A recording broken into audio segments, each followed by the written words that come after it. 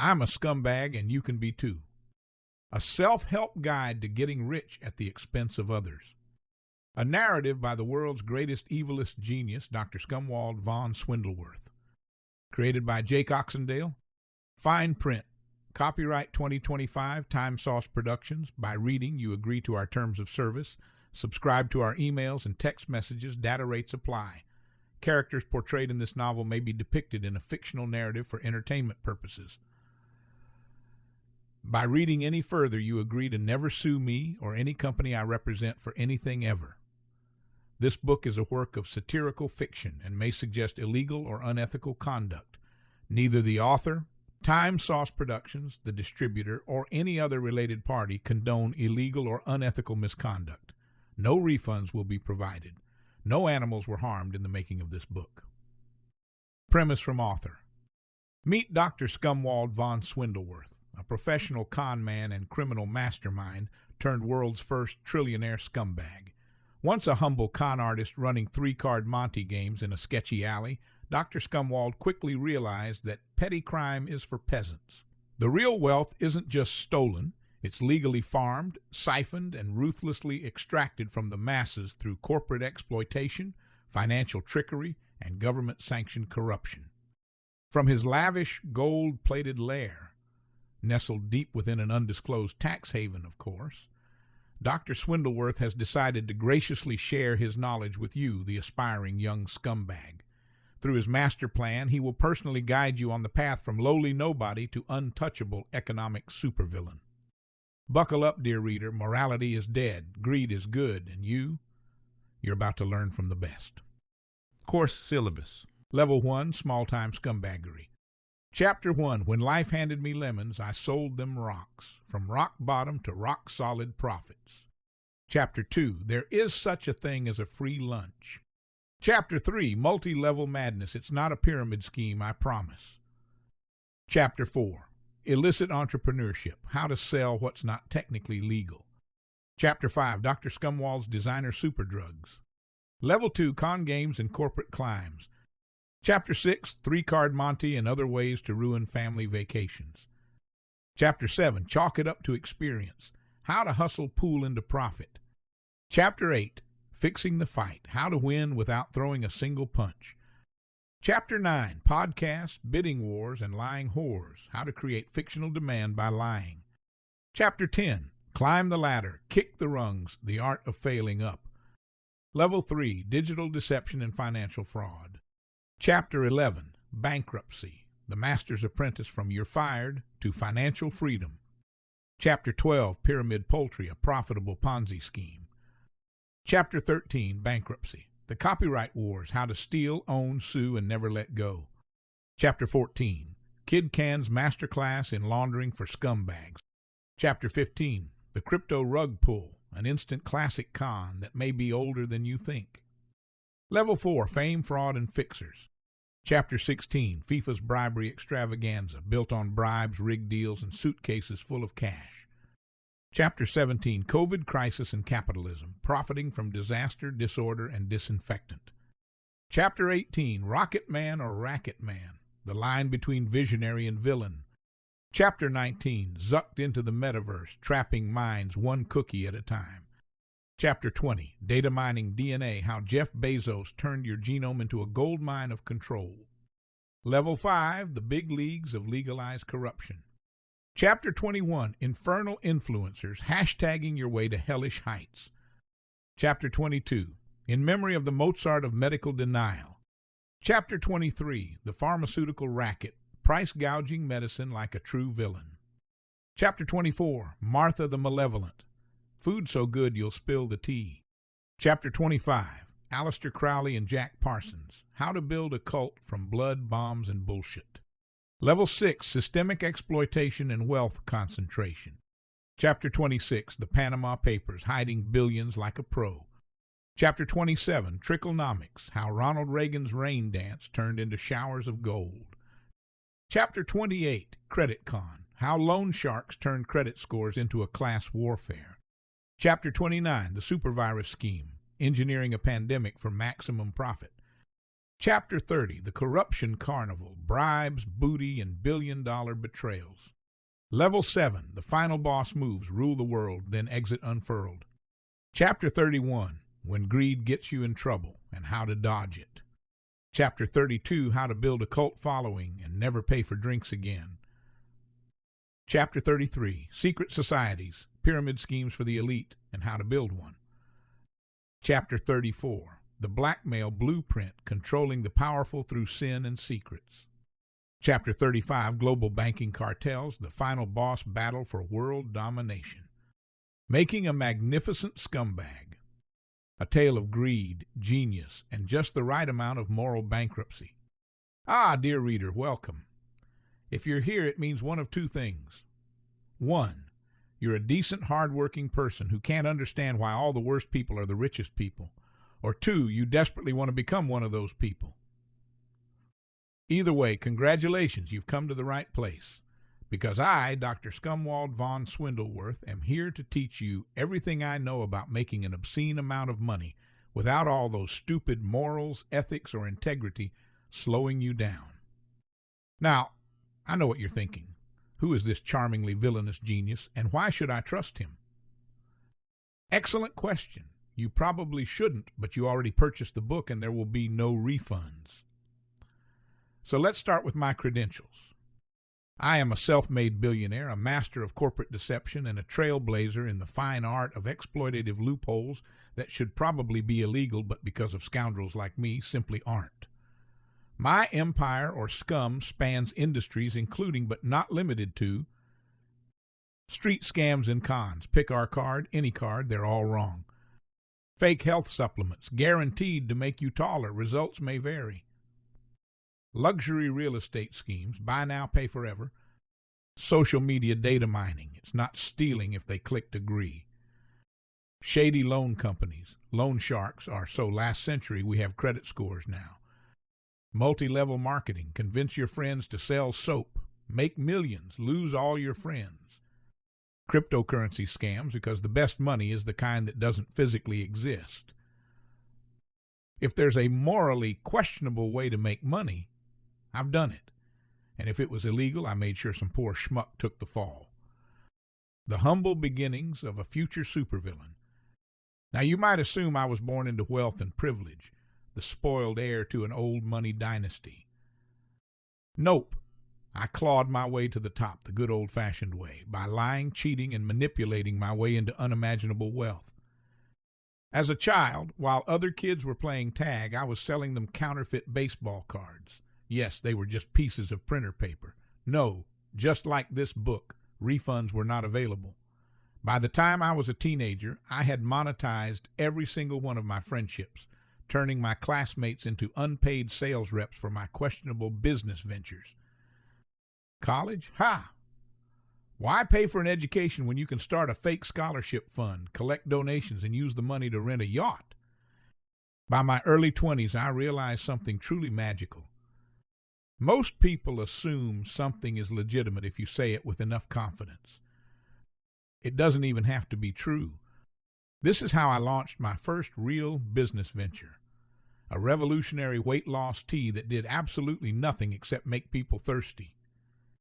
The slogan, lose weight fast, just drink and the fat melts away. Genius, right? The more they drank, the more they peed, the more they thought they were losing weight. Was it scientific? Not even a little. Did it sell? Oh, you better believe it. The great epiphany. Why work hard when you can exploit those who do? I could have stopped there.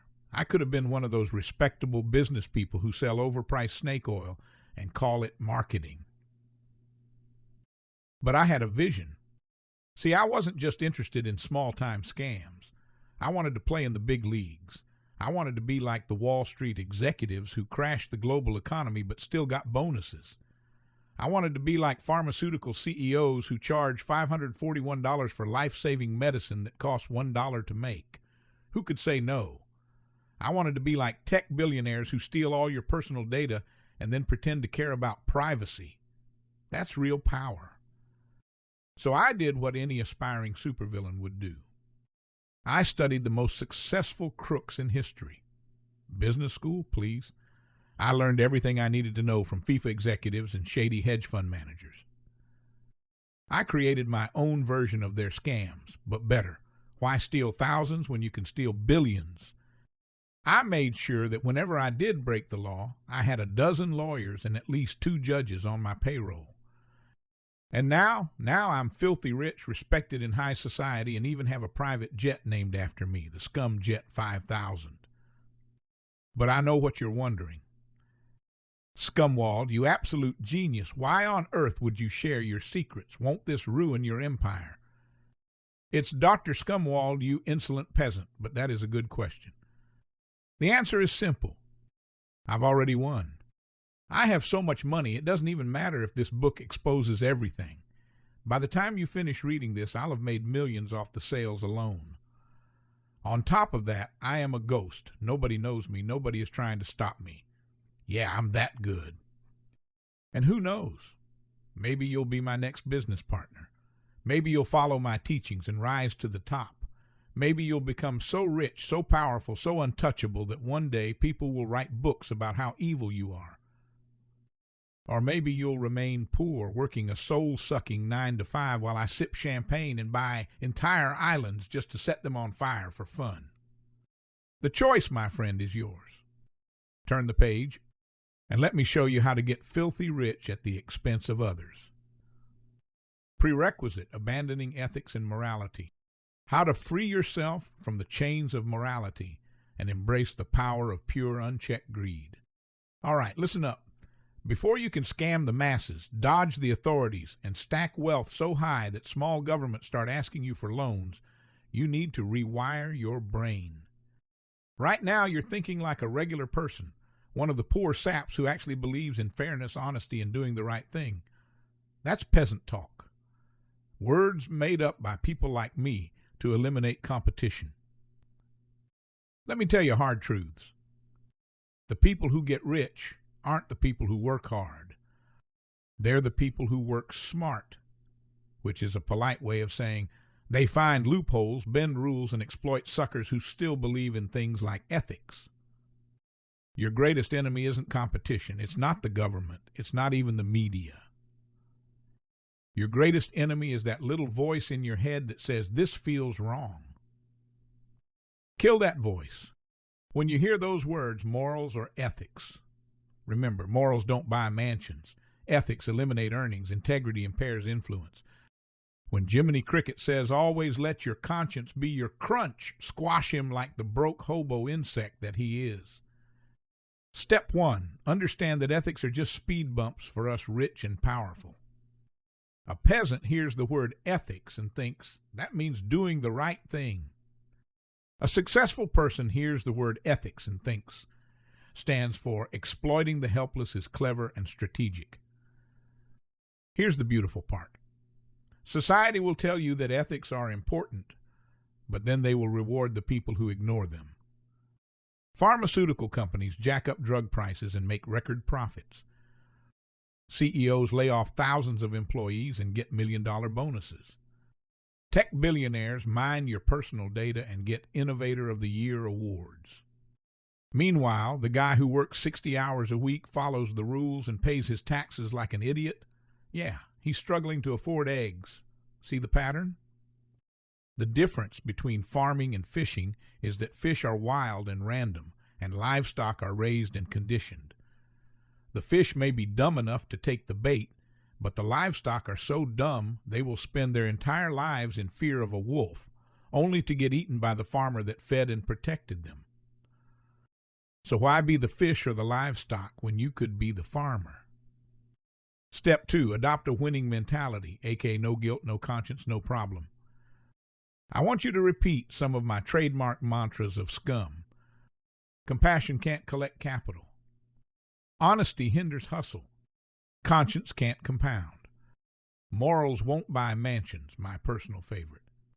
Repeat it, print it, tattoo it on your forehead. This is the winning mentality of people who actually get ahead. To illustrate, let's look at a real-world case study, also known as something I, Dr. Scumwald Von Swindleworth, actually did. Case study, the Healthy Life Weight Loss Scam. A few years ago, I launched a health supplement called Healthy Life Detox Tea. It was marketed as a miracle weight loss tea that boosted metabolism, flushed toxins, and shredded fat. What was actually in it? Regular green tea, that's it. Maybe some lemon flavoring if I was feeling generous. People drank it like crazy. I sold millions of dollars worth. Then some angry basement-dwelling scientist tested it and proved it did absolutely nothing. You know what I did? Did I apologize? Never. Did I refund people's money? Absolutely not. Did I simply rebrand it, slap a new label on it, and start selling it as an energy booster instead? You bet your morally bankrupt behind I did. And guess what? It sold even better. The moral of the story? Sorry, sabotage a success, rebrand and move on. Step 3, learn from the best or worst, depending on who you ask. Now, you might be thinking, okay, Scumwald, maybe you're an evil genius, but surely real companies don't actually do this? Oh, my sweet ignorant intern, let me educate you. They patent life-saving drugs, then hike up the prices so high that sick people literally go broke and bankrupt just trying to survive. Tech giants, they tell you they respect your privacy while secretly selling your personal data to the highest bidder. Fast food chains, they advertise fresh, 100% real beef while quietly filling it with chemicals and fillers that legally count as beef byproducts. Many chemicals like trans fats and high levels of sodium make you more hungry and thirsty, so you buy more of their products. Do these companies get shut down? No. Do they go to jail? No. Do they harvest billions and keep expanding? Oh, absolutely. Because, say it again, ethics evaporate earnings. Step 4, how to justify your lack of ethics, aka gaslight, gatekeep, profit. Now, I know that deep down you might still have a tiny speck of humanity left. You might be thinking, but Dr. Swindleworth, isn't this, wrong? Excuse me, wrong? Let me tell you something, my naive little profit seeker. There is no such thing as right and wrong. There is only winning, rich, powerful, untouchable, and losing, broke, struggling, writing angry comments online about the more fortunate. And if someone calls you out on your lack of ethics, just use one of my trademarked bulletproof justifications. I'm just giving people what they want. If they buy it, it's their fault. It's a free market. Nobody forced them to spend their money. Someone else is doing it. If the competition is corrupt, you have to be too. Innovation requires risk. There's no risk in a good scam, but they can't prove that. See, problem solved. Everyone loves you again. Final thoughts. Do you have what it takes to be a scoundrel? Are you ready to become a scumbag? Congratulations. You've taken your first step toward true financial enlightenment. If you fully embrace this mindset, the world becomes your personal ATM. If you hesitate, you'll remain a small-time hustler, scraping by while people like me buy entire rainforests just to set them on fire for fun. So ask yourself, do you want to be rich or do you want to be good? Because you cannot be both, not in Dr. Scumwald's world. Now turn the page and let's start learning how to extract money from the masses like a true villainous mastermind. Section 1, Small-Time Scumbaggery. Okay, now that we killed that pesky little voice in the back of your head without prejudice, let's begin with some simple scams. I always hate when self-help books start with an assumption that you have any amount or wealth, connections, or resources. Throughout this book, you will get to know me very well, but I will likely never know a single thing about you. So I have to assume you are a no-good, dirty, broke, worthless, bleeding heart, penniless swine. A peasant willing to do whatever it takes. Not a scumbag yet, but on the verge. Someone who is on their last thread, and I'm not here to say hang in there. I'm here to sever that thread without mercy and help you fall into a mountain of gold coins so you can swim around fully erect like Scrooge McDuck on Cialis. Everyone has to start somewhere, so why not at the bottom? Most scams involve a small amount of capital, but I will start from absolute $0. It's not going to be pretty at first or in the middle, and especially not towards the end. Chapter 1. When life handed me lemons, I sold them rocks. From rock bottom to rock solid profits. I remember it vividly. Almost a century ago, I, Dr. Scumwald, was 6 years old, broke, barefoot, and banned from the neighborhood lemonade stand cartel for excessive sales tactics. My dreams of citrus market domination was squeezed out of me. I wandered the streets in despair until one day I stubbed my toe on a jagged little miracle, a simple, friendly rock. By age 7.5, I had made my first million. Time sure flies by. I know what you're thinking. A rock. Not just any rock, no. This one had character, edges, grit, soul. And in that moment, I didn't just see a lump of sediment. I saw a product. If people will pay $2 for sour water, I thought, they'll pay $5 for a silent, obedient pet. And thus my first scam was born. The birth of the pet rock empire. I gathered stones like a deranged geologist on a deadline. Driveways, alleyways, funeral homes, no rock was safe from my tiny grasp. I polished them, briefly with my shirt, slapped each into a cardboard box with a tuft of hay, and wrote Certified Emotional Companion on the side in crayon. I didn't just sell rocks. I sold freedom from responsibility. No barking, no shedding, no food bills. Just cold, silent love.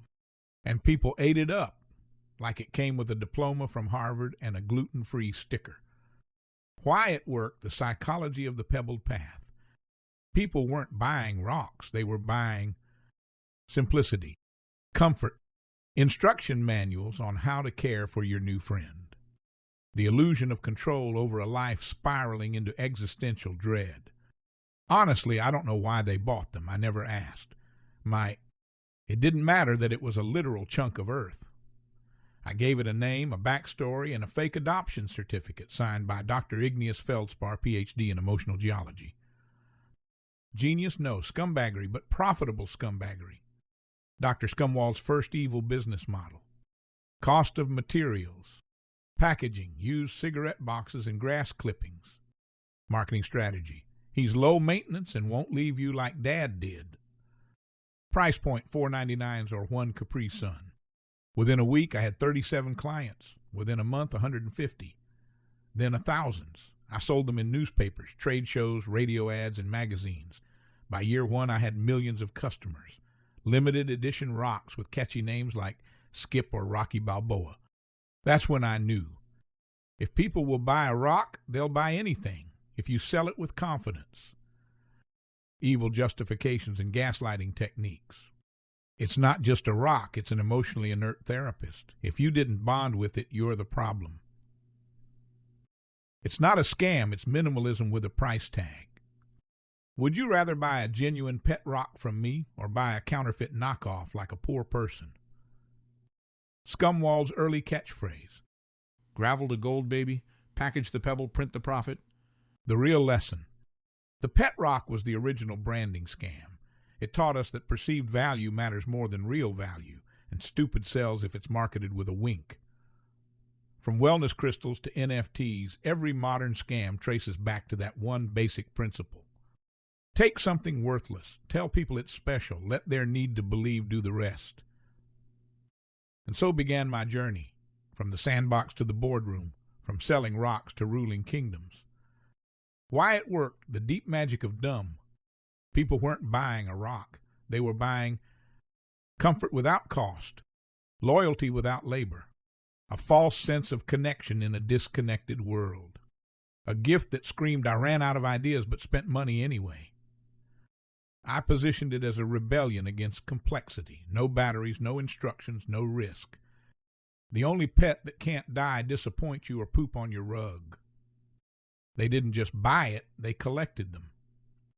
Evil justifications and gaslighting techniques. You don't understand the value because you're not emotionally ready. It's not just a rock, it's meditative companionship in a chaotic world. If you can't bond with a pet rock, maybe the problem is you. It's not overpriced, it's premium simplicity. Did you think it was dumb? Well, guess what? You paid for it. Catchphrases that made me rich before puberty. Gravel to gold, baby. Emotionally inert, financially alert. They bought it because I didn't flinch. Packaging, product, always. Why raise a puppy when you can rear a pebble? The real origin of evil. This wasn't just my first hustle, it was the blueprint. I realized then that success wasn't about solving problems. It was about selling delusions people could cuddle, name, and gift wrap. People crave meaning, companionship, and connection. They are idiots. The hidden message. If you ever find yourself wondering how we got to a world where people pay for NFTs, spiritual air, or monthly subscriptions to breathing apps, just remember, it all started with a rock, a lie, and a dream. And I was the dreamer, with zero morals and a box full of pebbles. Dr. Scumwald's first Scum Scouts Badge Challenge. Badge 001, the nothing for something hustle. Sell an object with zero value for more than a sandwich. Bonus points if the buyer thanks you. I wore that badge with pride, stitched onto my cloak of lies, right next to Bad 2, Emotional Exploitation for Beginners. Chapter 2. There is such a thing as a free lunch. The silver tongue of a true scumbag. Ah, my aspiring freeloading fiend. You have begun your journey into the dark arts of deception, but today we elevate your skills from mere manipulation to outright wizardry. That's right, we're talking about the power of words. The world is full of suckers, people just waiting to be convinced that giving you something for free is actually their idea.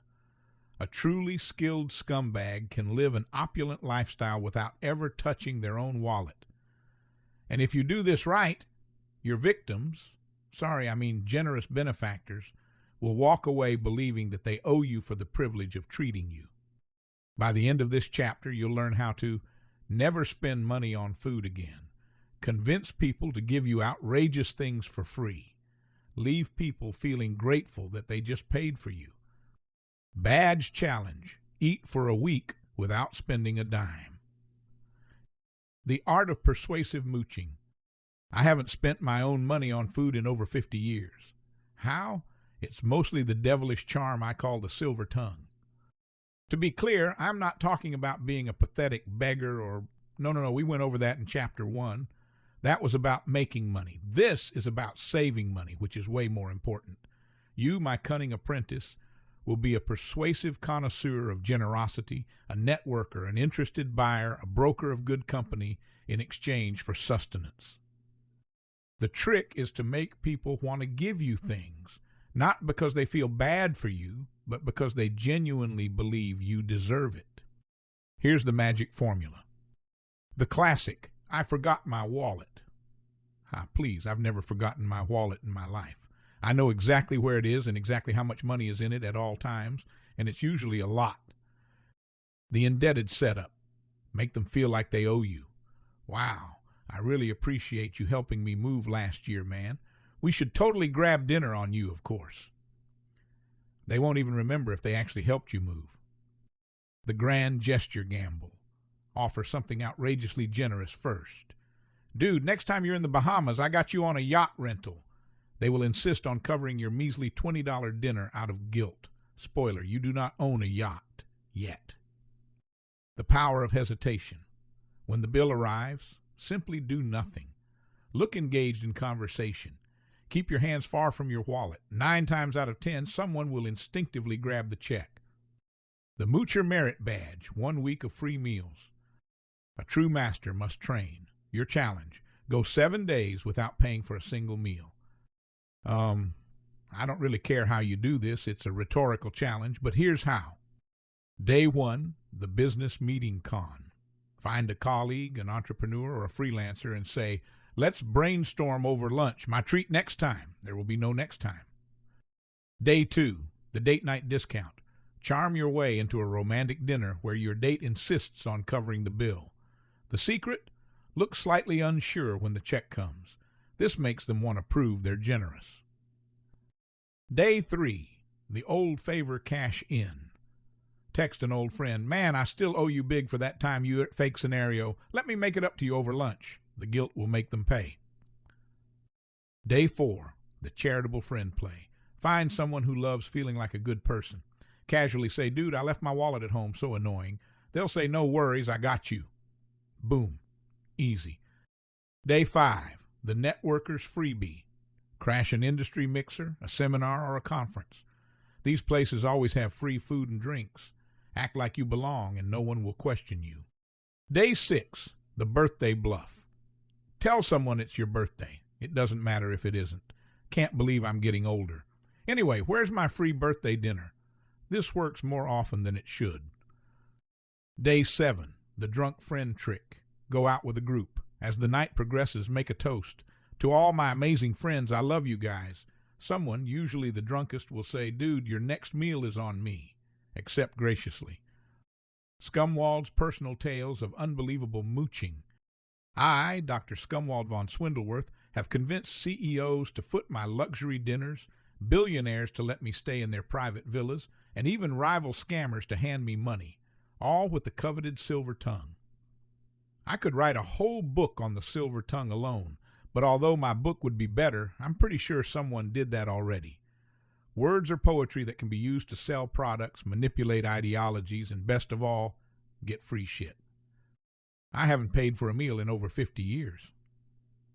One time I went to fancy hotels that I didn't stay at for breakfast, real estate open houses for lunch, and sales dinners for things I pretended to but had no interest in for an entire month. I, Dr. Scumwald, will dumpster dive before I will spend $7 on eggs. I will starve before I figure out how much a banana actually costs. Ruthless penny pinching is a requirement to get to the top. I know what you're thinking. You're rich, why not just pay? You don't get to the top of the economic food chain by blowing all your capital on the actual food chain.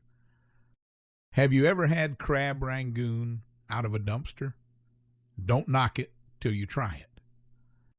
I'm not forcing them to pay for this. I'm just manipulating them with words and using deception so I won't go hungry. I'm putting food in mouths. Well, my mouth, I'm providing them with good company. My time isn't free. What if I were to actually buy this salesperson's crap? I never have and I never will. Why be honest when smooth talk is more tasty? Final lesson, mooching with confidence. Never ask for free things. Expect them, demand them. Make people feel honored to cover your tab. Now go forth, my freeloading apprentice, and feast upon the world without ever touching your wallet. Chapter 3, Multi-Level Madness. It's not a pyramid scheme, I promise. A scam and how it works. Ah, the marvel of modern commerce. Convincing your friends, your aunt, and that weird neighbor to buy detergent they don't need and then twist their arms to recruit more doofuses just like them. Welcome to multi-level marketing, MLM, the game where everyone's on the hook, except the guy at the top, of course. Step-by-step breakdown. The opportunity hook. Promise easy money. Show flashy cars, island vacations, boss babe beach selfies. Be your own boss. The buy-in. New recruit pays a fee for a starter kit, usually $200,000 to $2,000. Kit comes with overpriced vacuums, vitamins, makeup, or magical essential oils. The recruitment ratchet. Once your recruits have tapped all their family and friends for every guilt-acquired penny they have left, tell them it's time to expand. Earn 20-40% commission on your sales. Earn 5-10% override on sales by your recruits. Recruit more people to climb levels higher rank, fancier titles, fancier full-blown yacht trips. The trap. Include fine print and hidden fees. Keep terms vague enough to keep you out of trouble, but legal enough to also keep you out of trouble. When shit hits the fan, gaslight them to the moon. You're just not working hard enough. Other people are making it work. Why not you? We never promised to pay you.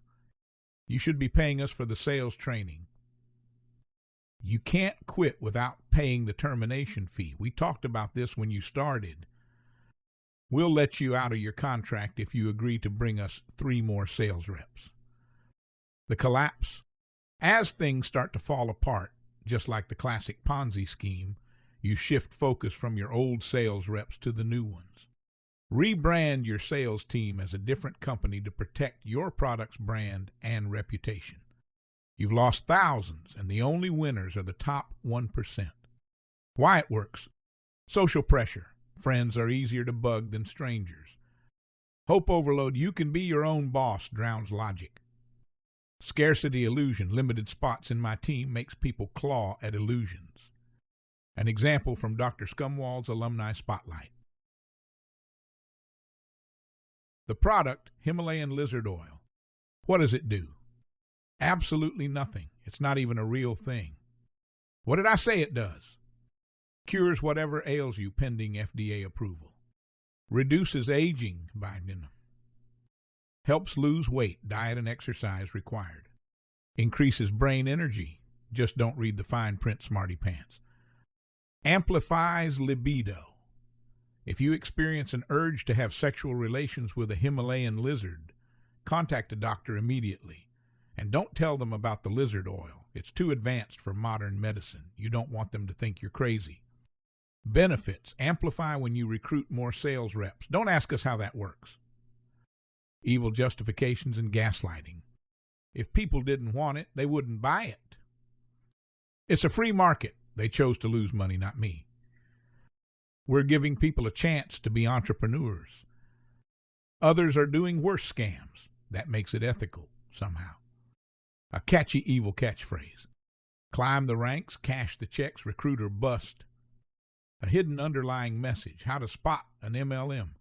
Behold the secret lesson you've been begging for, hidden beneath the glitter of recruitment rallies and the aroma of unguaranteed detox teas. If an old friend you haven't talked to in 10 years suddenly wants to catch up, check their social media and LinkedIn. Conversations start with, it's not a MLM, or some people think it's a pyramid scheme, but it's not.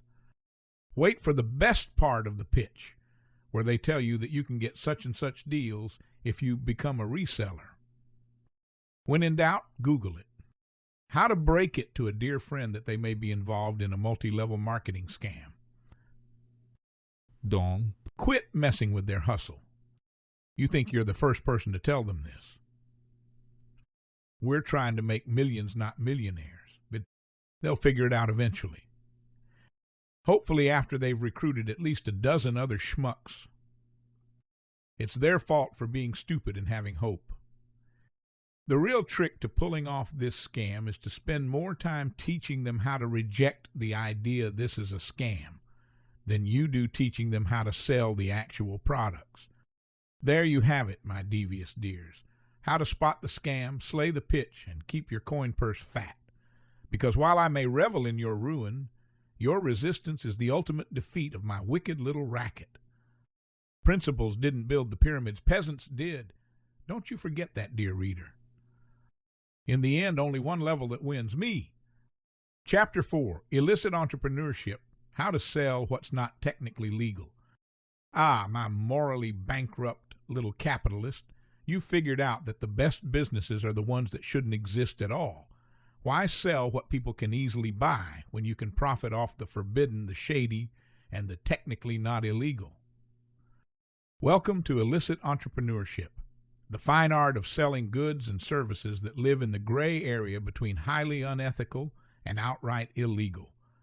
It's the secret sauce that fuels underground markets, side hustles, and morally flexible business moguls.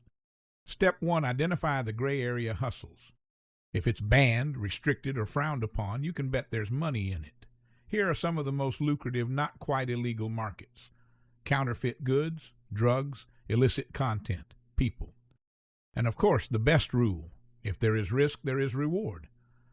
Step 2, build a clientele without getting caught. The key to selling forbidden goods isn't having the best products, it's having the best buyers. The more desperate they are, the better. Word-of-mouth marketing. A trusted referral is better than any advertisement. Use encrypted messaging, Telegram, Signal, or even the old-school burner phone. Always operate in cash or crypto, no paper trails ever. Control the supply chain, keep middlemen at arm's length. If you do it right, customers will come to you rather than you searching for them. No need for marketing when you own the only supplier of a restricted product. Step 3, the art of selling stolen or fake goods without raising eyebrows. If you're selling counterfeit products or reselling stolen goods, you need to make them seem as legit as possible. Sell as open box or factory seconds. Nobody questions a floor model being 80% off. List as unclaimed storage or lost freight. This adds mystery while keeping you legally distant from theft. Use pawn shops and flea markets, the best places to offload questionable goods without receipts. Bundle with real products. Mixing fakes with authentic items makes them harder to detect. And, of course, don't be greedy. The moment you try to pass off a $20 knockoff as a real Rolex for $5,000 is the moment someone starts asking questions. Best to stay on the road or quickly move on to bigger scams. Step 4, turning legal loopholes into profit streams. The best cons aren't crimes, they're technicalities. Here's how real scumbags make fortunes without technically breaking laws. Selling replicas instead of counterfeits. Same fake product, different legal definition. Calling it a service fee. Processing fees, subscription models, and convenience charges make anything legal. Operating under multiple LLCs. If one gets sued, another is ready to take its place. Shipping parts instead of full products. Many banned items aren't illegal until they're assembled. Using influencers and podcasters to push shady products. If a stranger on YouTube hypes it up, people usually assume it's legit. More influencing influencers in later chapters. Find the loophole, exploit the gray area, and ride the technicality all the way to the bank. Step 5, the exit plan, when to quit before the feds notice. All good scams must end before someone with a badge starts asking questions. Here's when to cash out. The market is saturated. Too many people selling what you're selling? Time to pivot. Major news outlets start reporting on it. If your industry is making headlines, you're about to be investigated. A customer starts asking too many questions. If they say, "I just want to make sure this is legal," it's time to delete your number. When you've made enough. The biggest mistake? Getting greedy. Exit while you're ahead. Take the money, clean it, and move on to the next scam before the government decides to care. Final thoughts. Illicit entrepreneurship, your legacy of shady success. If you followed my teachings, you now understand that every great fortune has a dark origin, whether it's selling forbidden goods, exploiting loopholes, or operating in the grayest of gray areas. The key is never getting caught.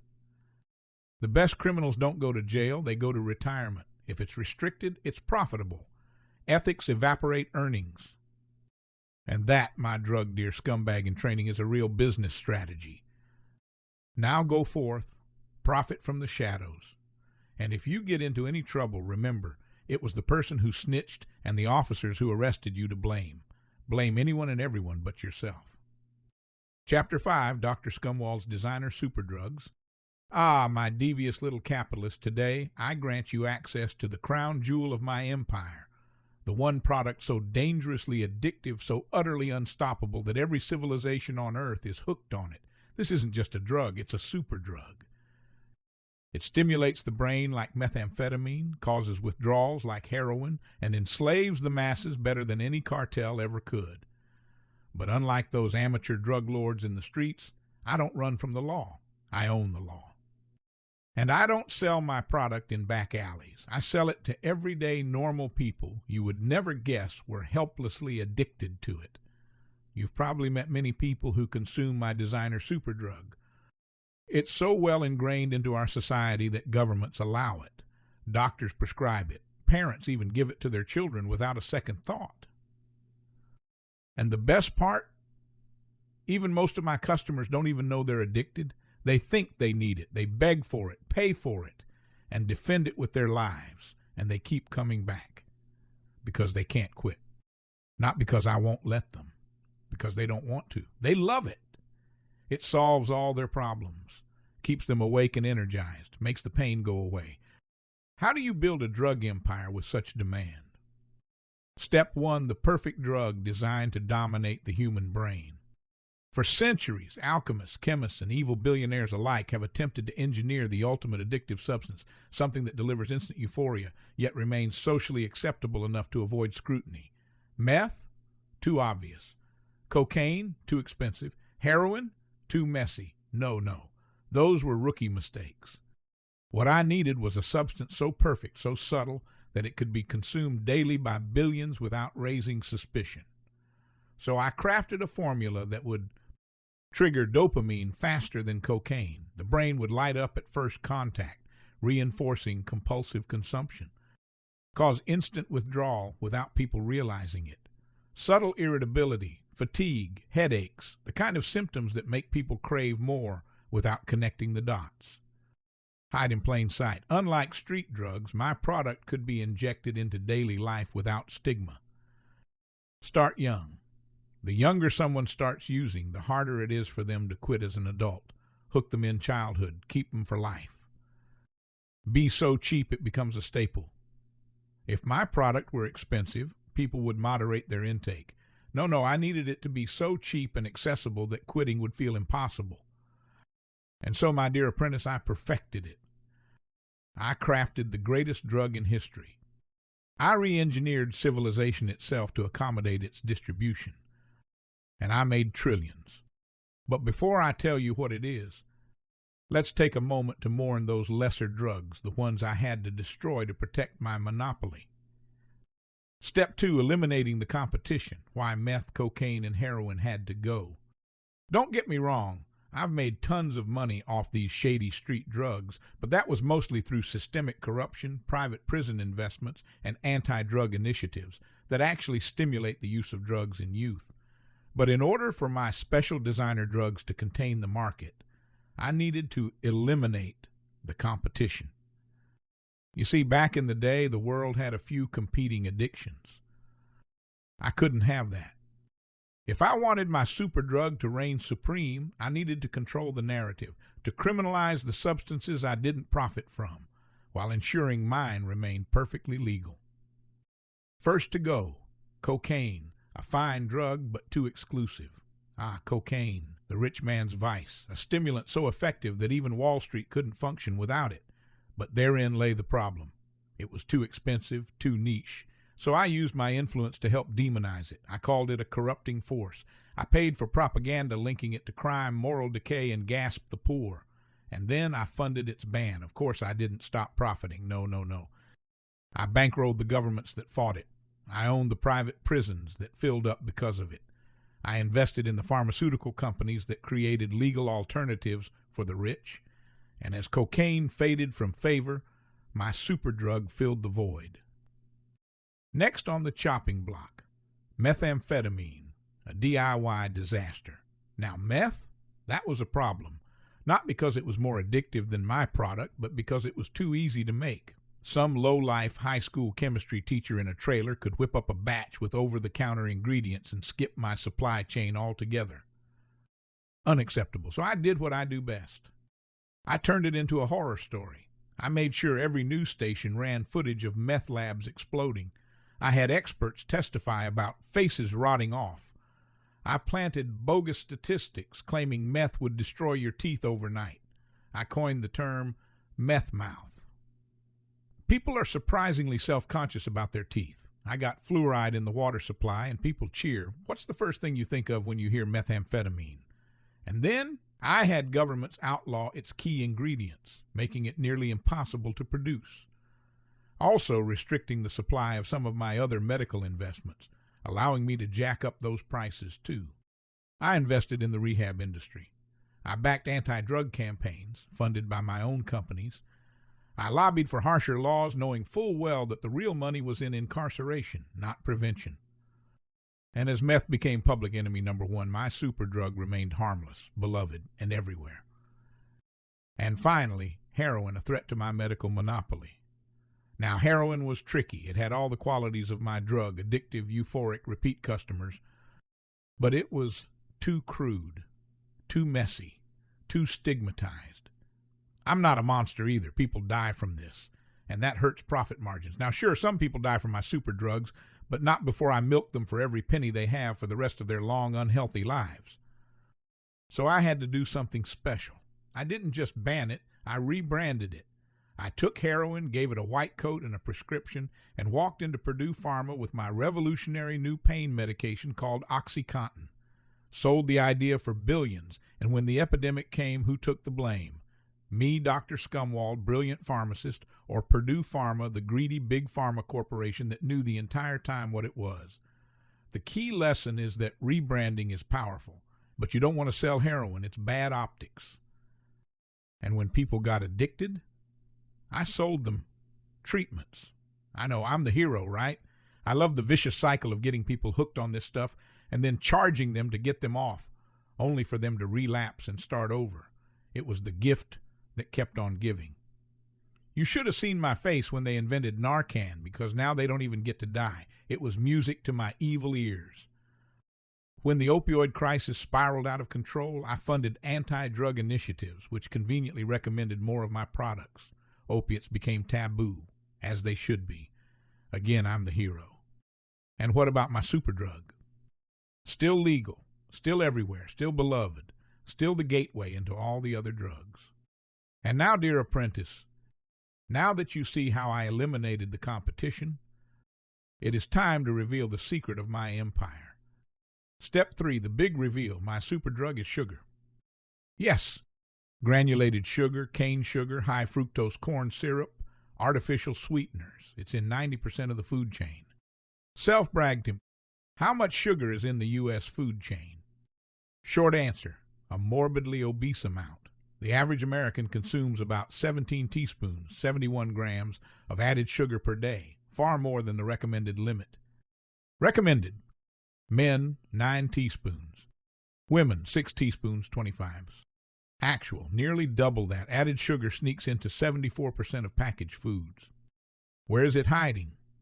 Not just in desserts, my greedy little gremlin, but everywhere. Why so much? Simple, sugar is cheap. Addictive, activates the same brain pathways as cocaine. Preservative, makes food last longer. A silent sales weapon, makes bad products taste good. Scumwald's evil truth bomb. The sugar industry, aka ME, literally paid scientists in the 1960s to blame fat for heart disease and cover up sugar's role. That little trick is still paying dividends. Result? Obesity epidemic, 42% of Americans obese. Type 2 diabetes rate skyrocketing. Heart disease, liver disease, mood disorders, all fueled by sugar. Signature scumbag catchphrase. Sugar sells, suckers swell. The greatest drug ever engineered. More prestigious than cocaine, more profitable than heroin, more addictive than meth. Silly peasant. Tricks are for kids. I load that cereal with so much crap that it would give a medieval king an aneurysm. Get the kids hooked before they even develop their first memories. You'll have customers for life. They'll never know a life without my delicious drug. And unlike those petty street drugs, I didn't have to hide it. I put it in everything. I got governments to endorse it. I got doctors to ignore it. I got parents to spoon-feed it to their kids. Nobody questions it. Can you imagine doing 17 grams of cocaine per day? Putting crack in on kids' breakfast cereal? Putting PCP and artificial colors in Kool-Aid? No, you can't. Because face it, people like me control every detail of how you think from before you were even born, from your first breath to your last. We control your supply. And now, the world is hooked. Don't lie, so are you. An entire planet helplessly lost in that sweet sauce. Everyone is so hooked the idea of banning it, let alone taxing it, seems absurd. If one even suggested it, they would be attacked by an angry mob. Your mouth is probably watering right now for a tasty treat. Maybe for some chocolate. Do you know what cocoa powder tastes like without sugar?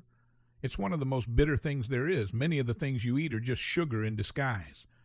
Orange juice, ketchup, yogurt, condiments, bread, pasta sauce, salad dressing, peanut butter. It's everywhere. It's in the medicine, and it helps the medicine go down. And they will never quit. You will never quit. The odds are against you. It's harder to quit than nicotine, caffeine, cocaine, meth, even cannabis. All things I also profit from, but still. The gravy train doesn't end at sugar and drugs.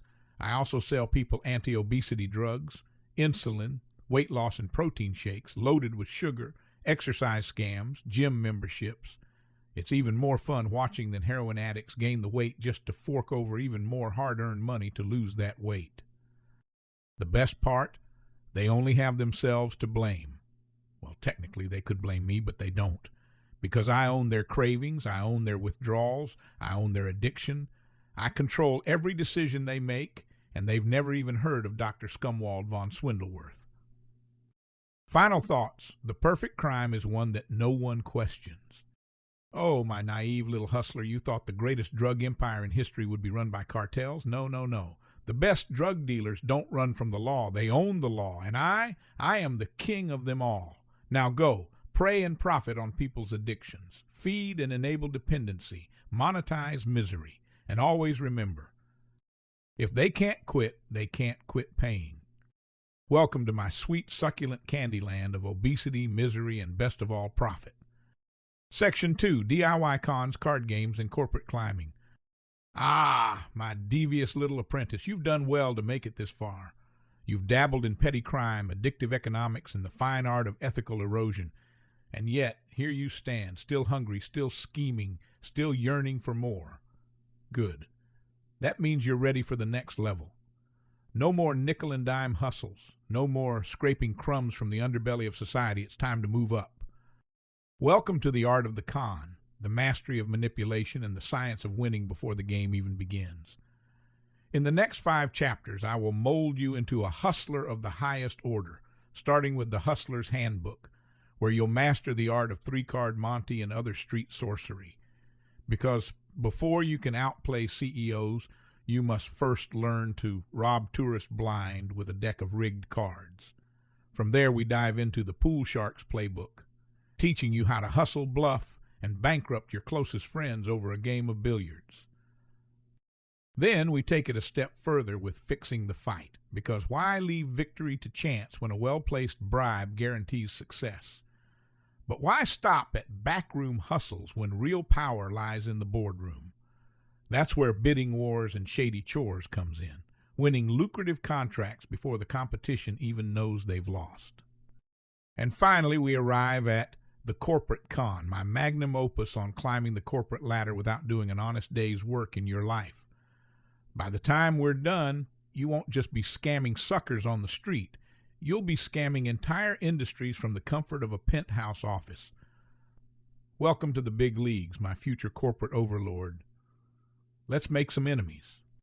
Chapter 6, 3-card Monte and Other Ways to Ruin Family Vacations. Ah, New Orleans, the city of sin with a saxophone soundtrack, where the drinks flow like the Mississippi and the suckers wade in willingly. Now, most folks come to Mardi Gras for the beads, the booze, and the bad decisions, but not me. No, no, no. For me, Mardi Gras is a holy pilgrimage, a sacred tradition, a festival of fools where the good doctor indulges in his oldest, dearest love, hustling the absolute hell out of drunk tourists with a simple card game. For as long as I can remember, I've been setting up my little operation in the back alleys of the French Quarter, luring in vacationing accountants, wide-eyed honeymooners, and overconfident frat boys. Oh, how they stumble up to my table, drunk on hurricanes and bravado, believing for just one fleeting moment that they stand a chance against me. Now, before I explain how I separate these inebriated imbeciles from their hard-earned vacation money, let me first introduce you to the game itself. Step 1, the game, a simple little card trick. 3-card Monte is deceptively simple, so simple, in fact, that a fool will convince himself he can win it after seeing it played for about 30 seconds. And that, my dear apprentice, is precisely why it's perfect. Here's how it works. I take 3 cards, typically a queen, and 2 low-number cards, let's say 2 8s. I show the queen to my mark and place all 3 cards face down on the table. I shuffle them around in an elegant little dance, not too fast, not too slow, just enough to make them think they're following the queen. I let them pick a card. If they find the queen, they double their money. If not, well, that's just too damn bad now, isn't it? Simple, yes. Fair, absolute not. Because step 2 is where the magic happens. Step 2, the con, why you'll never win. The beauty of 3-card Monte isn't in the game itself. It's in the fact that the mark has already lost before they even play. See, this isn't a game of skill. It isn't even a game of luck. It's a magic trick where the only real rule is that I'm always going to win. And how do I do that? Well, my dear student, let me introduce you to a few of my favorite little tricks. The sleight of hand switcheroo. When I shuffle the cards, I don't just move them around. I swap the queen for one of the decoy cards using a deft little motion that's quicker than the human eye can track. The poor fool thinks he knows where the queen is, but he never had a chance. I keep a secret grip on the queen so that when they go to flip their chosen card, I simply slide her away and replace her with a losing card right under their nose. The team effort. A good con never works alone. That's why I always have a few innocent onlookers, my shills, who pretend to win a few rounds just to make the mark believe he's got a shot. These friendly fraudsters cheer when they win, groan when they lose, and most importantly, convince the sucker to keep playing. The sweet little bait and switch. If someone really starts catching on, I'll let them win a few rounds first. Oh, the sheer joy on their faces when they think they've figured it out. That's when they start betting big, and that, my dear apprentice, is when I crush their fragile little spirits and take it all back. Now, the beauty of this game isn't just the money, it's the psychological destruction. Nothing's quite as satisfying as watching a man, red-faced and down $500, furious at himself, yet somehow convinced that if he just plays one more round, he can win it all back. He never does. Step 3, the hustle, taking drunks for every dime they've got. Now, my dear apprentice, let me set the scene for you. It's Mardi Gras night. The streets are alive with jazz. The air is thick with rum and regret. And the sidewalks are littered with fallen revelers who lost their battle against gravity.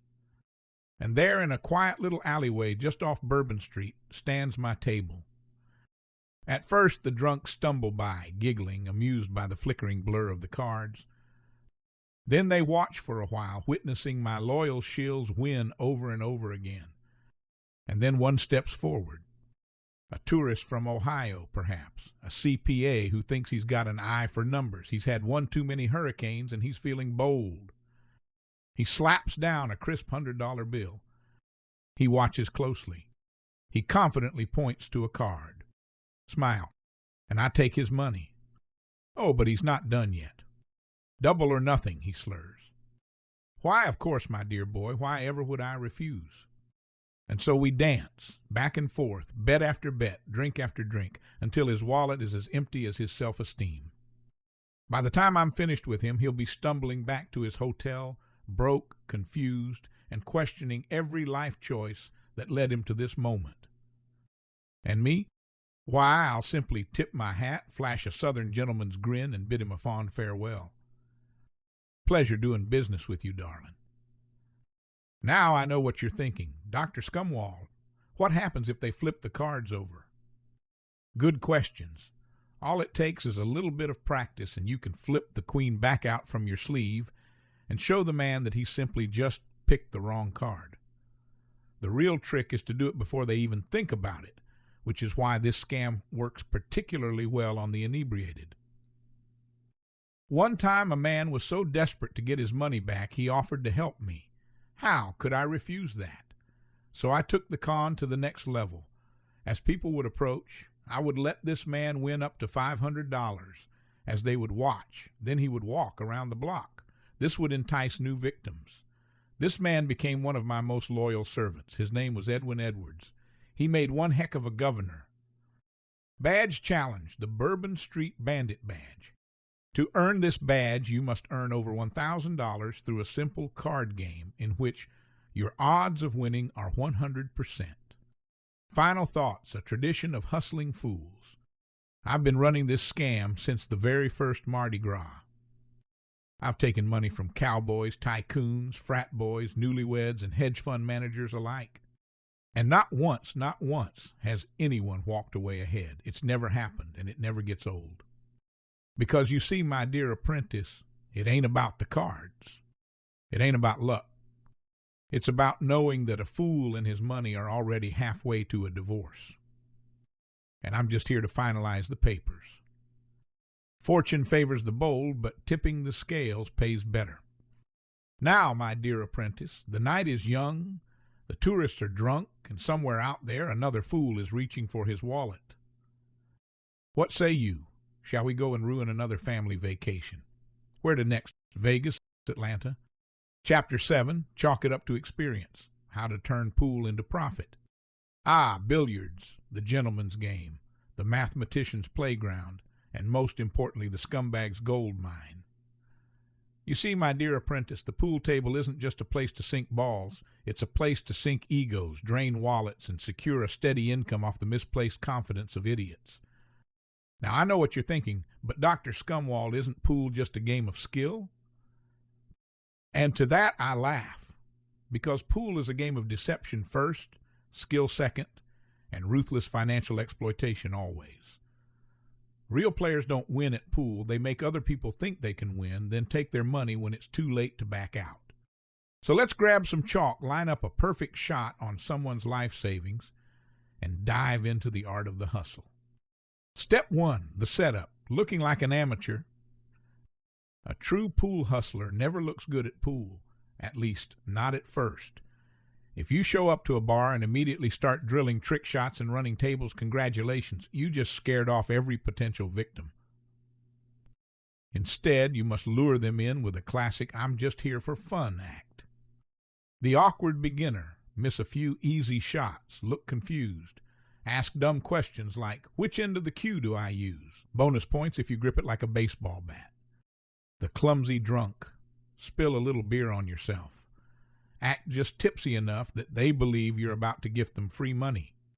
The loudmouth loser, brag loudly about how it's been years since I played, while casually missing the easiest shots known to man. This works best if you immediately challenge someone to a friendly $5 game, because no one backs down from free money.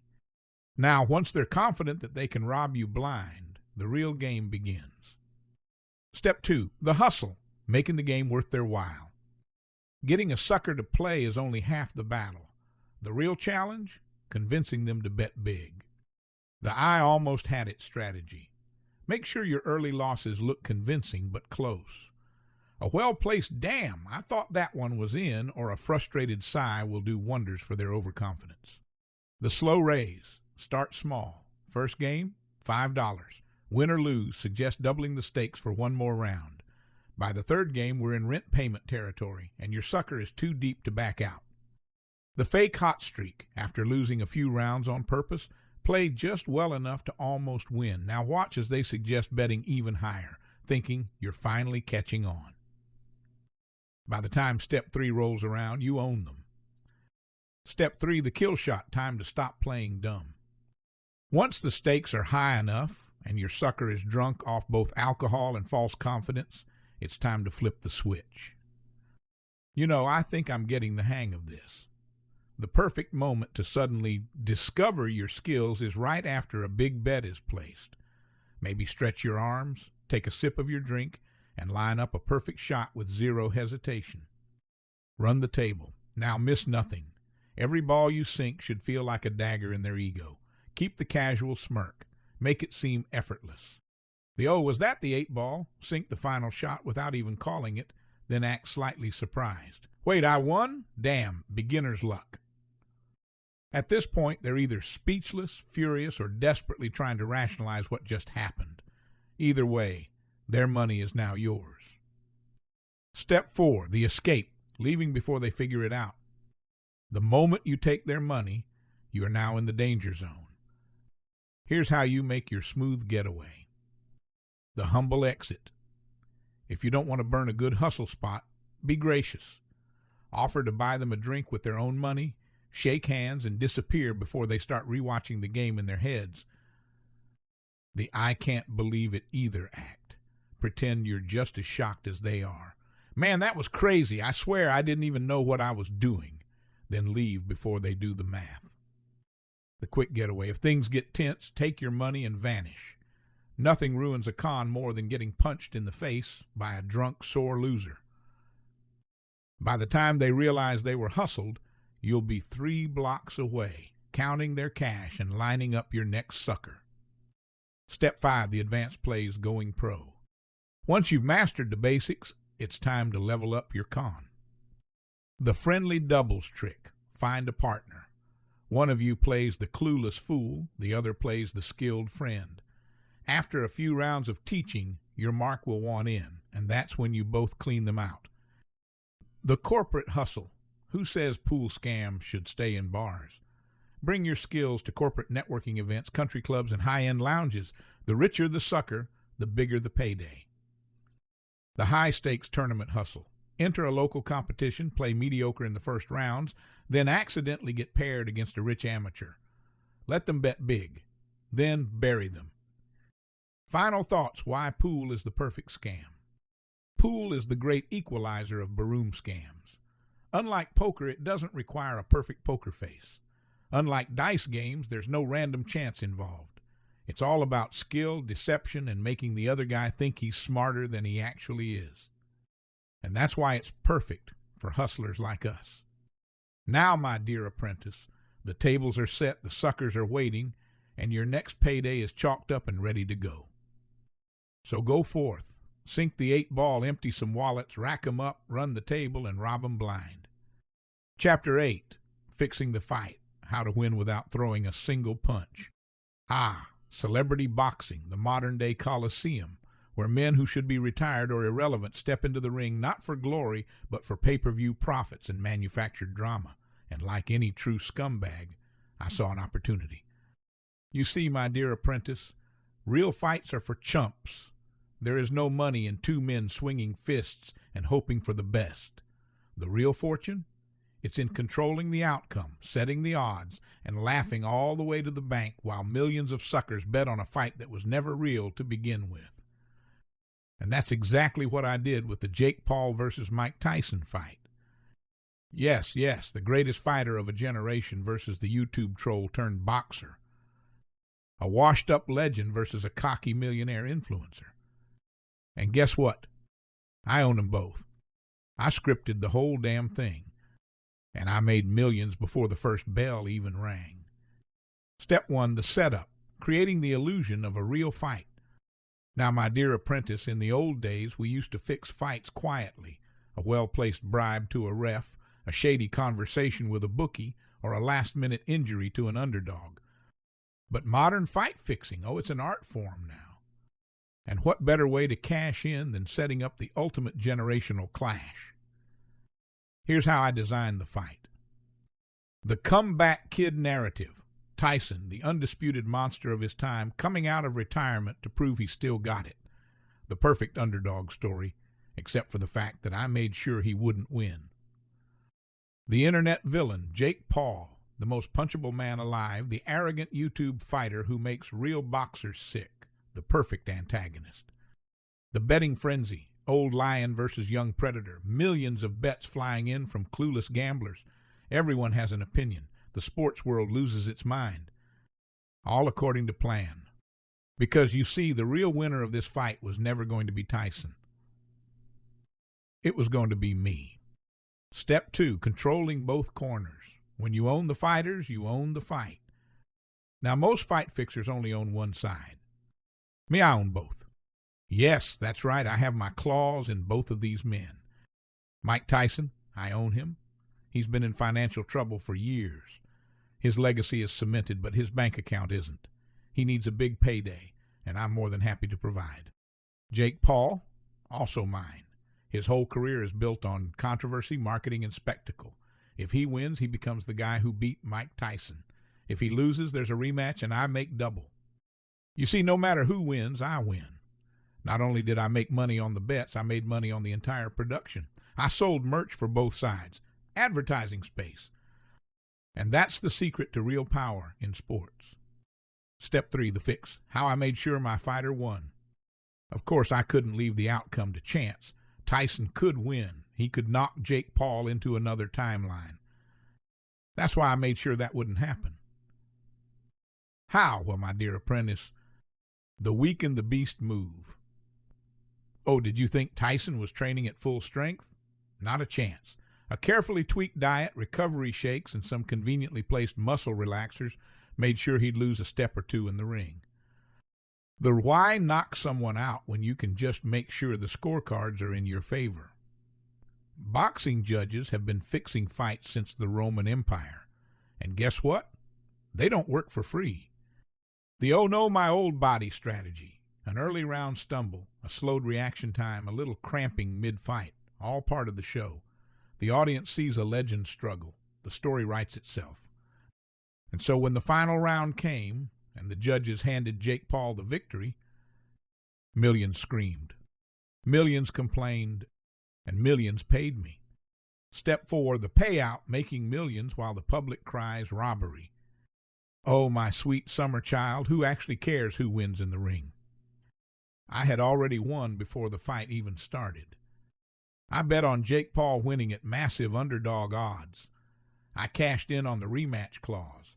I took a cut from the pay-per-view revenue. I even sold fake insider betting tips to clueless gamblers. And the best part, the whole world was arguing about who really won while I was already sipping champagne on a yacht. Step 5, the aftermath. Why I'll do it again and again. Now, my dear apprentice, do you think this was a one-time scam? Oh no, this was just the beginning. The real scam is that celebrity boxing isn't a sport, it's a business. And as long as people keep believing in fair fights, I will keep rigging them. Because here's the real lesson of fight fixing. It's never about the fighters, it's about the money. It's about making sure that no matter what happens, you already won. How much did I make? How dare you ask, you devious peasant? If you must know, let's keep this simple.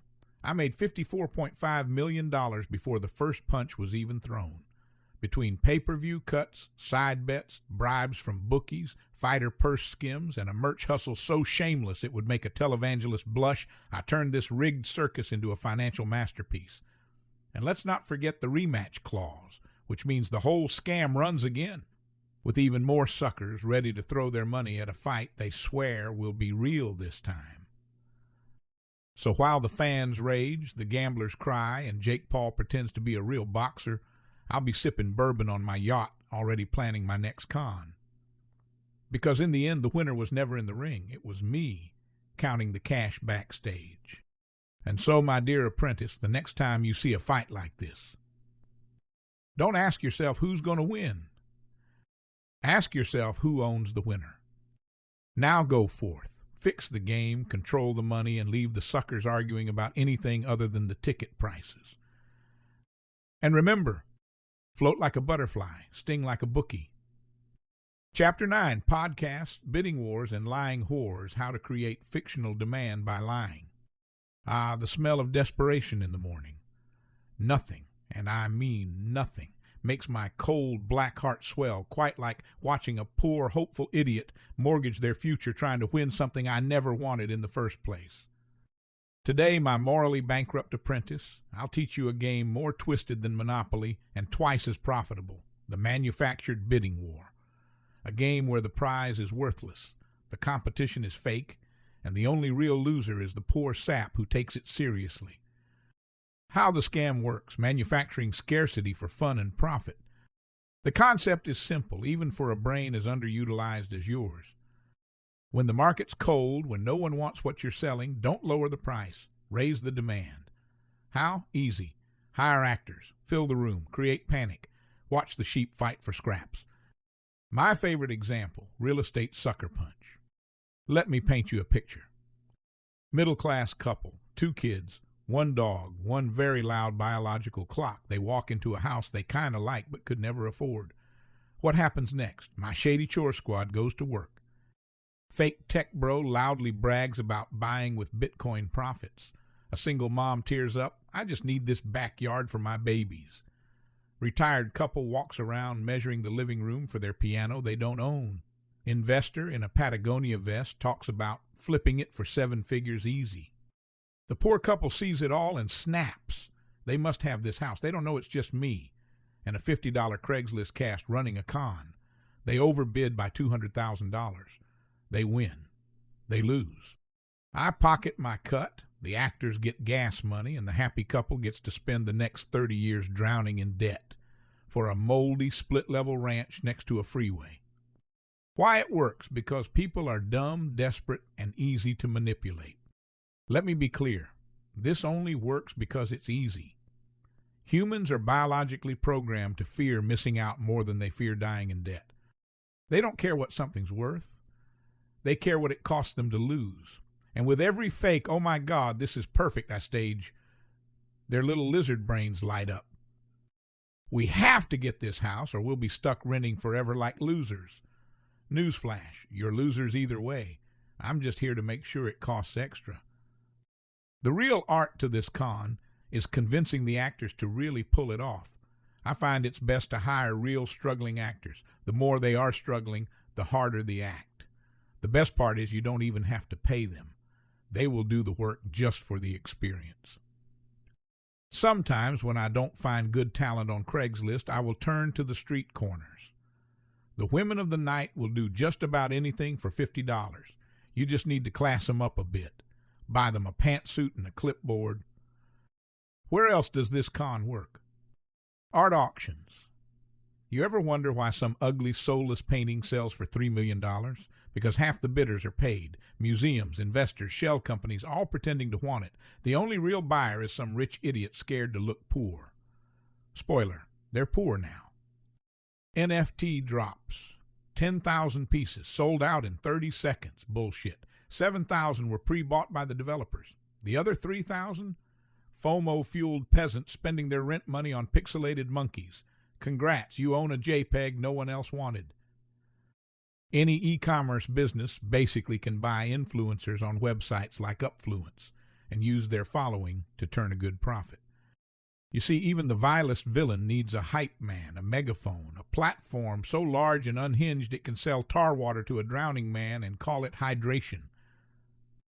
Enter my #1 sales representative and marketing messiah, a man so influential, so persuasive, so glistening with just the right amount of sweaty sincerity that he once convinced a sitting president to invade Greenland to drill for snake oil. I was there for the pitch. He was very convincing. Who is this sly salesman with the silver tongue, Joe Creatine Rogan? Or as I call him in the marketing dungeon, the goat of gullibility. The Joe Rogan Experience podcast is the modern-day oracle of bro science. One moment he's discussing UFO cover-ups and ayahuasca dream journeys, and the next, have you tried this new supplement? It's made from freeze-dried Himalayan yak adrenal glands, totally natural, totally primal. It doesn't take an alpha brain to sell yak testicles. His audience? Disillusioned, distrustful, desperate, and ready to buy anything that screams alpha bro. Snake oil science rebranded as biohacking. Let's break down the process like a protein shake. Start with the spectacle. What if ghosts are actually transdimensional AI surveillance drones? What if mushrooms are alien messengers? What if, hear me out, Bigfoot is just a guy who escaped the vaccine trials? This mushroom smoothie lets you see the ghost of Bigfoot and mask your quantum chakras from alien AI surveillance drones, and it's only $40 a bottle. Build trust through pseudoscience. The government's hiding the truth, bro. Doctors don't want you to know this. It's not approved by the FDA because it works. Bam, customers for life. Introducing Bull Force X, all-natural testosterone supplements made from concentrated bull semen, Himalayan salt, and the fierce sweat of a silverback gorilla. Tested by monks, refined by MMA fighters, recommended by no doctors whatsoever. Use Joe as the Trojan horse. I tried it, and bro, my focus was insane. I could smell my thoughts. My deadlift went up 40 pounds, my hairline reversed, and my dog respects me more.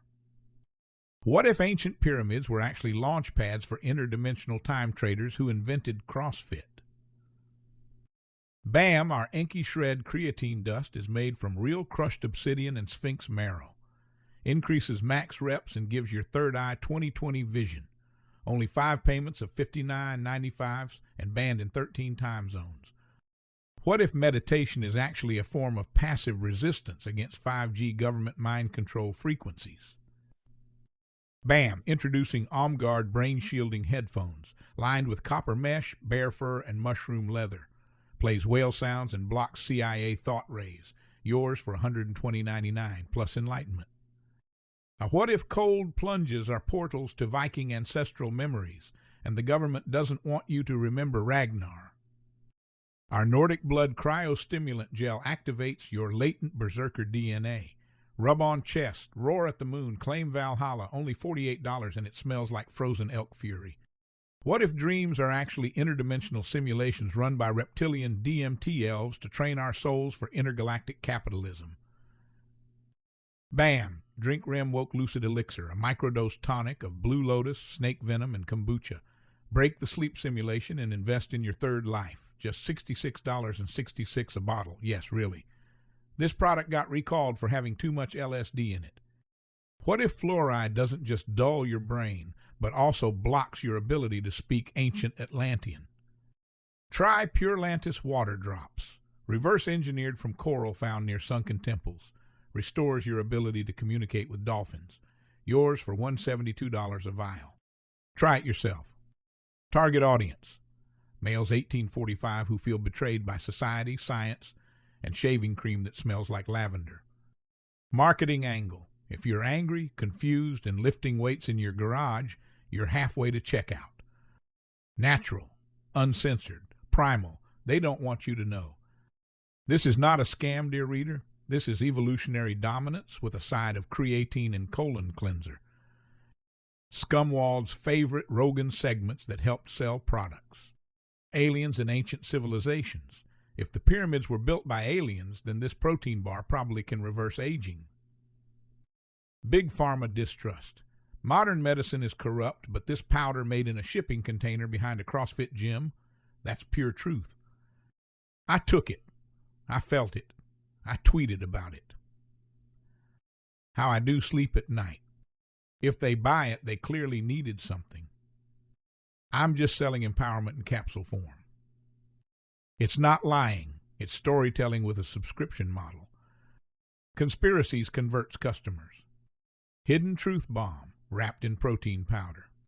If a man spends 3 hours a day listening to ghost stories, government conspiracies, and DMT hallucinations, he's primed to buy something weird. That's where we come in. We give them the alternative truth and the overpriced elixir to go with it. How to gaslight the crazy liars who call you out. If they fall for it, they deserve it. I didn't make them bid, Hope did. We never said it would make that bigger. People won't believe you're crazy enough to buy this. And my personal favorite, the one I cattle brand on the backs of my interns, morals don't buy mansions, but $50 is $50. Scumwald's signature catchphrase. They can't afford it until they think they can't have it. If you're reading this and wondering, shit, have I been this guy? Yes, you have, and probably more than once. Ready to earn your next badge. Create a completely bogus product, fabricate a mystical or scientific-sounding origin, and use that origin to justify a ridiculously high price and limited supply. Sell at least 100,000 units by hiring an actor to shill your nonsense to the masses. Final thoughts from Dr. Scumwald Von Swindleworth. Listen closely, peasant. This world wasn't built by the best products, it was built by the best hype. Bidding wars are nothing more than theater for the desperate. And I write the scripts, hire the cast, and watch the poor eat each other alive for my scraps. That's not capitalism, that's art. And the best part, they'll thank me for it every single time. Because remember, morals don't buy mansions, but suckers do. Next chapter, Climb the Ladder, Kick the Rungs, The Art of Failing Up, where I teach you how to make CEO money while producing absolutely nothing. Chapter 10, Climb the Ladder, Kick the Rungs, The Art of Failing Up. Why toil when you can betray? Why labor when you can rise on the backs of fools? Ah, corporate America, the modern coliseum where dreams die, souls rot, and if you play your cards right, you get rich without lifting a single manicured finger. They tell the peasants, work hard, play fair, stay humble. And they believe it, bless their tiny empty heads. But you, my treasured little snake, are here to learn the truth. Promotions aren't earned, they're stolen. And so, allow me, Dr. Scumwald Von Swindleworth, MBA, Master of Backstabbing Arts, to teach you the time-honored tactics of climbing that corporate ladder by kicking everyone else off it. Step 1, steal the spotlight, skip the work. Hard work is for interns and idiots. We don't create. We appropriate. Lurk in meetings. Say little. Let the brainless brainstorm. Then pounce. Repackage the best idea as your own, add just enough buzzwords to sound brilliant. What if we leverage vertical synergies to scale that concept enterprise-wide? Boom, you're a genius. The real thinker, forgotten. Step 2, designated fall guys, blame, frame, repeat. Failure is inevitable for them, not for you. Screw something up? Easy. Pick a weakling and hang the corpse on them. I assumed Rick was handling that. He seemed confident. Goodbye, Rick. Nobody liked you anyway. Step 3, suck up, punch down the Scumwald way. Flattery up, sabotage down. That's the rule. To the boss, your leadership inspires me every single day, sir. To your peers, Susan's ideas are so brave, I'd never risk that on a client call. See, one compliment, one knife in the back. Step 4, work, appear busy? Yes. Real work is for payroll peasants. You're strategic, which means fake deep work calendar blocks, coffee walks 2 hours minimum, urgent client calls, phone turned off. Show up only when the cameras are rolling. Step 5, speak fluent bullshit. If words were currency, I'd own this planet. You must learn, let's circle back on that. We need to align cross-functionally, or let's touch base offline. The more you speak, the less they notice you've done nothing. Step 6, build a human shield, hire idiots, stay safe. Hire people dumber than you. Harder than it sounds, but worth it. Their failures justify your salary. Their success, you invented it. Promotions follow the loudest survivor, not the smartest.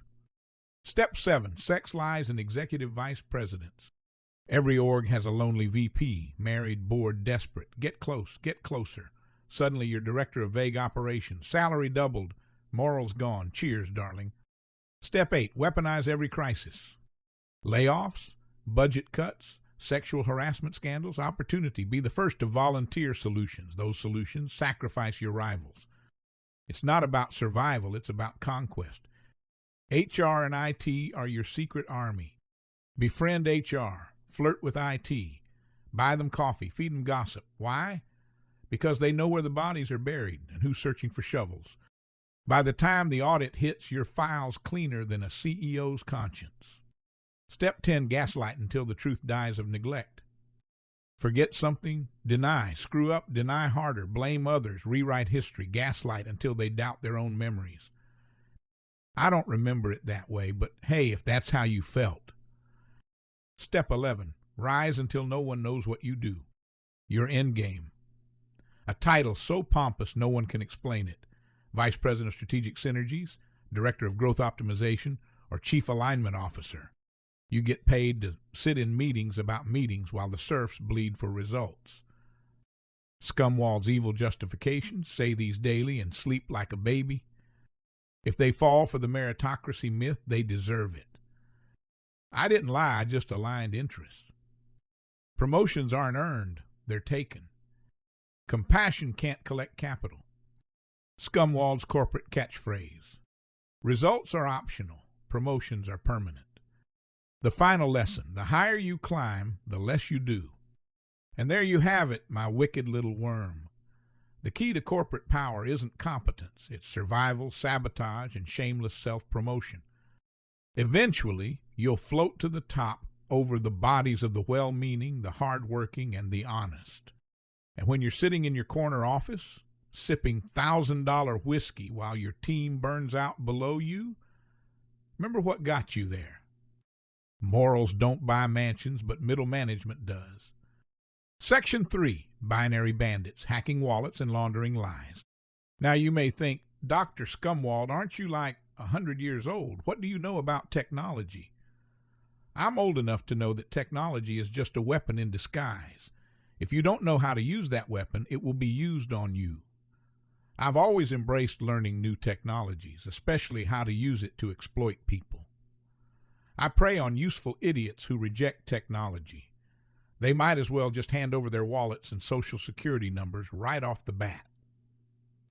In this nefarious section, you'll plunge into the shadowy world of cyber crooks and financial phantoms, mastering every pixel-perfect trick to turn bits and bytes into filthy lucre. Phantom phishing empires. Craft irresistible spoofed emails and fake login pages that drain bank accounts faster than tears at a sob story fundraiser. Ransomware ransom rolls. deploy encrypted traps on corporate networks, extort millions in Bitcoin, then vanish behind a maze of mixers and tumblers. Crypto cloaking devices, launder your gains through offshore exchanges, decentralized tumblers, and shell wallets, because a clean blockchain is a bankrupt audit. Deepfake pump and dump, forge celeb endorsements and CEO announcements, inflate stock prices, then sell high while the world buys low. Money mule militias, recruit unsuspecting patsies to shuttle stolen funds through global bank accounts, sacrifice their freedom so your coffers stay untouched. Information is the new gold standard. You are the gold mine, and the corporations and scammers are mining you. Once your data is in that system, it's never going to forget that item you left in your Amazon cart, that email you clicked on 3 years ago, that one time you looked up a sex toy on Wish. This section will teach you not only how to resist the temptation of digital deception, but how to master technology and its ever-developing ability to exploit the masses. By the end, you'll command a digital army of binary bandits, turning every keystroke into a golden opportunity for fraud and every audit trail into a dead end. Bite the bullet, bank the booty. Chapter 11, Bankruptcy, the Master's Apprentice, From You're Fired to Financial Freedom. I remember the day young Donnie Trump walked into my backroom seminar, hair slicked, eyes hungry, ego fully formed. "Teach me, Dr. Scumwald," he begged. "How do I get rich when the business dies?" I lit my cigar, leaned back, and grinned. "Ah, Chapter 11, my boy, the sweet symphony of debt forgiveness. Let me show you how to win while losing." "Scumwald, I've built the biggest casino in the world," he boasted. "Wrong, Donnie. You've built the world's largest bankruptcy balloon." I showed him the map. Take $800 million in junk bonds at 14% interest. Spend recklessly. Declare bankruptcy before the first balloon payment hits. The trick? Get so deep the banks can't afford to lose you.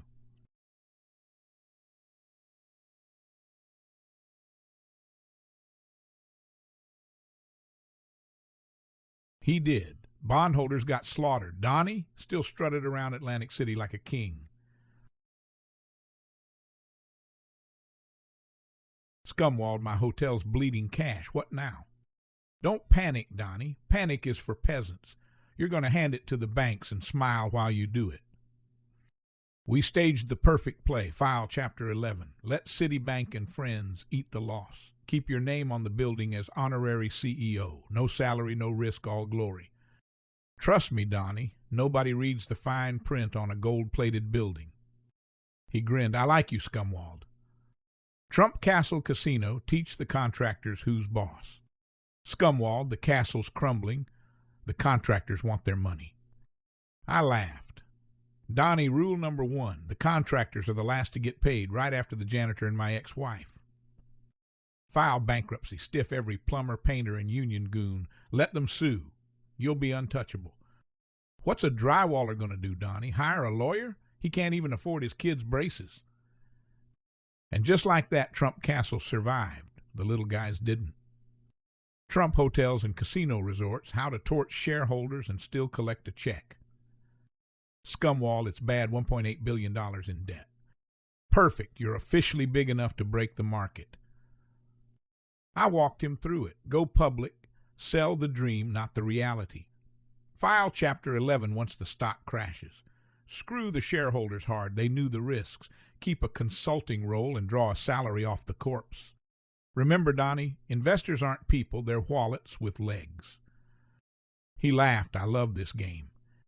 Trump Entertainment Resorts, burning down the boardwalk.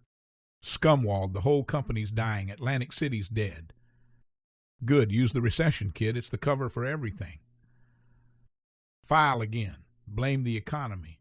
Resign from the board before the lawsuits hit. Let the city crumble. Collect your licensing fees on the way out. They'll rebuild, Donnie. They always do. But you'll already be gone. Trump Entertainment Resorts, the final encore. Scumwald, they came back for more. Let them, Donnie. Bankruptcy court is our second home by now. File one last time. Pass the carcass to Carl Icahn. Let him clean it up. Walk away. Brand intact. Bank account fatter. Chapter 11 isn't an ending, Donnie. It's the game. Scumwald's personal recap to Donnie and you. You owe $1 million, they own you. You owe $1 billion, you own them. Always keep your name. The debt dies, the brand survives. Contractors, that's just fertilizer for your fortune. No one remembers the bankruptcy. They only remember the gold letters. The contractors he stiffed. Glass companies sued him, never saw a dime. Carpenters finished the job, got paid in tears. Piano delivery guys left unpaid. Trump told them to sue. Hundreds of local tradesmen went bankrupt, and Donnie bought their homes at auction. That's the beauty, Donnie, I told him. You didn't just bankrupt businesses, you bankrupted people too, and made money doing it. Scumwald's final lesson. Chapter 11 isn't for losers. It's for future presidents. And Donnie, he never forgot that class. Because in the end, apprentice, morals don't buy mansions, but bankruptcy sure as hell will. Chapter 12, Pyramid Poultry, a profitable Ponzi scheme. Every great scumbag has a mentor, a guiding light of evil darkness, a master of deception who was so diabolical his name is etched in stone for all of time, to warn the peasants that there are sharks in the water. For me, that beacon of brilliance was none other than the legendary Charles Ponzi. Yes, that Charles Ponzi, the one and only. The man was so good at scamming, they named the whole scheme after him. Although I have always valued my shadowy lack of media representation, I've always wanted credit for my diabolical schemes. Most kids grew up idolizing sports heroes, astronauts, or cartoon characters. Not me. While other children were wasting their time with pointless ethics, I was carefully studying the great financial artists of history. Ponzi wasn't just a scammer, he was a downright scoundrel. Rumpelstiltskin could spin literally nothing into 24-karat gold. The Ponzi scheme, a beautifully simple system. Ponzi's genius lay in his simplicity. His plan wasn't some convoluted corporate shell game. No, it was elegance itself, so diabolically simple, many wealthy pros never saw it coming. Promise unrealistic returns. Give me $100 today, and in 90 days I'll double your money. Simple, fast, genius. Pay early investors with new investors' money. Never actually invest in anything. Expand the hype. Disappear before the collapse. My early lessons in financial fraud. At the tender age of 12, while most kids were running lemonade stands, I was running a Lehman Brothers-style investment firm out of my treehouse.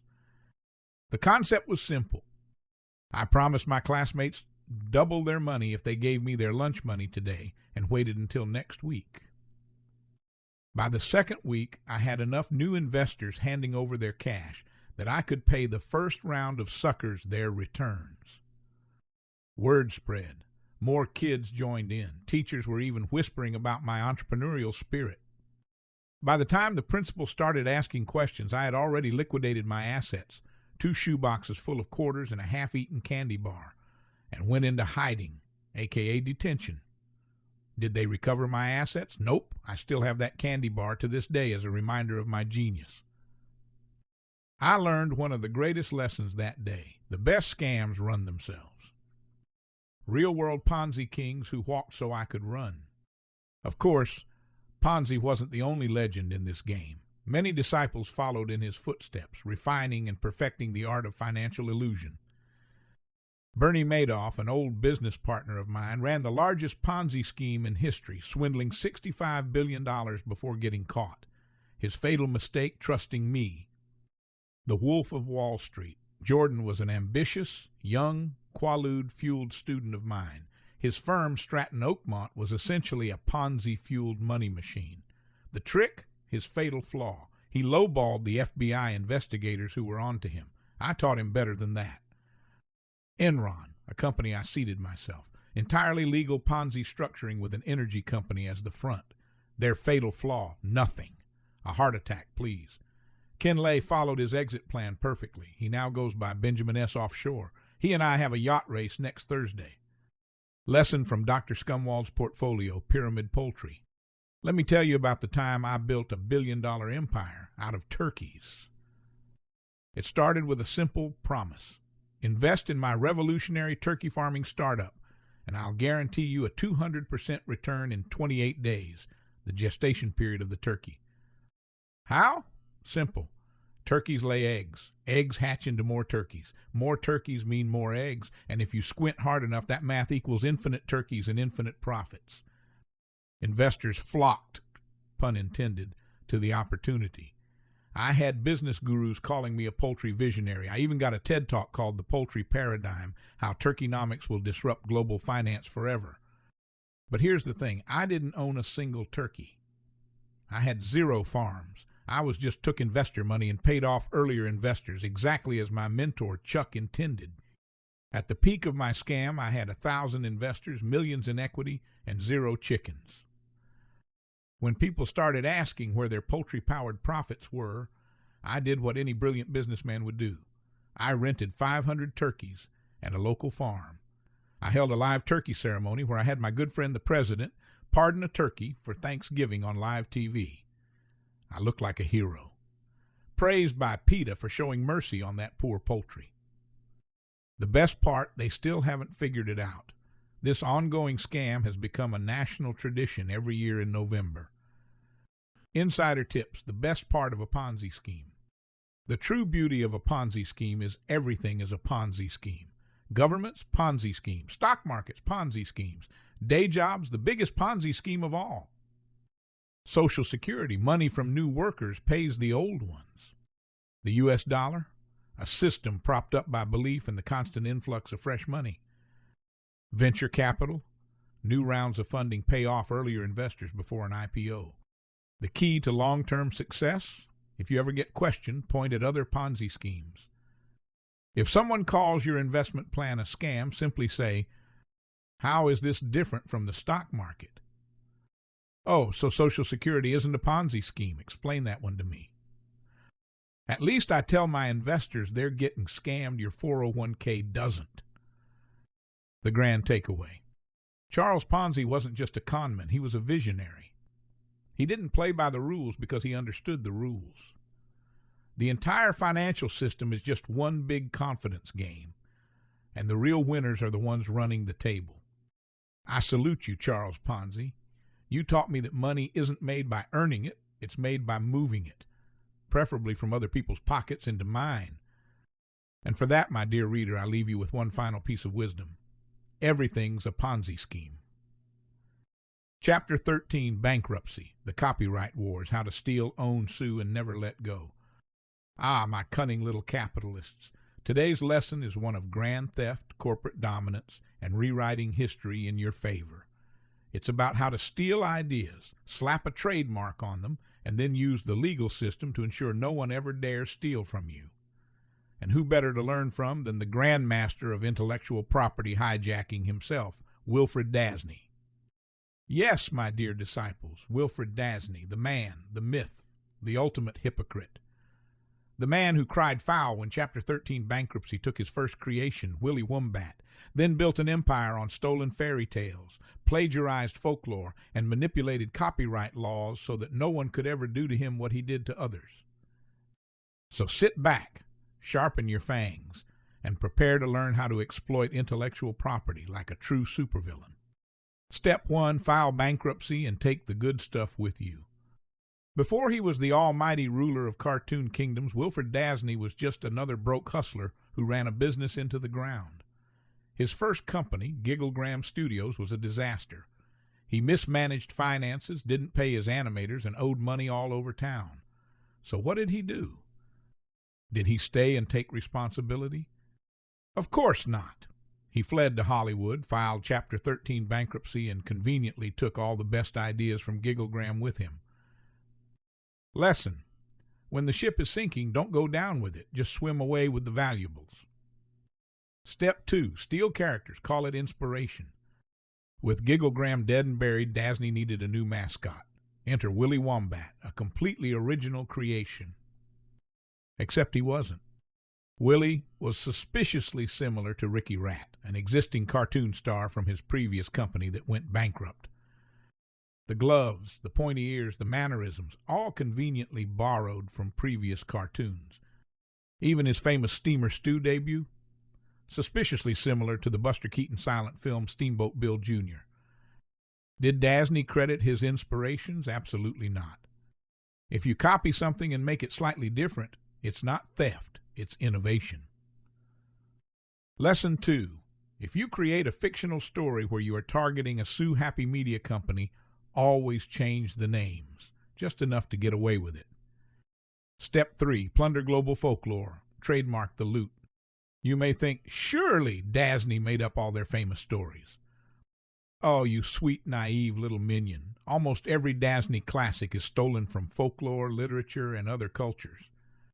Snow Maiden and the Seven Little Guys, 1937, stolen from the brothers Weil, who, by the way, stole it from German folklore. Smokelet, 1950, an ancient Chinese and Egyptian story that Dasney trademarked. The Drowsy Princess, 1959, taken from Charles Periwinkle, who took it from Italian folklore. The Prairie Emperor, 1994, inspired by the Japanese anime Simba the Brave Lion, except Dasney never credited it. Pocahontas Princess, 1995, a wildly fictionalized, whitewashed version of real Native American history. Frozen Solid, 2013, loosely based on Hans Christian Arndt's The Ice Sorceress, but rebranded as an original Dasney princess story. See the pattern? Find old stories, change just enough, and then trademark the whole thing as your own. Lesson: copyright isn't about originality, it's about who trademarks first. Step 4. Change the law so no one can steal from you. Dasney wasn't just content with stealing other people's work, he made sure no one could ever do it back to him. Enter the Mortimer Mouse Protection Act, also known as the Copyright Term Extension Act of 1998. You see, under original copyright laws, Mortimer Mouse should have entered the public domain in 1984. That would mean anyone could use him, remix him, and profit from him. Dasney couldn't allow that. So what did they do? They lobbied Congress to extend copyright protection from 56 years to 75 years, ensuring Mortimer stayed locked away. And when that wasn't enough, they did it again in 1998, extending copyright to 95 years. Dasney's logic: steal fairy tales, it's okay. Use Mortimer without permission equals you get sued into oblivion. And guess what? Mortimer was scheduled to enter the public domain in 2024. So guess who's already lobbying for another extension? If the law doesn't benefit you, change the law. Step 5. Use the legal system to crush any competition. Once you control intellectual property, weaponize it against anyone who dares use it. They sued schools for painting copyrighted characters on their walls. They sued a Florida daycare center for using Mortimer Mouse in decorations. Forced independent artists and Etsy sellers to remove any Mortimer Mouse designs. Meanwhile, Dasney rips off cultures, stories, and other creators with zero hesitation. Once you're big enough, hypocrisy isn't a problem. It's a strategy. Final thoughts: how to be a copyright king like Dasney. Start a business. Run it into the ground. Declare bankruptcy. 2. Steal ideas from competitors and old myths. Call them original. 3. Trademark and copyright everything before anyone else can. 4. Change the law so your stuff is protected forever. 5. Sue anyone who dares do to you what you did to everyone else. Wilfred Dasney started as a scrappy, broke cartoonist and ended as the most powerful copyright hoarder on the planet. You, too, can follow in his footsteps. Because in the end, my dear disciples, you can always freeze yourself and reanimate, pun intended, when modern medicine has cured death. It's not about being the best. It's about freezing yourself while your assets mature. Chapter 14, Kid Can's Masterclass in Laundering for Scumbags. They say every villain has an origin story. Mine? I was born a petty crook, but I was forged in Minneapolis. Kid Can's Minneapolis. While other mobsters chased headlines and body counts, Kid understood the game. Crime doesn't pay unless you clean it, Scumwald. Now shut up, grab that ledger, and let me show you how a real man launders money. Minneapolis 101, the city of frozen dreams and dirty deals. The Rubes called it the Mill City, the heart of the grain belt. But it wasn't flour flowing through those silos. It was bootleg liquor, gambling profits, and protection rackets. Kid Can's empire didn't sell drugs or girls directly. He sold the illusion of legitimacy. He didn't just make cash, he made it invisible. Lesson number 1. Real estate isn't just shelter, it's a laundromat. Kid leaned in close, whiskey breath thick enough to peel paint. You see that building, kid? Looks like a hotel, right? It's a fucking washing machine. Real example, the Nicollet Hotel scam. Kid really did own the Nicollet Hotel, on the surface a high-class joint. Beneath, a money pit for dirty cash. Rooms never rented but always booked. Fake renovation projects funded by laundered profits. Untraceable cash earned through staged events and non-existent banquets. Kid had me pencil in the fake invoices myself. Write it in cursive, Scumwald, makes it look official. Scumbag lesson number 1. Dirty money pays for fake renovations. Refinance at double the value. Pull clean bank cash on the back end. Lesson number 2. Always make the victims pay for their own screwing. Now watch this, kid. We're going to make them beg for the privilege of laundering my money. Real example, Minneapolis small business shakedowns. Kid would loan money to struggling shop owners, Polish grocers, Jewish tailors, Scandi fishmongers. Interest rates? Unpayable. Collateral? Their homes, their futures, their kids. When they defaulted, he took their properties, laundered more money through renovations, and rented them back to the same families until they bled dry. One poor bastard ran a bakery. Kid jacked up his flour prices through controlled supply chains he owned, then seized the shop for pennies. They're weak, Scumwald. Squeeze 'em until they pop. Scumbag lesson. Laundering works better when the sheep help shear themselves. Debt is just prepaid money laundering. Lesson number 3. Control the press, control the price. Real example, media manipulation. Kid's biggest trick? He owned the local ad revenue, and he weaponized it. Paid editors to print fake scandals about targeted business owners, drove property values down, bought them dirt cheap, launched redevelopment projects with clean investor money. You see, Scumwald? Bad press is just a price drop waiting for a buyer. He once ran a smear campaign against a rival laundry business. Ironic, huh? Burned them down, then built a parking lot named after himself. Scumbag lesson. Bad publicity makes for cheaper laundering platforms. Lesson 4. Liquor is for saps. Own the pipeline. Kid never slung booze on the corner. He ran the entire Minneapolis-St. Paul liquor racket through St. Paul's famously corrupt Safe City system. Real example, the St. Paul pipeline. Bribed city officials, kept feds off his back, smuggled Canadian whiskey through the rail lines. Bars paid him for protection, meaning they bought only from him. Every bottle counted twice, he'd sneer, once by me, once by the feds, except I paid the feds. He taught me to run the numbers twice, once for the cops, once for the bank. The trick? The bank never knew the cops were on the payroll. Scumbag lesson. Owning the supply chain means you launder at every step: production, distribution, sales, and taxes. Lesson number 5. Civic projects are the cleanest scams of all. Real example, municipal money laundering. Kid Can bribed city officials to condemn properties and approve pointless infrastructure projects, sewer expansions that loop back on themselves, roads to nowhere, bridges nobody needed. He'd fund the project with mob cash, use inflated union contracts which he controlled, and pull out clean municipal money, fully laundered. You want to clean $1 million, Scumwald? Don't rob a bank, build a bridge. Scumbag lesson. Government projects are the world's greatest laundromats. No one audits a sewer line. Graduation day, Scumwald learns the ultimate racket. Kid Can smiled that gold-toothed, godless grin and sent me off to launder $1 million in bootlegging cash through a city beautification project, a new public park nobody wanted. Built a park bench worth $400, billed the city $40,000. The city applauded, cleaned every dollar through public good. See, Scumwald, I just made the taxpayers launder their own money. Now that's capitalism. Final Scumwald takeaway from Kid Can. Use the poor to fund their own failure. Make the city bless your crimes. Launder money so well the mayor shakes your hand at the ribbon cutting. Always own the bank, the press, the cops, and the damn ground they walk on. Signature Kid Can quote burned into my black soul. Minneapolis is mine, Scumwald, and by the time I'm done, they'll thank me for ruining it. Final moral, if you can call it that. Morals don't buy mansions, but public works projects sure as hell do. And that, my dear apprentice, is how I learned to launder.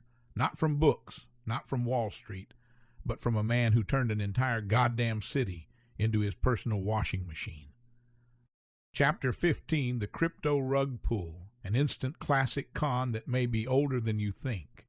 Ah, my digital age con artist, you've blackmailed the powerful, dominated financial markets and controlled global economies. But now, let's step into the frontier of modern scams, the world of cryptocurrency. Why go through the trouble of selling actual products or services when you can create money out of thin air, hype it up, and disappear with millions before anyone realizes the con? The rug pull isn't just a scam. This is the new kid on the block. It's a masterpiece of illusion, greed, and deception. Let's go over how to launch, pump, and dump your very own scam coin. Step 1, creating the illusion of legitimacy.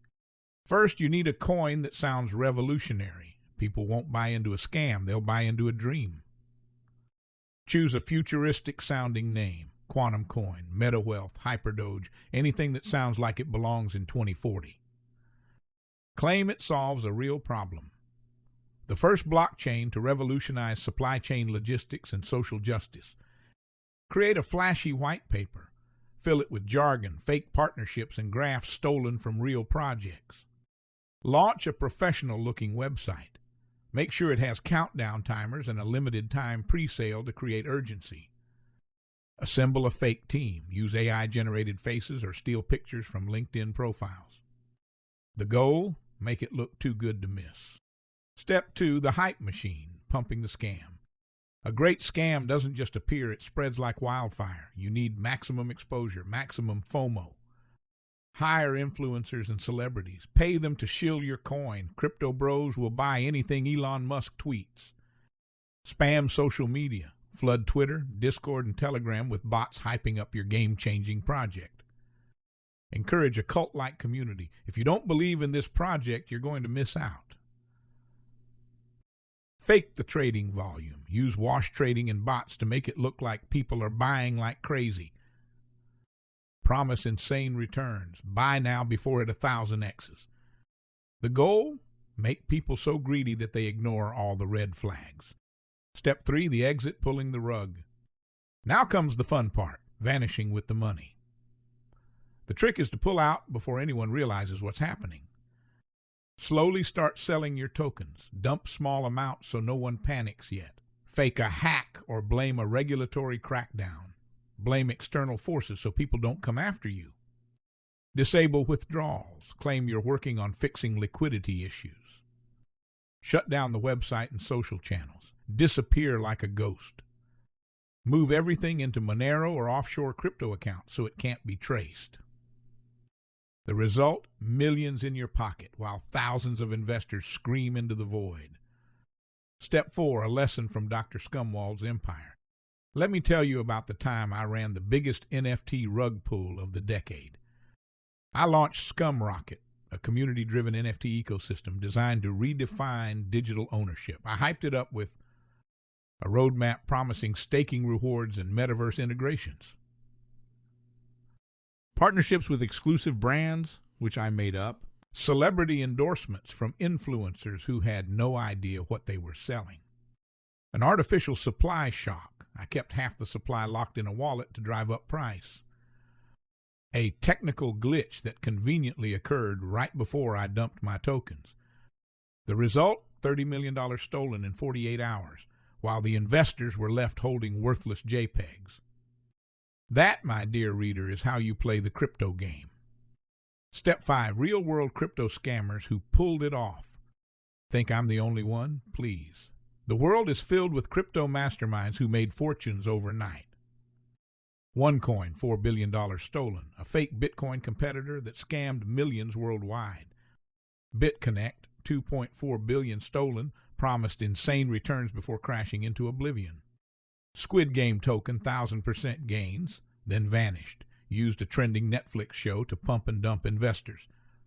SafeMoon and other meme coins created massive hype, then left their communities holding the bag. Axie Infinity and NFT play-to-earn games sold the dream of making money playing games before the entire economy collapsed. The secret? People will believe any lie as long as they think they're getting rich. Step 6, justifying your rug pull so you can sleep at night. Still feeling bad about stealing millions in fake internet money? Let's fix that. They still own the JPEG. It's not my fault it's not worth what it once was. It was the market's fault. Everyone who lost money technically chose to invest. They just sold at the wrong time. They should have read the market better. What about the people who made money? So crypto is real money. All of the sudden, these peasants want their cake and eat it too. See, and just like that, conscience cleared. Don't forget to buy, you got to play to win. Now, before we continue, I'd like to offer up a word from one of our book sponsors, Scumrocket 2.0, the Game 5000X Saga. Crypto is a game, just like my new launch, Scumrocket 2.0, the Game 5000X Saga. A revolutionary NFT-based play-to-earn, or more accurately, pay-to-lose, metaverse experience that combines the thrill of day trading with the crushing disappointment of a rigged online casino. How it works. Buy a Scumrocket NFT. Each NFT is totally unique, except when it isn't. Ownership grants you access to our exclusive play-to-earn ecosystem where only we earn. Stake your tokens. Lock up your hard-earned money in our system, and we swear you'll get insane APY returns. Mathematically impossible, but hey, numbers are fun. Play the game, a browser-based experience where you watch numbers go up, down, sideways, and ultimately straight into our pockets. Referral system. Bring in your friends. The more they invest, the longer we can keep this thing running before the technical difficulties kick in. Astronomical returns. We guarantee 1,000,000% returns by Q4 2087. If everyone holds, that's realistic goal there. The Moon Pass promise. If we can hit our targets, we are going to sell exclusive Moon Passes, which are literal tickets to the moon. Yes, you can buy real tickets, NFTs obviously, to the moon. Coming soon. See you on the moon. The revolutionary Scumrocket 2.0 tokenomics cent. Tax on every transaction, because screw you peasant, liquidity locked for a few weeks, long enough to make you feel safe. 90% of tokens in Lock Dev Wallet, only accessible by our experienced development team. Who else should have them? The game modes. Hodl at your phone at 3 a.m., debating whether to sell while we secretly cash out. Rug Pull Royale, the ultimate test of endurance. Can you hold until the mysterious liquidity drain event? Pump and Dump Simulator. Watch influencers hype the coin just before we, well, you know. Metaverse Promises. Buy virtual land that will develop soon, aka never. Why invest in Scumrocket 2.0, the Game 5000X? Win real fake money, which you can trade for other real fake money, and then that money for real fake, non-gold-backed fiat currencies like the USD. Then you could even use that money to buy gold, but seriously, don't do that. Influencers made a ton of money when we bought their influence. They deserve to eat too. Saying what we pay them to say is a real job, unlike lazy peasants who play NFT games to make money. Nothing makes a bad decision feel better than fear of missing out. If you wait, it's harder to earn. Look at Bitcoin. Just saying. Guaranteed, not a scam. If you lose money, that's on you, champ. Common FUD and our totally not shady responses. Is this a Ponzi scheme? No, it's a multi-level decentralized financial game with community-driven incentives. Same thing, different font. Why is the founder's wallet constantly withdrawing funds? We buy real money with the fake money. It's called tokenomics. You wouldn't understand. Why does the website go down every time the price crashes? We prioritize server efficiency by shutting down when necessary. Why is there a 10% fee on every transaction? It's to penalize whales from selling. Otherwise, people would manipulate the market share. Where does the 10% fee go? To the fearless leader and his AI development team, the blockchain doesn't just build itself dummy. Act now before it's too late or before my yacht runs out of gas. The Scumrocket 2.0, the Game 5000 presale is live now with only 666 quadrillion tokens available at launch. Buy now and or cry later. Not financial advice. By reading this, you agree to not sue us for any reason. Terms and conditions apply. Final note from the developers. If things go south, we were probably hacked. We will respond when we are allowed back in the country. Don't forget to hodl. Diamond hands.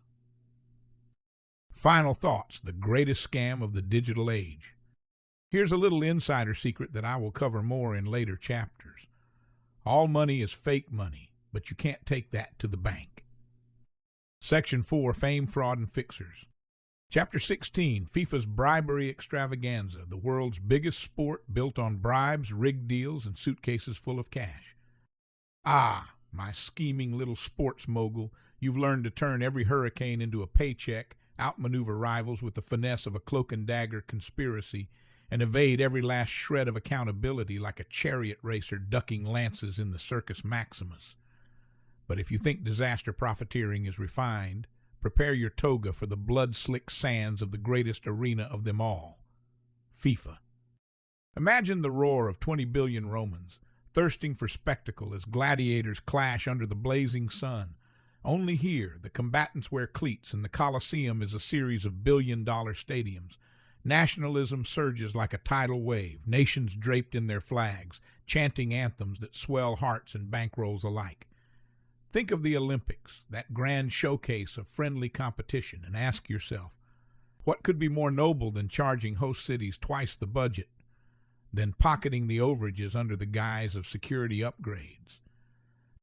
And let us not forget Inflategate, that delicious reminder that even the purest sports can't escape scandal, where footballs mysteriously bled air pressure to tilt a match, leaving referees gasping like fish on the forum floor.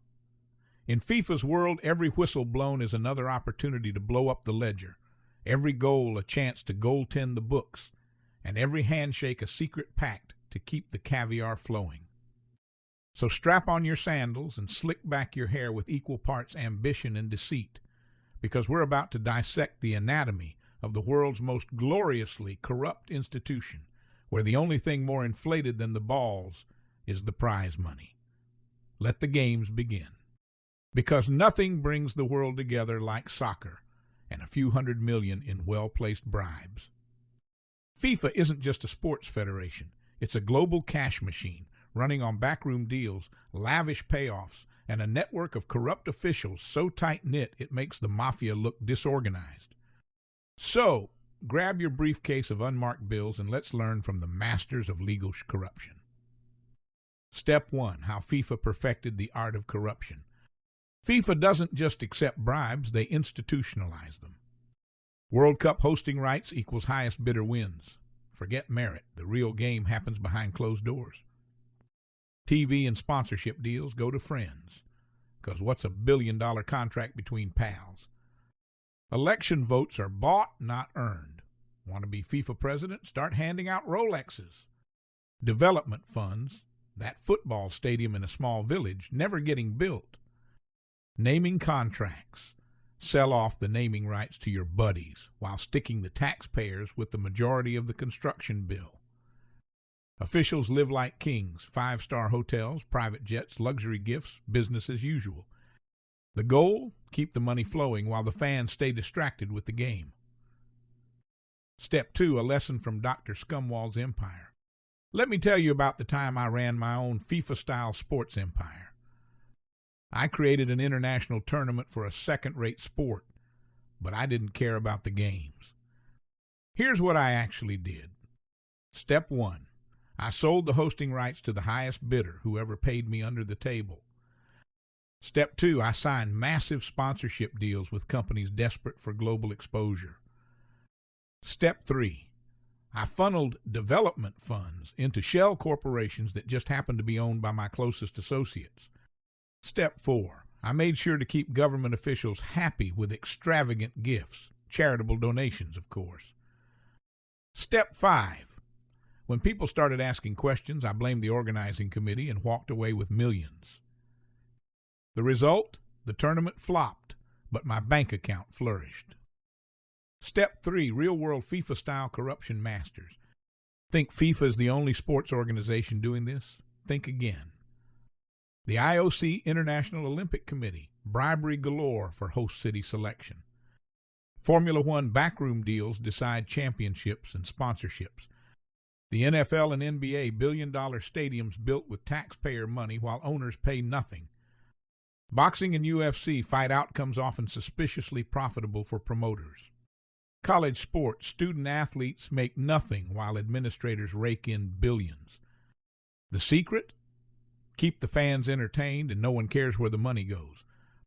Step 4, justifying FIFA-style corruption so you can sleep at night. Still feeling a little bad about rigging the world's biggest sport? Let's fix that.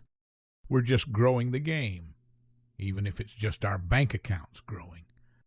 This is how global business works.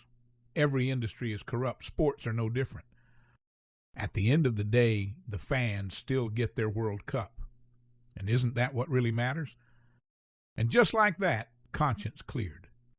Final thoughts. Why run a sports league when you can own it? Sports fans are loyal to the game, no matter how corrupt the league is. Governments will pay billions for the prestige of hosting events. As long as the ball keeps rolling, no one asks where the money goes.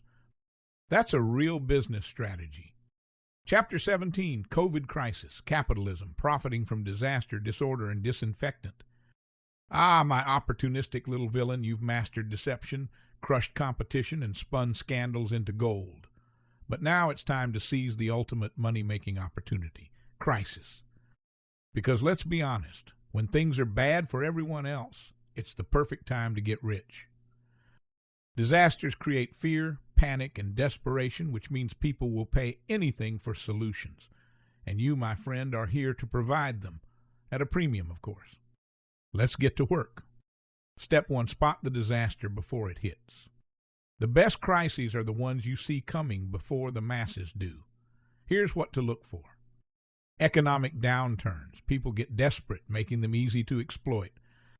Natural disasters. Essential supplies suddenly become luxury items. Health scares. A pandemic, time to sell miracle cures. Political turmoil. Instability means cash for those who play both sides. War and conflict. Where there's destruction, there's profit. The key, get in early, control the supply, and charge whatever you want. Step 2, a lesson from Dr. Scumwald's empire. Let me tell you about the time I made a killing during a global health crisis. A new virus was spreading. People were panicking, governments were scrambling, and stores were selling out of supplies. So I did what any brilliant capitalist would do. Step 1. I bought up millions of face masks and hand sanitizers before the media even reported the crisis. Step 2, I launched a fake medical brand called PureGuard, claiming my products were 99.9% effective. Against what? Who cares? Step 3, I jacked up prices by 500% and marketed my products as limited supply. Act now! Step 4, when regulations caught up, I dumped my remaining stock to a government contract for full price. The result, millions in profit, a heroic reputation for helping, and absolutely no consequences. That, my dear reader, is crisis capitalism at its finest. Step 3, real-world disaster profiteering masters. Think this is too evil to be real? Let me introduce you to some actual crisis capitalists. Big Pharma, jacking up the price of insulin and life-saving drugs during shortages. Buying foreclosed homes cheap during recessions, then reselling them at a massive markup. Military contractors building trillion-dollar fighter jets that don't even fly for defense. Government bailout scammers, collecting billions in stimulus money while laying off employees. The secret: when people are suffering, cash in. Step 4, justifying crisis profiteering so you can sleep at night. Feeling bad about profiting off human misery? Let's fix that. I'm just meeting demand. If people are willing to pay, why stop them? This is how markets work. The strong thrive, the weak suffer. It's just nature. If I didn't do it, someone else would. Might as well be me getting rich. And just like that, conscience cleared. Final thoughts: never waste a good crisis. Panic makes people spend recklessly. Desperation kills price sensitivity. If the world is burning, sell fire extinguishers at 10x the price. That's a real business strategy. Chapter 18, Rocket Man or Racket Man, the line between visionary and villain. Ah, my dear apprentice in corruption, you've come so far. You've mastered the subtle art of bribery, twisted the system to your benefit, and now you are ready to see one of my greatest protégés in action. I taught this bright young apprentice only one lesson, and he pretty much figured everything else out on his own, or with some kind of AI thing or something probably. This lesson was called The Misunderstood Billionaire. Like Dr. Frankenstein, I created a monster, and he is beautiful in every way. A monster so paradoxical, so self-contradictory, so absurdly untouchable, that even I, Dr. Scumwald Von Swindleworth, sometimes stare at him in awe and mutter, "Is this man an evil genius or a fucking idiot?" Yes, dear reader, today we shall discuss the enigma, wrapped in a meme, trapped inside a tax loophole paradox, Elon Musk. Sit down and start taking notes and explain it to me if you can figure him out, the man who takes billions in government subsidies while railing against government handouts, runs entire companies that rely on federal funding, then complains about taxes, calls himself a free speech absolutist while banning anyone who criticizes him, says he's a moderate, yet bankrolls entire political parties for tax reasons. He wants to save the planet with his cars, so he shot one into space with a rocket. Bankrolls a party that wants to crack down on illegal immigration, but was an illegal immigrant himself and currently exploits many immigrants through H-1B work visas. Runs the entirety of the United States government, yet holds no official office or authority or birthright citizenship. People believe he's the smartest man alive. He supports Israel's genocide, but doesn't know what a Nazi salute is. Bravo, mein Führer. My Nostrand's heart goes out to you, Elon. Whether you like this man or hate him is irrelevant. He is the richest and most powerful man on the planet. Well, technically I am, but I don't need that kind of attention. This man makes $635 per second, which is pretty good, I'll admit. But oh, dear reader, Elon cannot afford to care about his 800 children's opinions, let alone a no-good peasant such as yourself. He has tax money to steal and planets to populate. I could talk all day on the Elon enigma, but this chapter is focused on corruption.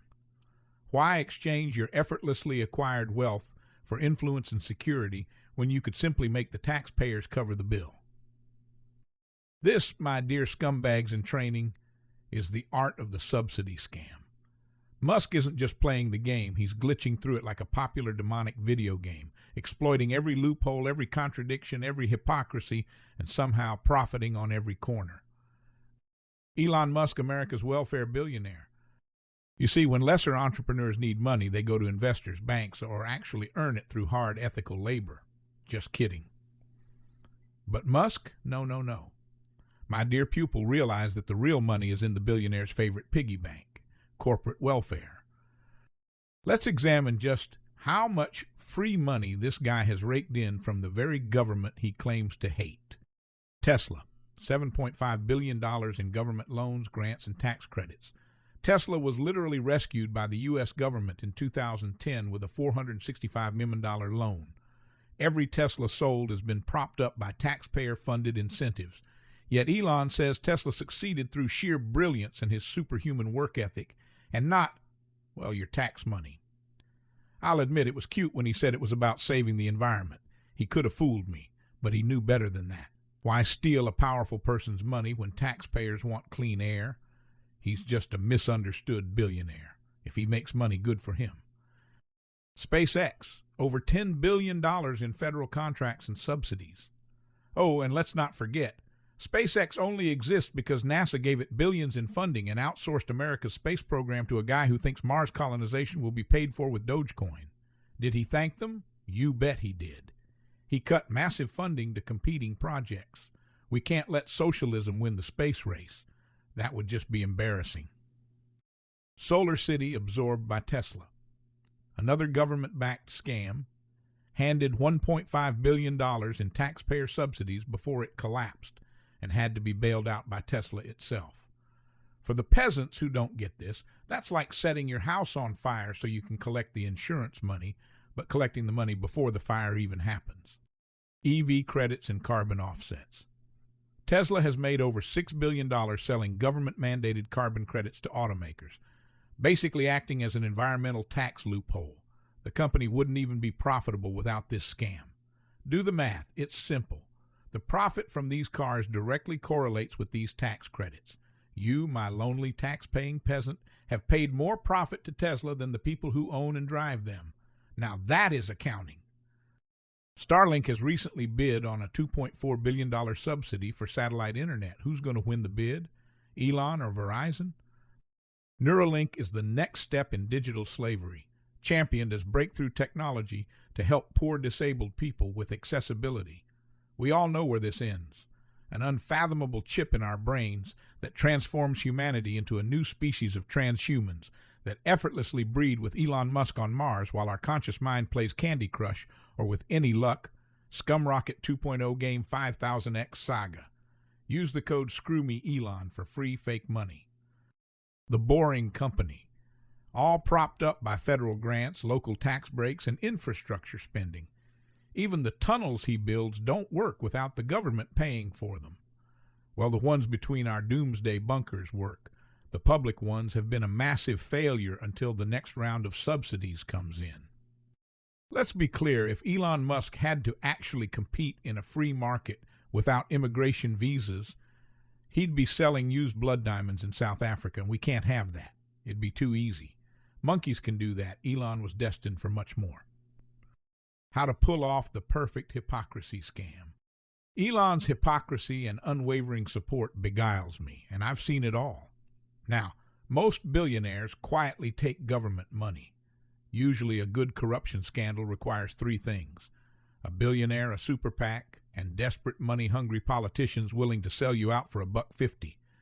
They funnel it through shell companies and super PACs, disguise it with consultants, and pretend it doesn't exist. Not Elon. No, he has perfected the art of taking free money while acting like he's self-made. He's like a teenager raging against his parents while still living in their basement, eating their food, and borrowing their credit card for business investments. So how does he do it? Simple. He follows my golden hypocrisy formula. Take free money, complain about free money. Musk. The government shouldn't be picking winners and losers. Also, Musk, excuse me while I collect my $7 billion subsidy check. Call your competitors crony capitalists while lobbying harder than anyone. Other car companies are corrupt. Also, Musk. Tesla spends $3 million a year on lobbyists and has 20-plus ex-government officials on payroll. Pretend to be a free speech champion while controlling platforms. X twitters about free speech. Also, Musk bans journalists, blocks criticism, and threatens advertisers. Pretend you're against elites while hanging out with them. I stand for the common man. Also, Musk regularly meets with billionaires, attends exclusive parties, and vacations on yachts while calling people NPCs for not liking him. My best theory on how this works is he is just so incredibly and consistently hypocritical it leaves people's heads spinning. Just as you come to process one thing, bam, there's 10 more absurd things. Maybe I'm just getting old and I can't keep up with these young whippersnappers. Musk isn't one to take you out to diner before he fucks you. No, not Elon. He doesn't have time for that. He expects thanks before he finishes the job, and he leaves 18 years' worth of child support and hush money on the dresser. But enough about his traditional family values. Let's talk politics. The Republican takeover and the subsidy scoundrel. And now, my shameless aspiring crook, we arrive at Musk's latest 4D chess moves using taxpayer money to bankroll the 2024 Republican takeover. He could easily sell some stocks or Dogecoin to buy the entire Republican Party, but what if he used your money? Yes, the man who got rich off government handouts is now funding politicians who want to end government handouts, if you aren't seeing the circular logic yet. Except for him, of course. His handouts save money. Everyone else's are just wasted spending. No, you cannot make this up. Elon has spent over $277 million on right-wing candidates, PACs, and causes, all while screaming about government waste, leaving people to think that he actually cares. About efficiency. Oh, that's as rich as I am. But how? Who would believe this? He bought Twitter and turned it into an AI propaganda machine for conservative influencers who now push his agenda for free, or $44 billion in OPM. They actually pay him for a pointless blue checkmark and a ripped-off AI he named Grok. That's how. He uses Tesla's subsidy money, aka your tax dollars, to bankroll Republican lawmakers who promise to slash government spending, except for SpaceX and Tesla subsidies, of course. He then, no shit, convinces the government to buy expensive armored cyber trucks and deregulate his industries. How? And, for the final boss move, he found a way to become president without being president. He just bought one like he was a used sex toy on Craigslist. He essentially has more power than the president to control the efficiency of the government, with none of the responsibilities or requirements of an actual president. His entire position exists in a paradoxical loophole where he can be a dictator, but yet hold no actual position of power. He can't lose. 100% authority, 0% responsibility. Now that's a fucking coup. And to finish him off, final power move. He has his own VP, human shield, wipe a booger on the president's desk in the Oval Office, then his kid told him to fuck off on live TV. That kid is going places. For that alone, human shield has made my 18 under 18 list. It's going to be a close tie between him and Big Balls. Bravo, Mr. Musk. I couldn't have done better myself. That's right. Through his Twitter empire, SpaceX control, and influence over cryptocurrency, President Elon Musk and his Vice President Human Shield now holds more direct power than the U.S. president. Despite owning multiple private companies and stocks and having no birthright citizenship or any legal authority at all, what does he do? What 5 tasks tops the evil priorities list of our newfound dictator? He immediately ends birthright citizenship, obviously. Defunds organizations that regulate the airspace of his rockets. Genius. Tackles organizations that funded apartheid in South Africa. Revenge. Eliminated public confidence in Social Security with one deceptive tweet. Diabolical. Demanded every federal employee send him a list of 5 things they got done. The ultimate, I'm your boss now, power move. What else? He has fathered 27 children since taking office. Kept most of them from the public, ignored the health care needs of all of them. He purchased Blizzard Entertainment's game Diablo 4 because a rival player banged his mom. Then he obviously banned that player and anyone else who was better than him. He contracted a rogue team of morally ignorant teenagers with catchy names like Big Balls and let them run wild on the largest government in the world. Chaos. Mr. Musk isn't just winning the game. He is lowering the bar to the lowest depths of hell. All I can say is well done, Mr. Musk. With all that, I am calling it. For 2025, I will award you with a patented, infinitely infamous Scumbag of the Year award. This shiny award is made from slavery-mined cobalt, black market uranium, and the ivory of the last white rhino. You deserve it. We hope to see what you can do next year. These awards are rigged. Final thoughts, why Elon Musk is the perfect scam artist. If you've learned anything from this chapter, dear scumbag in training, let it be this. The greatest scam isn't just stealing from the government. It's stealing while making people think you're against it. Elon Musk doesn't need to be smart. He just needs people to believe he is. He exists in a perfect quantum state of hypocrisy, too big to fail, yet an outsider. A government-funded billionaire who hates big government. A free speech advocate who bans critics. A self-made man who lives off subsidies. I'd love to take more credit and say I taught him everything he knows, but sometimes the grift is so beautiful it can only be explained as a form of sacred geometry, a divine pattern that is ancient, natural, and beautiful. And so, dear reader, as Elon Musk continues to take billions while complaining about billions, just remember, hail to the oligarchy, hail the kleptocracy, hail our future Führer-in-Chief Elon. Absolutely, darling deviant. Let's slither even deeper into the digital abyss expand this malevolent masterpiece, and properly glorify the tale of how I, Dr. Scumwald Von Swindleworth, taught a cold-blooded, cold-hearted young reptilian lad to seize control of the modern mind using nothing more than a stolen idea, a hoodie, and a 70-page scroll of unreadable legalese. Chapter 19, Zucked into the Metaverse, Trapping Minds One EULA at a Time. A Hidden Truth, Terms, and Conditions Molded Heroes. Greetings, dear reader. It's I, Dr. Scumwald, your humble architect of digital dominions, shadowy manipulator of megabytes, and master puppeteer of humanity's feeble attention span. Today, I shall regale you with the tragicomedy of how my darkest protege, a camouflaged reptilian mastermind, cold-blooded young Mark Zuckerberg, and I seduced the world into plugging their consciousness into a kaleidoscopic content trap we affectionately call the metaverse. And we did it all with a little magic trick called I Agree, the genesis of virtual enslavement. Ah, young Mark, a lizard in boy skin, wide-eyed, tongue flicking at the scent of domination. He came to me one fateful evening, fresh from sabotaging his fellow coders in a college dorm, his tail twitching with ambition. "Dr. Scumwald," he hissed between sips of Soylent, "how do I make humans choose to live in a world where I control every pixel of their reality?" I leaned forward, tinted my fingers, and whispered back, "Steal a social network, disguise it as connection, and trap their minds with terms and conditions." His vertical pupils dilated in awe, and so began our divine desecration of privacy, autonomy, and sanity. The devil's contract, terms, and conditions.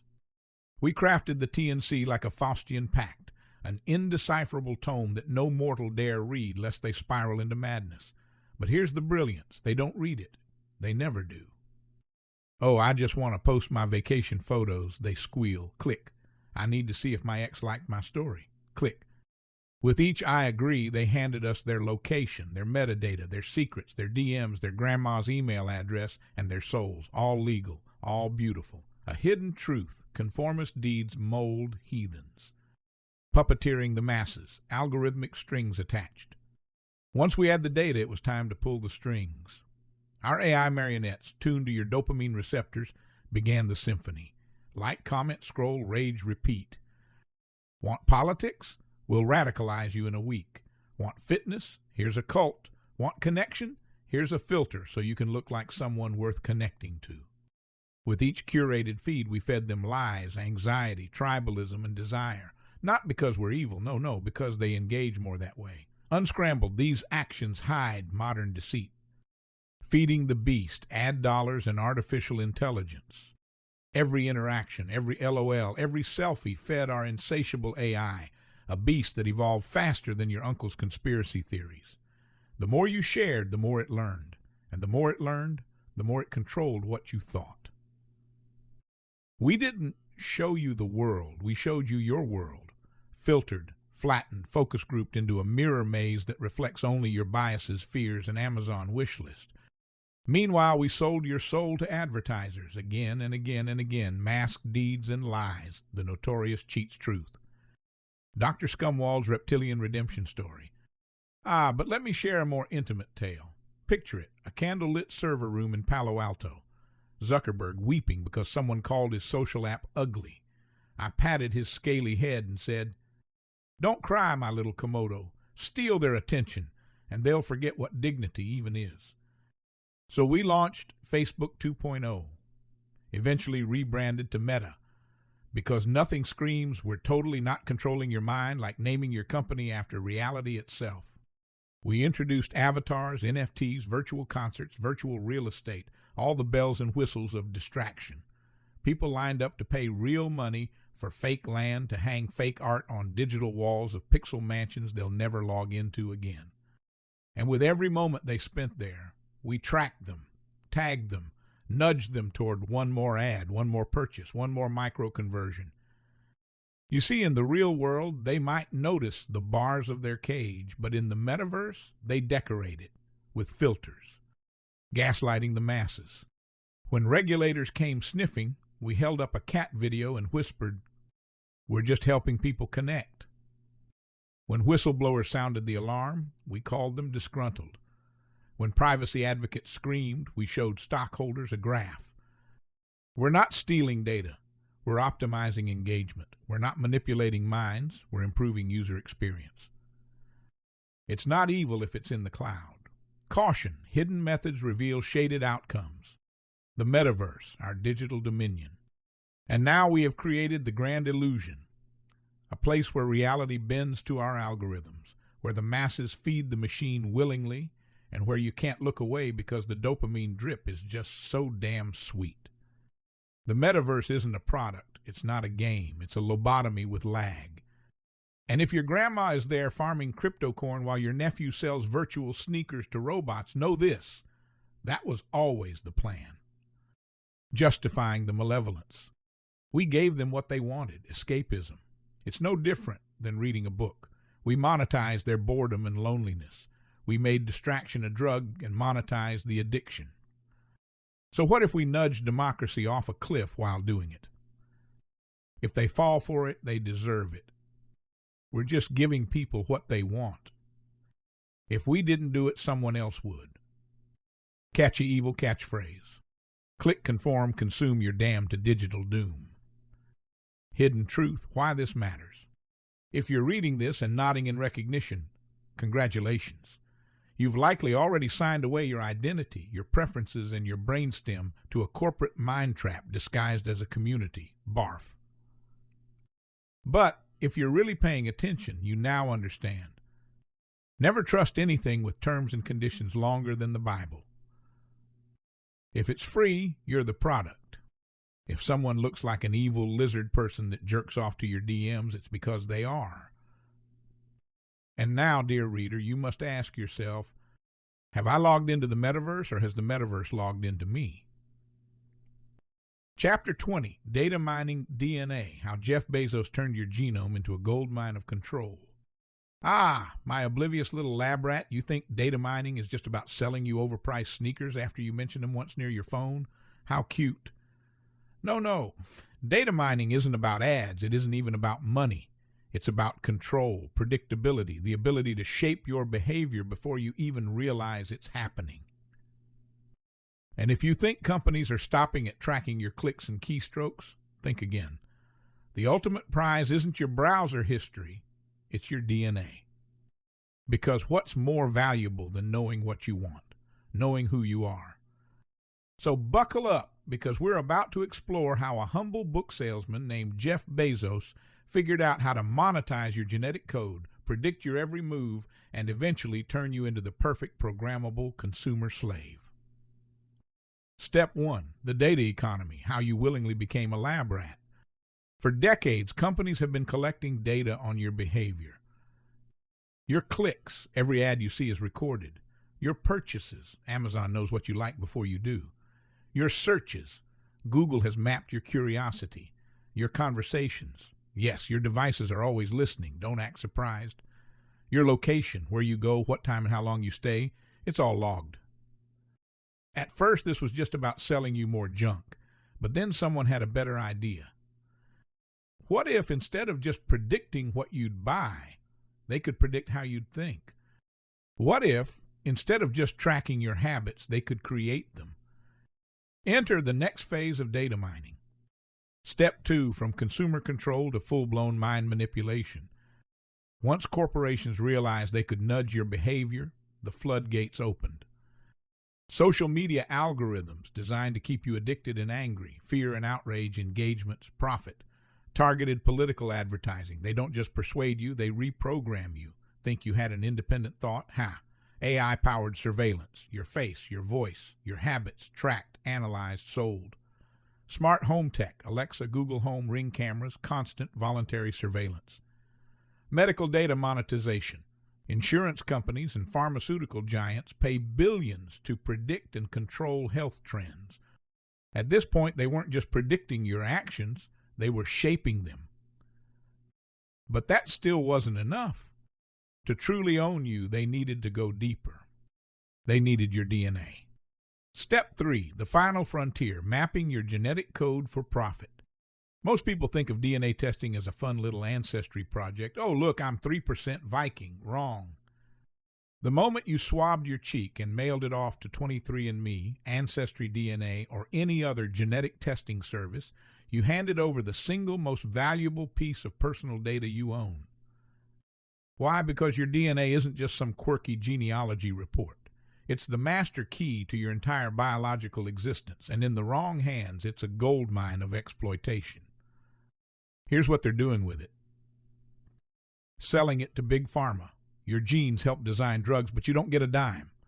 Selling it to insurance companies. High risk for cancer, your premiums just skyrocketed. Creating targeted medical treatments. Sounds great until they price gouge you for medicine that only works on you. Predicting your personality. Are you impulsive, anxious, addicted? Now they know. Engineering the perfect consumer. Your cravings, fears, and weaknesses, all pre-programmed and monetized. And who do you think is at the center of this DNA gold rush? Why, it's my most beautiful and genetically mutated lab rat, Jeff Bezos. Step 4, how Jeff Bezos turned DNA into the ultimate mind control tool. Once upon a time, Bezos just wanted to sell books.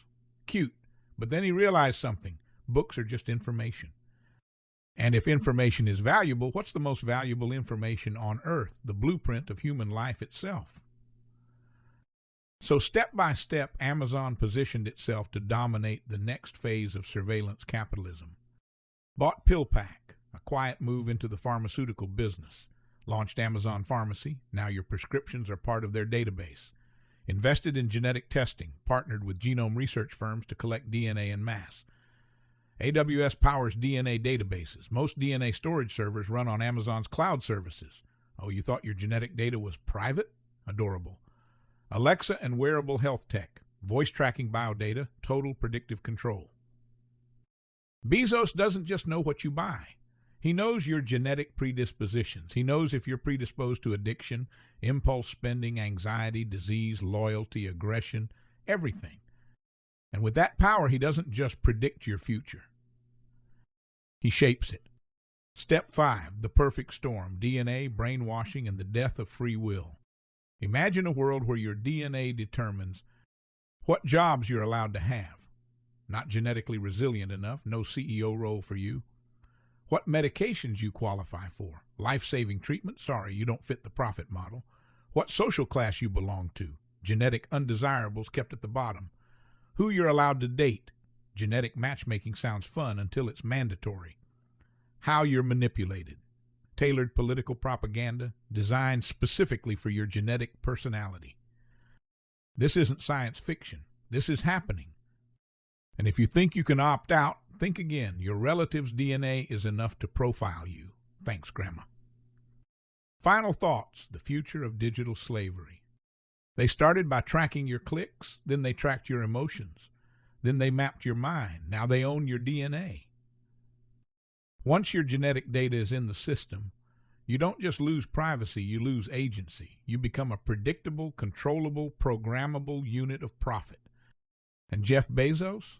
He's just the salesman who figured out how to make your very existence the most valuable commodity on Earth. So, my dear little test subject, welcome to the new era of control. Your data is no longer just numbers on a screen. It's the key to your fragile, unsuspecting mind. And they own it. Section 5, Scamming with Scoundrels. Chapter 21, Infernal Influencers, hashtagging your way to hellish heights. Ah, my spotlight-hungry little narcissist, you've got dreams of grandeur, a thirst for adoration, and absolutely no moral compass. Perfect. Fame is the easiest con of them all, and lucky for you, I'm here to show you how to ride the wave of scandal, ego, and debauchery all the way to the top. Because let's be clear, talent, optional, hard work, laughable. Ethics, please, those are for people who die unknown. The key to ultimate fame is simple. Sell your soul, fake authenticity, embrace controversy, and most importantly, never stop feeding the public's insatiable hunger for chaos. Let's dive in. Step 1, manufacture your rise. Talent is overrated. Most people think you need talent to be famous. They're adorable. The truth? You don't need to be good at anything. Just loud, controversial, and mildly attractive under good lighting. Here's how to skyrocket to fame with zero effort. Fake a persona. Are you a misunderstood genius, the bad boy, the inspirational underdog? Pick a brand and commit.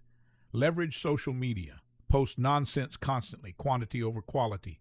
People don't want substance, they want spectacle. Create an army of simps. Loyal fans will defend your every terrible decision. Make sure they believe you, just tell it like it is. Associate with the infamous. Hang out with other scandal-ridden clowns. Mutual clout is the currency of the idiotic rich. Do something outrageous. Start a fake feud, drop an offensive statement, release a sex tape, anything to keep your name trending. And remember, perception is reality. If people think you're a star, you are one. Step 2, monetize your sellout. Integrity sabotages success.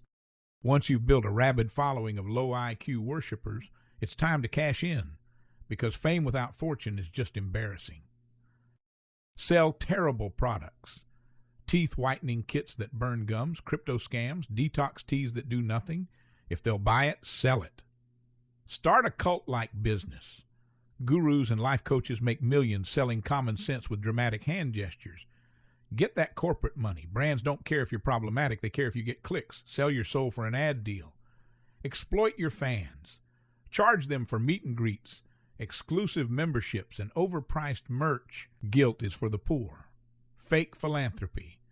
Start a charity, pocket most of the money, and throw a lavish event to pat yourself on the back. Because remember, morals don't buy mansions. Step 3, spiral into scandal. Fame has no ceiling.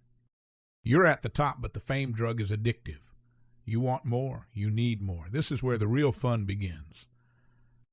Toxic masculinity pays. If you're a guy, double down on alpha male nonsense. If you're a woman, play the misunderstood, vengeful victim. Either way, make people mad. Develop a God complex.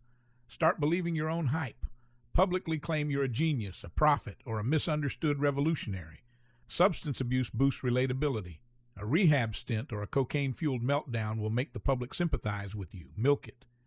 Burn bridges for content. Attack former friends, then insult fans, create drama, conflict equals engagement. Tease a mental breakdown. The media loves a redemption arc. Start wearing tinfoil hats and screaming about lizard people, then return with an inspirational rebrand. If done correctly, your scandals will become legend. Kanye West, child's play. Logan Paul, an amateur. You're going for full global dominance. Step 4, commit the ultimate sin, the dark side of fame.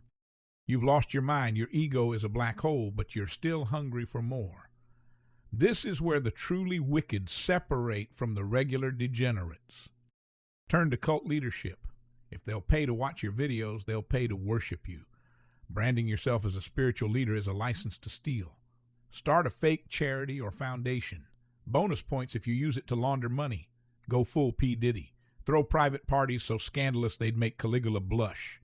If anyone speaks out, blackmail and hush money. Prey on the desperate. Manipulate young stars, exploit desperate actors, and turn the vulnerable into your playthings. Make sure someone else takes the fall. When the authorities close in, have a scapegoat ready. Interns exist for a reason.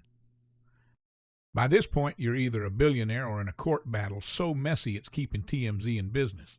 Either way, you won. Final thoughts: burn out, cash out, or disappear. The game has 3 endings. You fake your death and vanish. The ultimate exit: your legend will only grow. Enjoy your hidden island. You get canceled, then make a comeback. Everyone gets forgiven if they stay gone long enough. Just act remorseful. You go too far and lose everything. At this point, you can always write a tell-all book. It'll sell.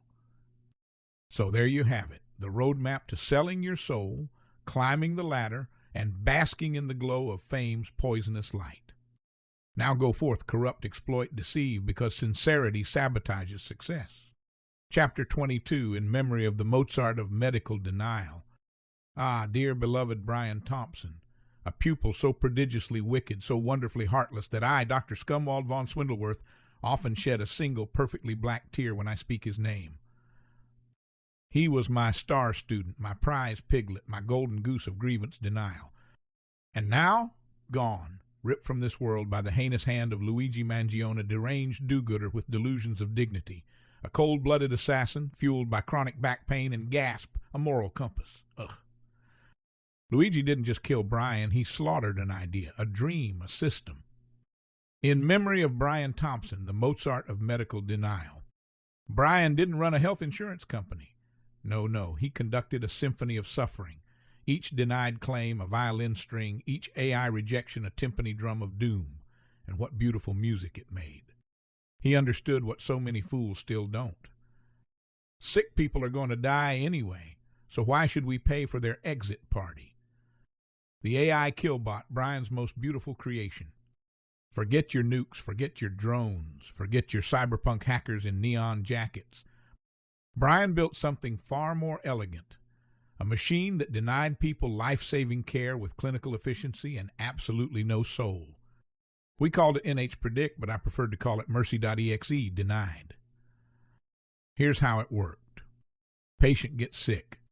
Doctor says they need care.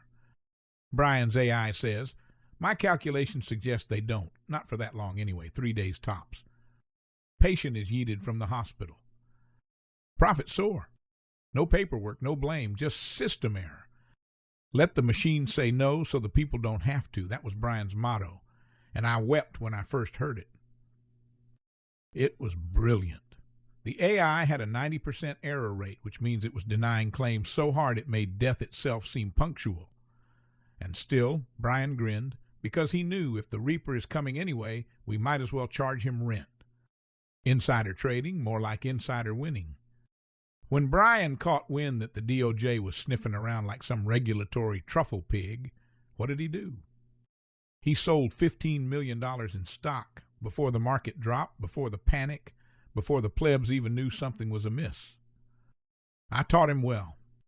Always sell the parachute before the plane crashes. Was it illegal? Allegedly. Was it evil? Absolutely. Was it profitable? Deliciously. The martyrdom of Brian Thompson. And then came Luigi, or whoever actually did it. A sneering, soft-spined saboteur with a 3D printer and a grudge. He didn't just shoot Brian. He assassinated the future of AI-enabled medical cruelty. With one bullet, he killed progress, innovation, efficiency. I can't sleep now. Not because of guilt, I've never felt that once, but because I see Luigi's face in my dreams, smiling like some deranged Robin Hood for the hospital ward. He had pain, they say. He suffered from bad insurance, they whimper. Good, that's the point. That's the system working as intended. The implications of Brian's work. Let's be very clear. Brian's AI didn't kill people. It delayed unnecessary expenses until they conveniently perished on their own time. It didn't bankrupt families. It gave them the opportunity to rediscover the joys of GoFundMe and community bake sales. It didn't destroy lives. It reminded people that hope is a luxury, and luxuries cost extra. In conclusion, Brian Thompson was a visionary villain, a sultan of spreadsheets, a technocrat of terror. He saw a world bloated with the dying and dared to ask, but how can we make more money from them on the way out? He was the best of us. And Luigi? Luigi is the bogeyman now. Every time a CEO installs new AI, he checks under the boardroom table for Luigi. Every time a denial letter prints, someone whispers, "What if he's watching?" Evil catchphrase in memoriam. Efficiency over empathy, always. Or for the bumper sticker crowd, why cry when you can deny? Would you like to commission a Scumbag Saints memorial wall for Brian and other fallen icons of cruelty? I'll supply the quotes and the marble. Chapter 23, The Pharmaceutical Racket, Price-Gouging Medicine Like a True Villain. Ah, my profit-obsessed little pill pusher, you've harnessed data, dominated markets, and exploited human desperation. But now it's time for the real money move, controlling life itself. Healthcare isn't about healing. It's about owning the cure, restricting access, and charging a fortune to those who need it most. And the best part? You don't even have to invent new drugs. You just need to buy them up and jack up the price. Let's break down how to turn life-saving medicine into a financial gold mine. Step 1, corner the market by buying up existing drugs. Forget researching new treatments. That's expensive, risky, and time-consuming.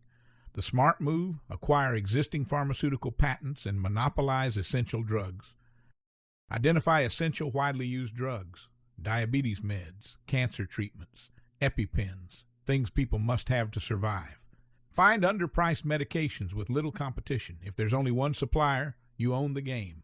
Buy the rights, then eliminate competitors. Outbid or absorb smaller firms to secure total control. Lobby to extend patent protections. Keep generics out of the market for as long as possible. Get regulatory agencies in your pocket. The FDA and Congress are always open to campaign contributions. The goal? Make sure no one else can sell what you own. Step 2, the art of price gouging. Once you've secured a chokehold on supply, it's time to turn the screws and squeeze every dollar possible. Raise prices gradually at first. Start small, just enough so people complain, but not enough for regulators to act. Blame research and development costs. Even if you didn't invent the drug, claim you're making improvements.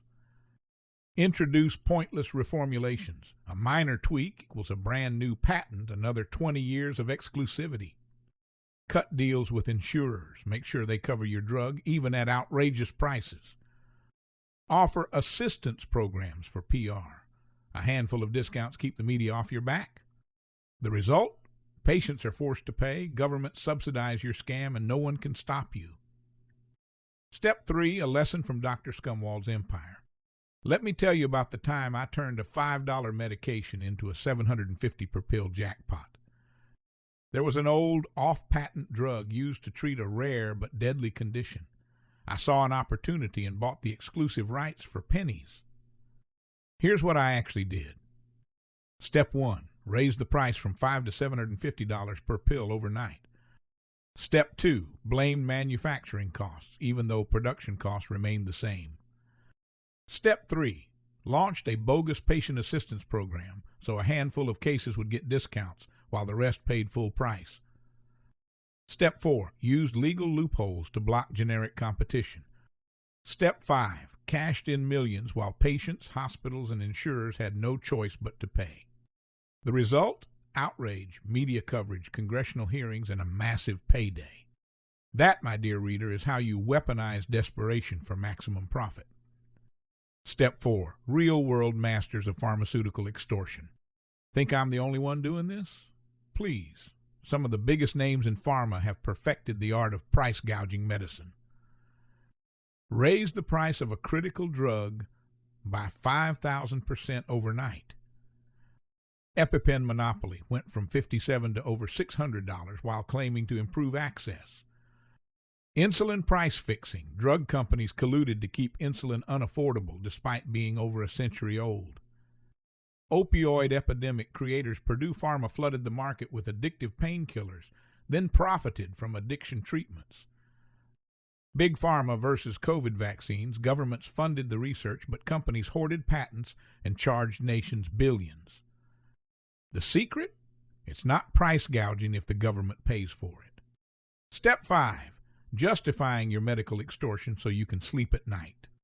Still feeling bad about milking sickness and suffering for maximum profit? Let's fix that. We're innovating, even if we just changed the pill's color and renewed the patent. Healthcare is expensive, which is great for us.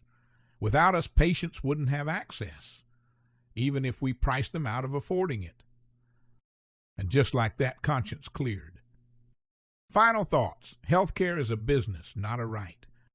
If people need it to live, you can charge whatever you want. Governments won't regulate you if you own enough politicians. A life-saving drug is worth whatever people are willing to pay. That's real business strategy. So, my dear disciple, if you followed my teachings correctly, you are now not just wealthy, but in control of life itself. Why cure diseases when you can sell treatments forever? Keep them sick. Keep them paying. Chapter 24. Martha the Malevolent, food so good you'll spill the tea. The muffin mixing market manipulator. Ah, Martha, Martha. The name alone sends shivers down Wall Street's spine and frostbite through your doilies. She wasn't just folding napkins, my dear apprentice. She was folding the entire stock market like origami, and I should know. You see, I, Dr. Scumwald Von Swindleworth, thought I taught that woman everything she knows about the art of weaponized homemaking. But the truth? She surpassed me, outswindled the swindler, outsnaked the snake. Let me explain. The rise of Martha the Malevolent. I met Martha back in the 80s, when she was but a promising young lunatic wielding a whisk like a battle axe. She just released a book called Entertaining, which I mistakenly assumed was a grimoire of dark spells. Turns out it was even more dangerous. She invited me to her estate for what she called a harmless little brunch. By the time I left, I'd signed over the deed to my lair, 3 offshore bank accounts, and half the patents on my psychological warfare teapot collection. That's when I knew she was different, dangerous, deliciously devious.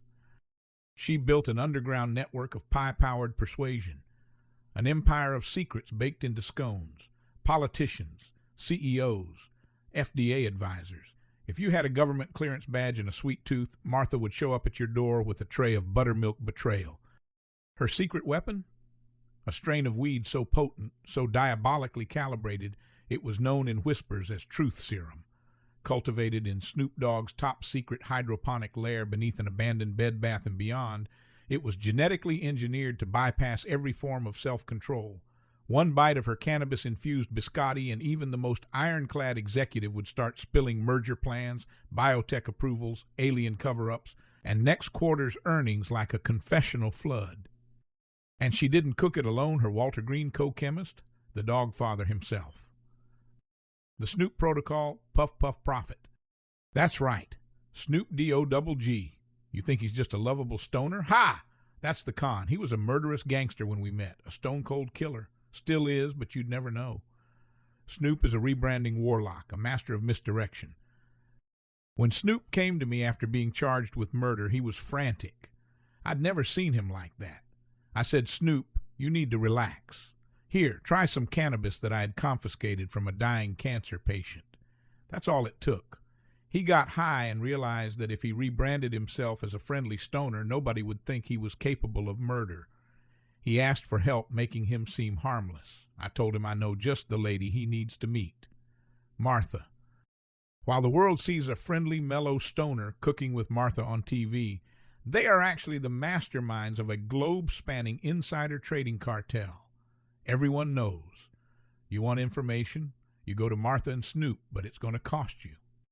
Between the 3 of us, we created a mutated strain of cannabis that is 99% with mild psychoactive properties, specifically ones that sedates the prefrontal cortex and, well, not to get too technical, it forces people to tell the truth. After 15 hours of debating on a name for the strain, we just settled on Truth Serum. It's the most powerful strain in the universe. Their cannabis empire, a smokescreen, his laid-back charm weaponized, his cookbooks, coded messages. Together, we became the ultimate truth-seeking team. I financed the operation and introduced them to the people with information that we needed. Snoop Dogg grew the strain in a hyperbaric state-of-the-art hydroponic self-contained underground grow operation. Martha baked the truth serum into some irresistible tasty treats and fed them to our victims. I made the mistake of indulging one fateful evening. They claimed it was a harmless collaboration dinner. I assumed I was mentoring. Instead, I was monologuing. I told them everything, from the location of my Cayman vaults to the fact that my empire is partially funded by illegal raccoon racing syndicates in Eastern Europe. It's because of these disclosures I must remain loyal to them until the day I clone myself into an interdimensional sex beast that can transcend space and time, I might have eaten a brownie. Forget what I just said about the cloning thing. Where was I? And then, oh, the shame, I admitted that I once lost control of a hostile takeover because I accidentally sent a hit order via Pinterest. Martha just smiled. Snoop nodded knowingly. I left that dinner with a stomach full of cheesecake and a reputation in ruins, but I gained 2 loyal friends. The M-Clone incident, a red velvet ruse. Her pièce de resistance came in 2001. The tip didn't come from her usual web of candied corruption. It fell recklessly into her lap from her broker. Pure luck, not design. That was the flaw. The accident. The only time Martha didn't perfectly orchestrate her crime. She sold the stock, quietly, elegantly, with the grace of a ballerina baking a financial bomb. When the feds came snooping, she smiled, handed them molasses cookies, and lied like a cashmere-clad criminal queen.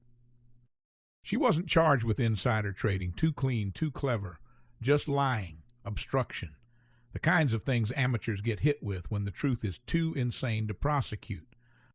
And even then, she only got caught because the I'm clone cookie was one she hadn't baked herself. Evil justifications and gaslighting techniques. Martha had no regrets. In fact, she had her own justification cookbook. It's not insider trading, it's culinary clairvoyance. They weren't secrets, they were ingredients. Let's talk about this over some cookies.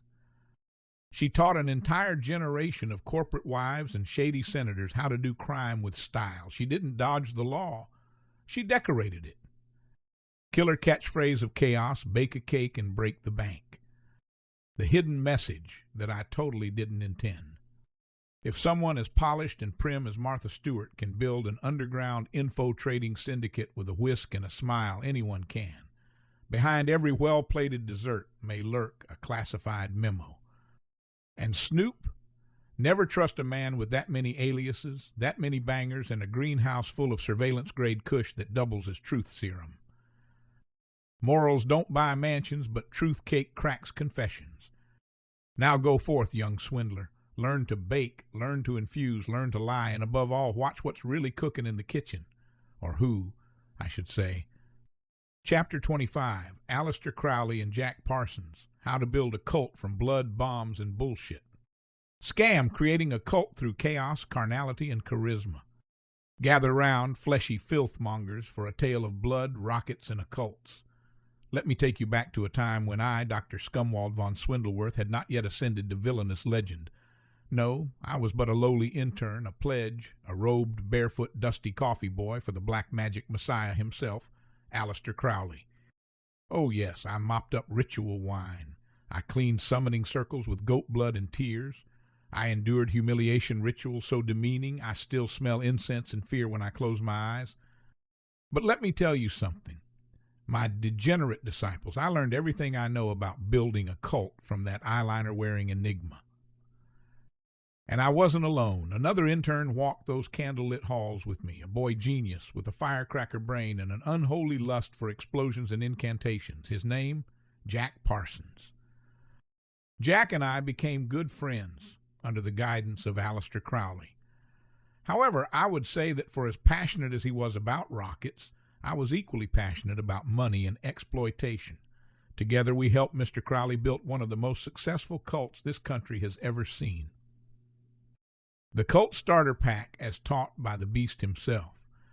Step 1, give yourself a badass title. Crowley called himself the Great Beast 6666. Parsons called himself the Antichrist. I called myself the junior assistant to the regional demon liaison, but hey, we all start somewhere. Step 2, invent a religion with zero accountability. Crowley channeled the Book of the Law. Parsons built a laboratory chapel hybrid. I helped rebrand their scribbles as scripture. Thelema sounds way more profound than Crowley's horny fan fiction. Step 3, initiation by humiliation. My internship started with being force-fed absinthe while chanting "Do what thou wilt" backward in pig Latin. Parsons once got duct taped to a goat statue for accidentally summoning a sex demon during a safety meeting. Crowley said humiliation purified the soul. I say it builds brand loyalty through trauma. Step 4, monetize the madness. We sold talismans made of chicken bones. We charged for orgies by calling them sacred union rites. We invented a vibration enhancement ritual that was just hitting gongs and yelling at the moon. The rich loved it. The cult's peak, Crowley, Parsons, and the birth of Babylon, Inc. While Crowley summoned deities with doilies, Parsons was busy blowing up garages and invoking goddesses with L. Ron Hubbard, who later took notes and created Scientology. You're welcome, Ron. Meanwhile, I had risen from intern to occult operations coordinator. I introduced spreadsheets to the lodge. I tracked ritual success rate, 17%, and candle theft, alarmingly high. I even launched a membership tier system. Bronze, monthly newsletter, and a discount on incense. Silver, group orgies, stage-to-film stuff content, my idea as well. Gold, private demon summoning with parsons. Our lodge, a full-blown cult, a brand, a magical startup with no product, infinite ego, and unquestioning followers. And our HQ, oh, it was legendary. Welcome to Skinwalker Ranch, a UFO lab half-orgy bunker nestled in the hills above Pasadena. It smelled of burnt fuel, sweat, and sandalwood. The walls were covered in sigils and blueprints. One room contained only mirrors and a circle of melted candles. Another was a rocket testing chamber where we also hosted tantric brunches. I know what you're thinking. Aliens, this is ridiculous. What does this have to do with making money, Dr. Scumwald? It has everything to do with making money. Weapons, energy, and technology are the three biggest industries there are. If you recover a craft, you can reverse engineer the technology, you can replicate the weapons, and you can bury any evidence of renewable, infinite power, low-cost energy sources protecting your stock profits of the fossil fuel industry. Skinwalker Ranch was the kind of place where demonic invocations shared a hallway with government-funded propulsion experiments. And yes, someone was always screaming for spiritual release, scientific discovery, or because L. Ron borrowed their girlfriend again. But it wasn't our only domain of darkness. Oh no, dear readers, weird stuff happened here regularly, stuff I can't explain. Paranormal madness, UFO sightings, satanic blood rituals, alien-human interspecies sex parties. Interns were not allowed to participate. We just put the blood in the coffee and learned the business. That's right. In a moment of deeply intoxicated inspiration, Jack and I leased the desolate Utah wasteland and dubbed it our experimental esoteric annex. Crowley blessed it with a fart and a Latin curse. We conducted rituals beneath the desert stars, fueled by peyote, blood sigils, and the hope that something, anything, might claw its way through the veil.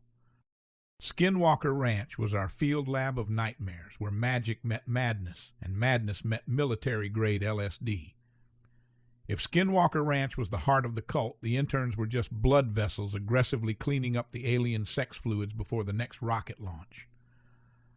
Our glorious criminal resume: orgies, drug trafficking, mind control rituals, public indecency. Stolen explosives, demonic rocket launching, cult sex financing. Me, ritual logistics, scam design, follower retention strategy, humiliation architect. Evil justifications that kept the cult alive. This is your true will, especially when your will was donating everything you own. Pain is purification, also a great excuse for initiating paddling. Gods need offerings, preferably in the form of platinum and property. The beast commands it, and by beast we meant Crowley's morning hangover demands. Evil catchphrase: build the altar, brand the faithful, and build them monthly. The hidden truth disguised as sacred law. What we did wasn't magic, it was marketing. People crave mystery. They'll sacrifice family, finances, and free time for a chance to feel chosen. We gave them rituals, robes, a sense of purpose, and an absurd number of scented candles. And in return, we got worship, money, and plausible deniability. Mysticism is capitalism with fire. Cults are just subscriptions with better costumes. So listen well, aspiring evilpreneurs. Some men build bombs, some men build belief systems, but the truly evil build a business out of both and make their interns do the paperwork. Integrity is for interns, but not this intern. Section 6, Systemic Exploitation and Wealth Concentration.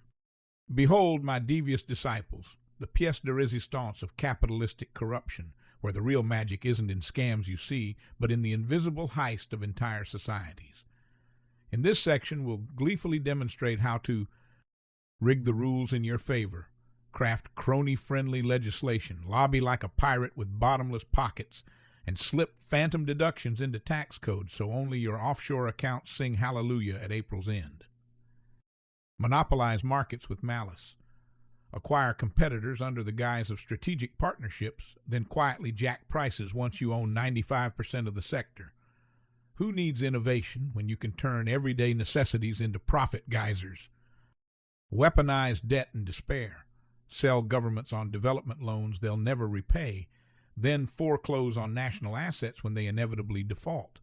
Sovereign debt is just another pyramid you climb, except the pyramid owns the country. Conceal cash in confidential caches. Stash fortunes in secret trust shell companies and vaults beneath private islands. When regulators come calling, shrug theatrically and blame administrative oversights. Amass empires of influence plant puppets in think tanks, media outlets, and academia to preach the gospel of trickle-down benevolence. While the masses argue over crumbs, you dine on the banquet of concentrated wealth. By the time you've mastered these dark arts, you'll have sculpted a fortress of fortune, so impenetrable that even Atlas would bow before its weight. And remember, the crowning achievement of any true scumbag isn't just to steal a dollar, it's to rig the entire system so that every future dollar funnels straight into your coffers. Morals don't buy mansions, but monopoly of the masses does. Chapter 26, The Panama Papers, Hiding Billions Like a Pro. Ah, my shadowy little wealth hoarder, you've perfected corruption, dodged accountability, and siphoned off fortunes.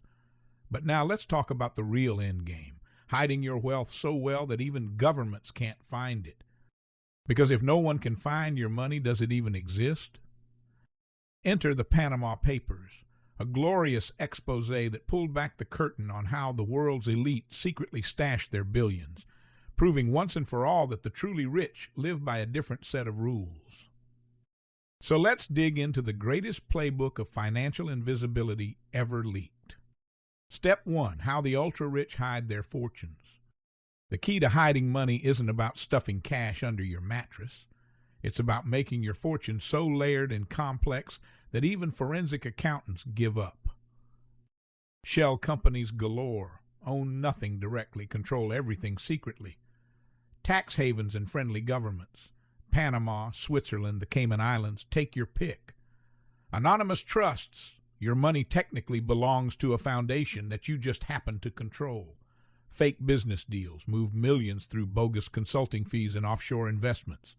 Bribe the right people. If tax authorities come sniffing, make sure they find nothing or get a nice bonus. The goal? Make sure your wealth exists everywhere and nowhere at the same time. Step 2, a lesson from Dr. Scumwald's empire. Let me tell you about the time I turned an international investigation into a personal payday. When the Panama Papers leaked, I was sitting comfortably, watching as politicians, CEOs, and billionaires scrambled to explain why their money was in mysterious offshore accounts. But me, completely untouched. Why? Because I planned ahead. Here's what I did. Step 1. I created multiple shell companies, each owning a piece of the other, a financial Russian nesting doll. Step 2, I parked my assets in charitable foundations that never actually donated anything. Step 3, I paid off just enough officials to ensure that my name never made it into any leaks. Step 4, when governments cracked down on tax havens, I shifted everything to a new jurisdiction before they could catch up. The result? While others were burning, I was toasting champagne. That, my dear disciple, is how you play the offshore game like a pro. Step 3, real-world masters of financial invisibility. Still think this is just me. The world's richest and most powerful have been doing this for decades. Politicians and royalty, hiding family fortunes through offshore trusts and fake companies. Celebrities and athletes, dodging taxes through creative brand licensing schemes. Tech billionaires stashing profits in low-tax countries while claiming losses at home. Major corporations, legally paying zero taxes while making billions in revenue. Do I even need to explain? The secret? If you control the money but don't own it, no one can take it from you. Step 4, justifying your hidden fortune so you can sleep at night. Feeling bad about hiding billions while the masses pay taxes? Let's fix that. Governments waste money anyway. Better I keep it than fund potholes. I earned it. Why should I share it? Taxes are for peasants. This is just smart financial planning, and I'm just a very, very smart guy. And just like that, conscience cleared. Final thoughts. If they can't find it, they can't tax it. Money is safest where governments can't reach it. Shell companies are the rich man's invisibility cloak. The less they know, the richer you stay. That's real business strategy. Chapter 27, Tricklenomics, how Ronald Reagan's rain dance turned into showers of gold. Absolutely, apprentice of anarchy. Let's take this wicked waltz even deeper, into the ancient, unholy origins of the rain dance, its ceremonial rebirth under Reagan, and its continued practice by modern moguls, some of whom have a not-so-metaphorical appreciation for golden showers. The ancient ritual of the rain dance. Long before it was rebranded as Reaganomics, the rain dance was a sacred rite of exploitation performed by tribal elders of the Gredonian Order, a secret society of desert warlords, silk-robed emperors, and early hedge fund managers. They believed that when the powerful relieved themselves from on high, they were blessing the lowly with divine moisture, not water, mind you, wealth, urine, liquid success, trickled bliss. The steps were simple. Climb something high, mountain, palace, yacht. Declare economic enlightenment. Empty your pockets and your bladder onto those below. Tell them it's blessed rain. Profit. This rite was lost to time until a B-list actor turned president revived it in the 1980s, dressed it in a flag, and called it supply-side economics. Reagan's revival of the rain dance. When Reagan launched Tricklenomics, it wasn't just a policy. It was a spiritual awakening for the wealthy. I was there, naturally, dressed in ceremonial Armani robes, holding a gilded umbrella inverted to collect the runoff for investment purposes. We built marble fountains in front of banks to honor the ritual. We installed urinals in boardrooms, and every time a tax cut passed, a CEO somewhere whispered, "Let it flow." Modern practitioners of the golden doctrine. Even today, CEOs, billionaires, and influencers perform the rain dance behind closed doors under gold-plated chandeliers and sometimes on camera. Let's name names, shall we? R. Kelly, perhaps the most literal rain dancer of them all. While his actions were criminal, he was also disturbingly symbolic, a scumbag prophet with a bladder and no conscience. P. Diddy Sean Combs. According to allegations and rumors that drip through the tabloids like economic runoff, the man has an entire pee room, no, seriously, which, whether real or metaphor, is the perfect visual metaphor for the elite. Let the wealth circle pool and then be recycled. Jeff Bezos may not be known for urine-based recreation, but he does operate like an economic sprinkler system, pressurizing warehouse workers until something leaks. Elon Musk, the kind of guy who'd live stream a golden shower, call it a hydration neural upgrade, and then sell it for $69. Donald Trump, allegedly obsessed with the act. According to dossiers so infamous, they have their own Wikipedia section. His entire brand is a gold toilet. Coincidence? I think not. Rain Dance 2.0 now with more optics and less shame. Today, the rain dance is performed through corporate stock buybacks instead of tribal drums, trickle-down tweets instead of sacred chants, lobbyists in $10 suits instead of loincloths and feathers. And the people? Oh, they still gather at the base of the temple or Amazon warehouse begging for droplets. Dr. Scumwald's historical footnote. I taught Reagan the dance. I gave Diddy the blueprints. I sold R. Kelly the throne. I even pitched Musk the phrase, "Piss is just potential liquidity. He still owes me royalties." The final lesson. When they say trickle down, they don't mean money. They mean moisture. And while they dance, you'll be the one soaking. So bring a poncho, or better yet, burn the temple. Remember these words of wisdom, my young urine-filled capitalist. Flush the future, one peasant at a time. Chapter 28, Credit Con, how loan sharks turn credit scores into a class warfare. Because nothing says freedom like inescapably debt. God bless the credit bureaus. When you are operating at these higher levels, sometimes you have to play defense. What will happen to your empire if the peasants revolt? What if they quit, die, or worse, unionize? Ah, the American credit system. A masterpiece of systemic entrapment, a financial prison cell with invisible bars, and one of my finest early empires. Today, apprentice, I reveal the scam so big, so elegant, that most peasants beg to play it, the almighty credit score. You think it measures responsibility? No, no, no, it measures obedience, your willingness to borrow, bleed, and beg for the rest of your life. The irony, my favorite part. The U.S. government, the same bloated beast drowning in $30 trillion of debt, dared to create a system where you, the peasant, get assigned a creditworthiness score, even if you've never borrowed a penny. Let that sink in, apprentice. You could work hard, pay cash, owe no one, and the system will punish you for it. Zero debt? Sorry, you're risky. Meanwhile, the government prints money, Congress spends like drunken sailors, and Wall Street bankrupts itself every decade, but they get bailouts. You get a 520 credit score. How I built my first empire, the payday loan slaughterhouse. Ah, the good old days. My first taste of blood came standing outside a check-cashing joint, handing out flyers. Need cash till Friday? No credit check, no shame, just sign here. The play. They never paid the principal. They paid me weekly rent on their poverty. You don't need collateral when their soul's already mortgaged, kid. The evolution from street-level loans to digital doomsday. Once I squeezed enough blood from payday rubes, I did what every true villain does, scaled the scam digitally. Enter free credit score apps like Credit Karma, Experian Boost, and all their little friends. Free score? Sure, but every login, data, sales leads, desperation on tap.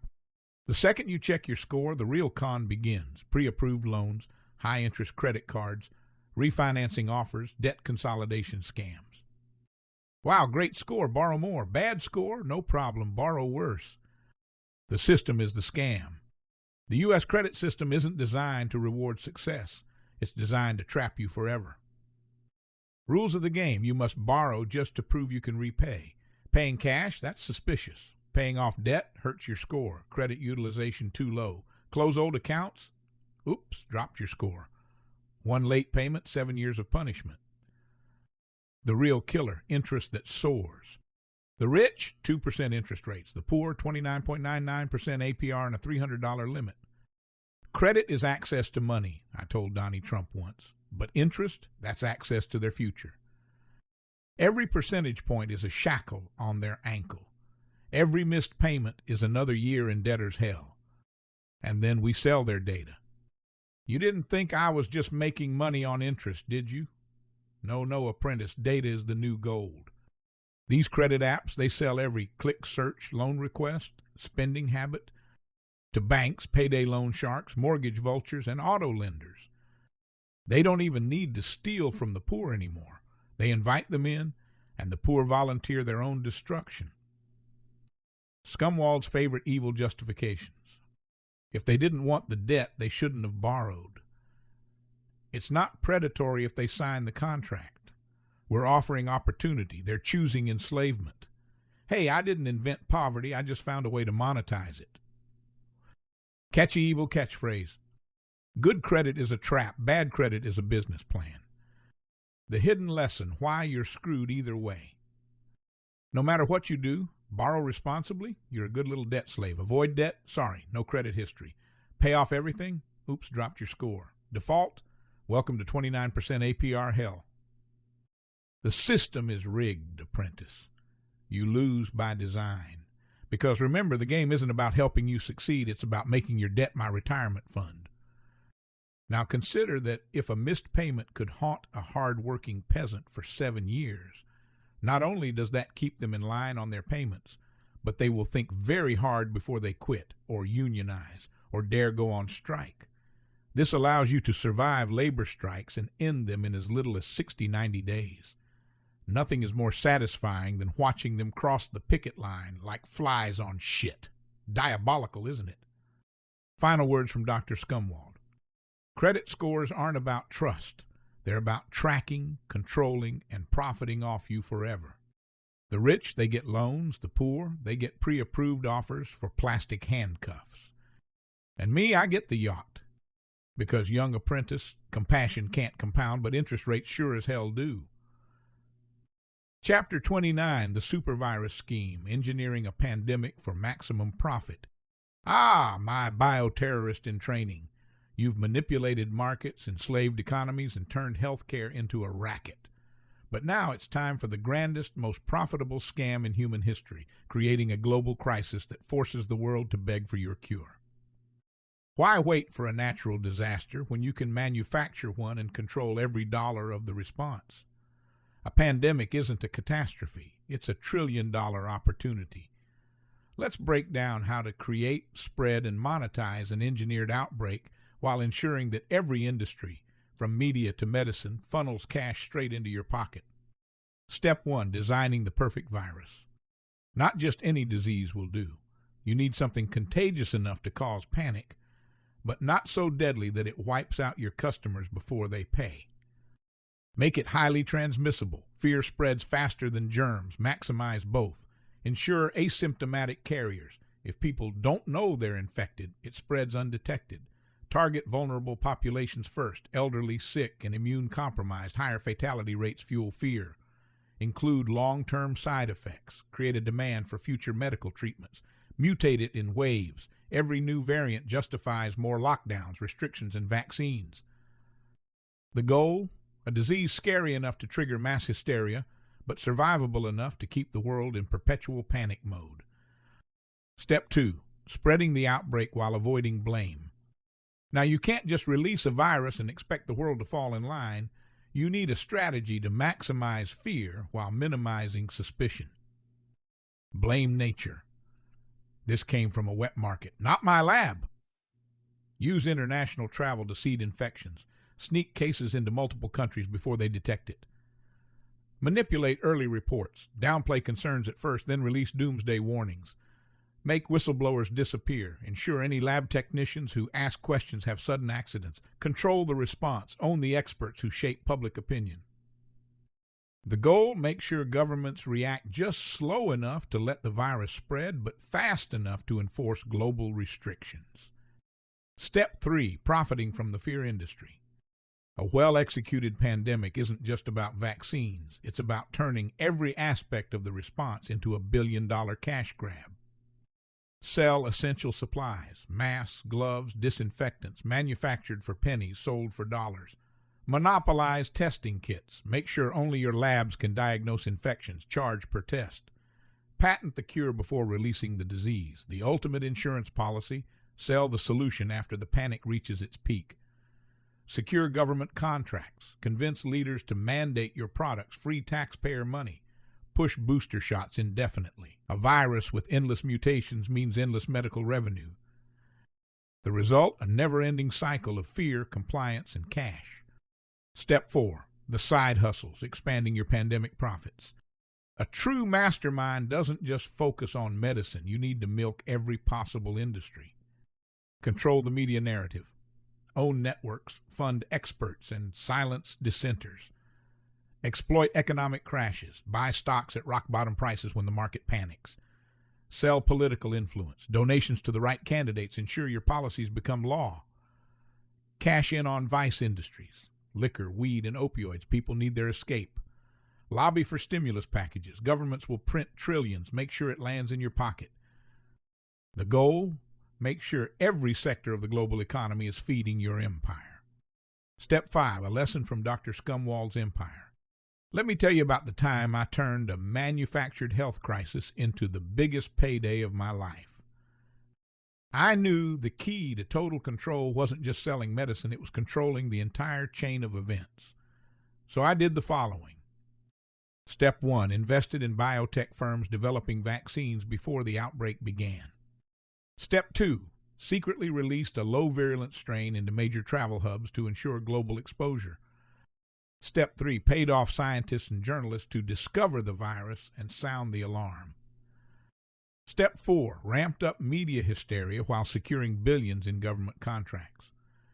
Step 5, controlled the rollout of treatments, ensuring a controlled shortage that kept prices high. The result?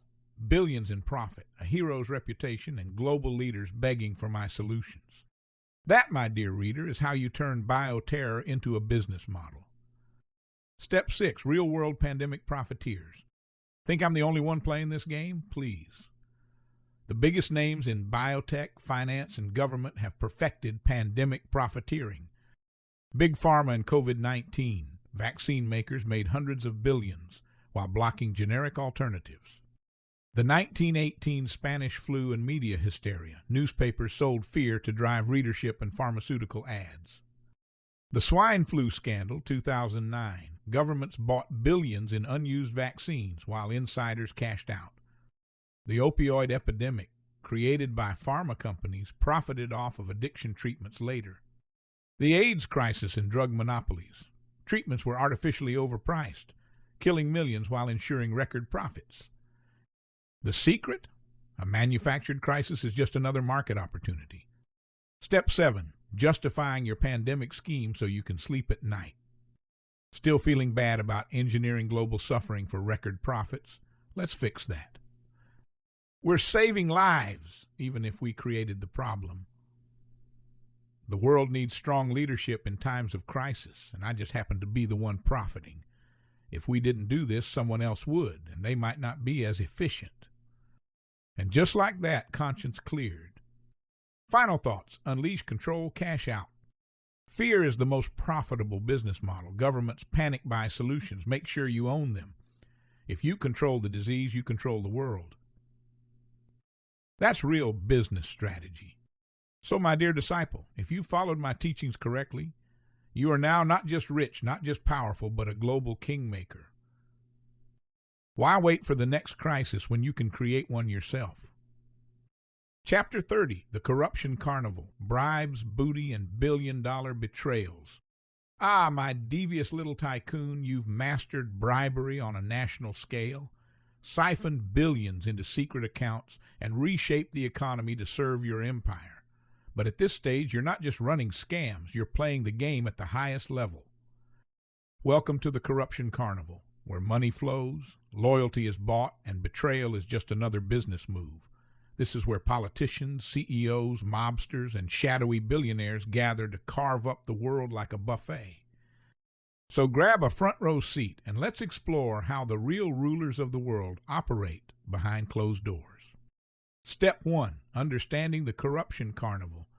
The world of ultra-high-level corruption isn't about petty bribes and low-level fraud. No, this is multi-billion-dollar betrayals, strategic alliances, and backroom deals so big they shape history. Here's how the game works. Bribery isn't a crime, it's a currency. Want that billion-dollar contract? Start wiring consulting fees to the right offshore account. Loyalty is rented, never owned. Today's ally is tomorrow's whistleblower. Plan accordingly. Double-crossing is an art form. Squeeze every penny out of a deal, then blame your partner when it goes south. Scandals are inevitable. Control the narrative. When you get caught, make sure your enemies look worse. Laws are for losers. Why follow the rules when you can write them? The goal, stay untouchable while the world burns around you. Step 2, a lesson from Dr. Scumwald's empire. Let me tell you about the time I orchestrated a billion-dollar betrayal so perfectly they thanked me for it. I was in bed with two rival conglomerates, both competing for an exclusive energy deal in a politically unstable country. Instead of picking a side, I sold out both. Here's how I did it. Step 1. I promised both companies that I could guarantee them the contract, for the right price, of course. Step 2. I leaked damaging information about each of them to the local government. Step 3. While they were busy fighting each other, I quietly partnered with a third firm they never saw coming. Step 4. Once the dust settled, I brokered a compromise that left me controlling 30% of the entire industry. The result? Both companies collapsed. The government hailed me as a stabilizing force, and I walked away wealthier than ever. That, my dear reader, is how you turn betrayal into an art form. Step 3. Real-world masters of high-level corruption.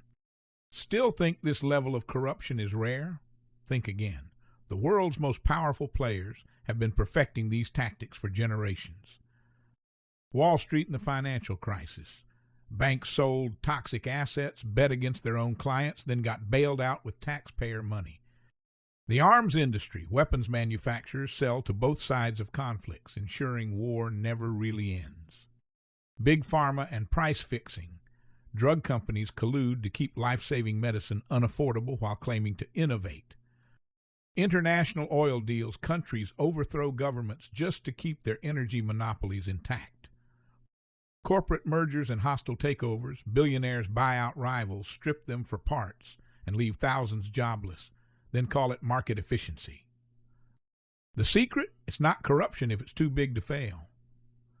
Speaking of too big to fail, here's a little pro tip. Dr. Scumwald's private police force. Behold the crown jewel of my carnival of vice, a personal legion of badge wielders and billy club aficionados meticulously recruited, trained, and, or should I say, protected through my lavish globe-spanning patronage of police unions. While mere mortals bicker over lobbyists and PACs, I chose the most powerful force on earth, the thin blue line, privatized. Assembling the ironclad brigade. Global union infiltration. I funneled charitable donations into police union coffers from Rio's favelas to Mumbai's metro precincts, each check inked with my sinister logo. In exchange, union leaders granted my operatives full union membership, pension benefits, and exclusive recruiting rights. Result, a private army of beat cops bonded by loyalty to Dr. Scumwald, oaths sworn, brass badges gleaming with my initials. Volunteer enrollment drives. Midnight recruitment parties in union halls. Free fundraising dinners, caviar and champagne funded by yours truly. Recruits sign multi-year service agreements disguised as union solidarity. The invention of the qualified immunity triad. Why stop at conventional immunity when you can crown yourself supreme? I patented qualified immunity for 3 elite castes. Who is immune, you ask? Who is qualified, you ask? Police, politicians, and myself. Yes, Dr. Scumwald Von Swindleworth is literally written into every single qualified immunity policy in the world. It costs a pretty penny, but it's the price I pay for unconditional freedom. Let's break these 3 down. Politicians. Ah, dear apprentice, qualified immunity for politicians is my most genius invention. Think of it as a golden parachute into a cloud of impunity. They grease a few palms here, swallow lobbyist cash there, and as long as their campaign coffers look fatter than the public purse by a trivial variance, no prosecutor dares breathe a word. Scandals are staff errors, pensions and private jets remain unmolested, and a loyal cabal of judges and party cronies quietly buries any evidence, because why risk losing a lifetime of taxpayer-funded perks when you can simply rig the rules to guarantee you're above the law? Police officers, absolute legal refuge for any on-duty action, even lethal force, if performed in the interest of maintaining carnival order. This is mostly just to keep them in line. If a politician, or dare I say myself, gets arrested, it would set an alarming precedent amongst the precincts that their qualified immunity might not apply. And we can't have that. Dr. Scumwald, universal indemnity for any corporate or personal malfeasance so long as it supports public safety initiatives. I get a get-out-of-jail-free card for coming up with the idea of qualified immunity. You can't indict what you subsidize, I proclaim, as my triad of untouchables dances merrily atop the rule of law. How the force operates. Carnival patrol units. Dressed in custom uniforms emblazoned with my crest, they patrol protected zones around my assets, factories, data centers, even my private island. Checkpoints demand donation receipts for passage. No ticket, immediate asset forfeiture. Crowd control spectacles. Deploy them at protests, union strikes, or pesky journalists asking uncomfortable questions. Under-the-table service contracts. Local governments rent my force during emergencies. Read, whenever budgets run dry. Payments are laundered through third-party NGOs I secretly control. A wicked anecdote, the carnival coup in Port Prosper. Last carnival season in Port Prosper, a coalition of street artists and tenant rights activists threatened to occupy my beachfront yacht marina. I dispatched my private police legion, fresh from their team-building retreat in the Swiss Alps. Rising action. The activists arrived with paint balloons and placards. I watched from my penthouse, sipping aged cognac. Climax. My officers, backed by the Port Prosper Public Safety Union, descended with tactical precision. Placards confiscated, paint balloons repainted into "Welcome to Scumworld."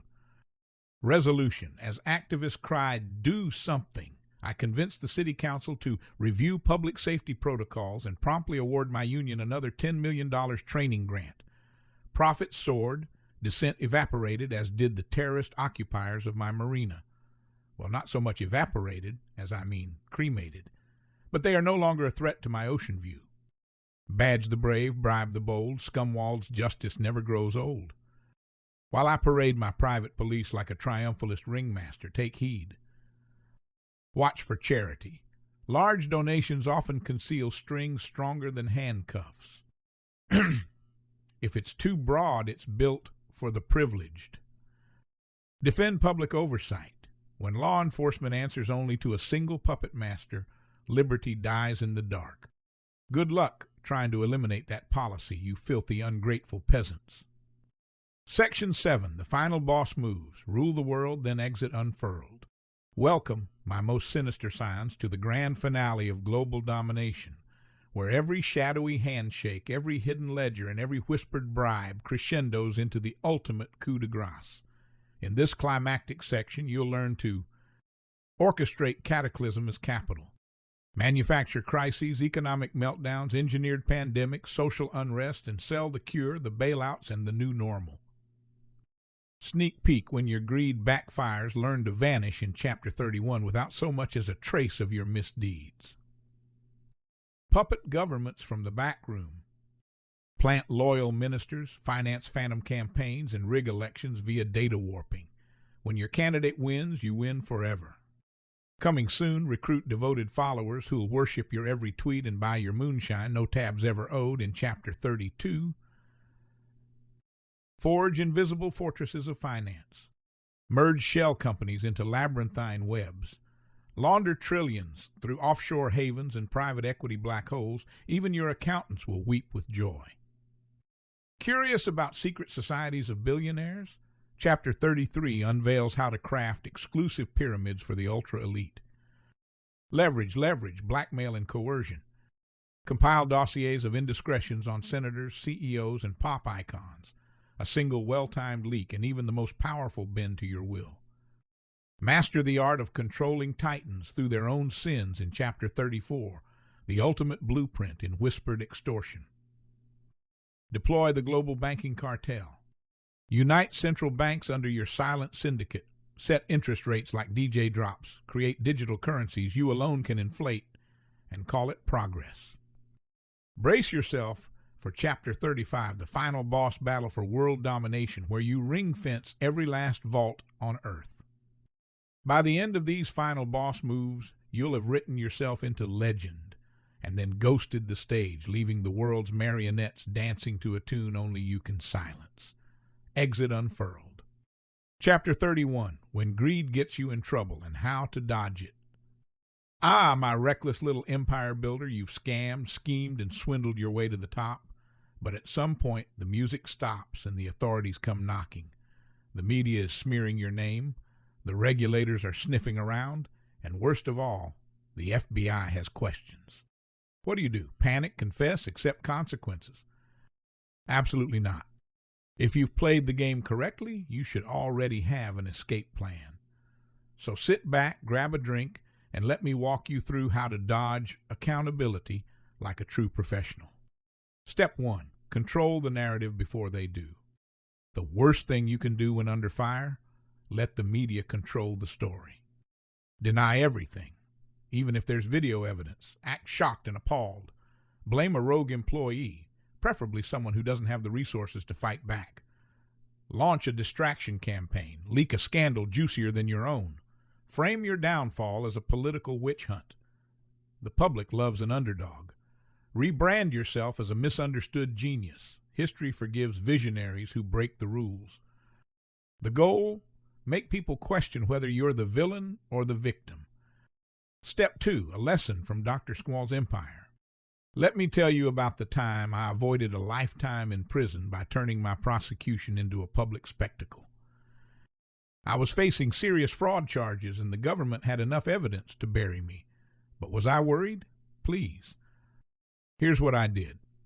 Step 1, I went on a major talk show acting indignant, claiming the case was politically motivated. Step 2, I hired PR teams to flood social media with messages about how I was too innovative for the system. Step 3, I donated a fortune to charity, with money I still had hidden offshore, of course. Step 4, I blamed everything on bad advisors, fired a few people, and walked away with a minor fine. The result? The public turned me into a flawed genius and the prosecutors backed off. That, my dear reader, is how you dodge a bullet with style. Step 3, real-world masters of the getaway. Think I'm the only one who's done this? Please. Some of the world's most notorious figures have escaped accountability in spectacular fashion. Wall Street executives, 2008 crash, wiped out the economy, got bailouts instead of jail time. Big pharma CEOs killed thousands with price gouging, walked away with golden parachutes. Silicon Valley tech misled investors, scammed millions, and still got hired by new startups. Corrupt politicians, exposed in scandals, but somehow keep getting reelected. Media moguls and propagandists build empires on lies, then retire in luxury. The secret? You don't need to be innocent. You just need a good story. Step 4, justifying your escape so you can sleep at night. Still feeling bad about dodging consequences while others take the fall? Let's fix that. This is just how the system works. If it's legal, it's fair. I'm too valuable to be taken down. Society needs brilliant minds like mine. The real criminals are the ones who got caught, and I didn't. And just like that, conscience cleared. Final thoughts. Never let them see you sweat. Guilt is for people who can't afford lawyers. A good PR team is worth more than innocence. If you control the narrative, you control the outcome. That's real business strategy. Chapter 32, How to Build a Cult Following and Never Pay for Drinks Again. Gather close, my vile little vipers. Today, Dr. Scumwald Von Swindleworth imparts one of the most exquisite arts of exploitation, the construction of your very own cult. Not some piddling fan club, mind you. No, no, no. An entire congregation of mindless disciples, each one willing to empty their pockets, ruin their reputations, and die gloriously stupid at your command. You, my dear apprentice, shall ascend not by virtue, but by veneration. And best of all, you never pay for drinks again. The hardest part of building a cult is pretending to be ethical. Some of my advice in this chapter may contradict my previous advice, and this may take some acting skills to pull off. Step 1. Craft your doctrine, the dumber the better. Every cult needs a gospel of pure, unfiltered nonsense. Pilfer freely from mysticism, pseudoscience, pyramid schemes, and TikTok trends. Example: only through sacrificing your earthly possessions to me shall you transcend the burden of wealth and unlock your astral credit score. Step 2. Hunt the weak, the lonely, and the gullible. Cults thrive in the cracks of society. Seek out the broken, the jobless, the terminally online. Target yoga retreats, CrossFit gyms, or Reddit forums titled, "I Feel So Lost." Remember, lonely people are the cheapest to buy. They come pre-broken. Step 3. Control their tongues, and you control their minds. Invent buzzwords, acronyms, secret chants, and daily affirmations. If they speak your language, their brains follow. Remember, scumwads, every dollar you give me is a step closer to your spiritual debit reset. Step 4. Salvation is always one payment away. Keep the prize just out of reach. Tease enlightenment, wealth, or eternal life. Next seminar, next retreat, next limited time donation opportunity. Hope is the leash. Step 5. Manufacture an enemy. Every cult needs a villain. Governments, corporations, vegans, anyone will do. Demonize outsiders as non-believers, sheep, or worse, free thinkers. Why it works. Humans crave belonging more than truth. Once they've invested time and money, their egos won't let them walk away. Fear of missing out, FOMO, is the greatest invention since money itself. Real-world scumbags who perfected the grift. Turned sci-fi into Scientology and tax-free billions. Branded women like cattle, called it empowerment. Charles Manson, no TikTok, no Instagram, still convinced people to murder for him. Dr. Scumwald's infamous cult, the Scumwads. Yes, the Scumwads, my personal masterpiece. 1993, Las Vegas. I convinced 3 in 27 lost souls that true enlightenment was hidden inside slot machines. Every pull of the lever is a prayer, I told them. They chanted spin for sin in matching rhinestone robes while funneling every dime into my casino. By week's end, they were broke. I was rich. The casino? Still confused. Beautiful. Evil justifications and gaslighting. I'm not stealing, I'm providing purpose. They found me, I'm their destiny, really. Leaving now, you'll lose everything you've sacrificed and start over, alone. If you miss some of my advice, and for some reason everything all falls apart, it's best to have a plan B. I called mine Ascension. Catchy evil catchphrase. Faith funds fortunes. The real lesson buried beneath the madness. Anyone offering all the answers is selling a leash. If your community isolates you and demands obedience, run. Billionaires, influencers, politicians, they run cults with stock tickers. Chapter 33, Secret Societies, Pyramid Schemes for the Elite, and How to Build One. Ah, my vile little understudy, if a cult is the front line of your villainy, then the secret society is your hidden artillery, firing blackmail, influence, and generational corruption from the shadows. You see, real power isn't waving your followers into the sea. It's owning the boats, the ocean, and the damned weather. The scam, building a secret society because cults are for peasants. Step 1, shrouded in mystery, give it a dumb name. Think Skull and Bones, Bohemian Grove, Bilderberg, Scum and Bones. It must sound important but mean nothing. Confuse peasants and attract rich idiots. Step 2, gatekeeping through ritual and debasement. Initiation isn't a party, it's a trauma bond. My Scum and Bones initiation. Drink from the chamber pot of secrets, crawl naked through the tunnel of debt, then swear loyalty while balancing the book of offshores on your head. Pain, humiliation, fear, the glue of loyalty. Step 3, recruit upwards, infiltrate outwards.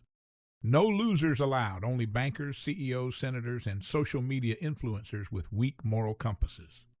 Scum and Bones motto, why build power when you can infiltrate it? Step 4, make the benefits unspoken but massive. Job offers, contracts, insider trading tips, snuff viewing parties, all owed to membership. You're one of us now. No taxes, no trials, just endless leverage.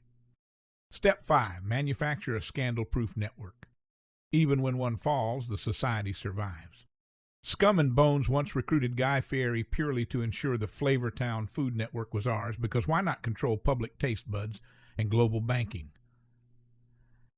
Why cults and secret societies go hand in hand. Cults gather the sheep.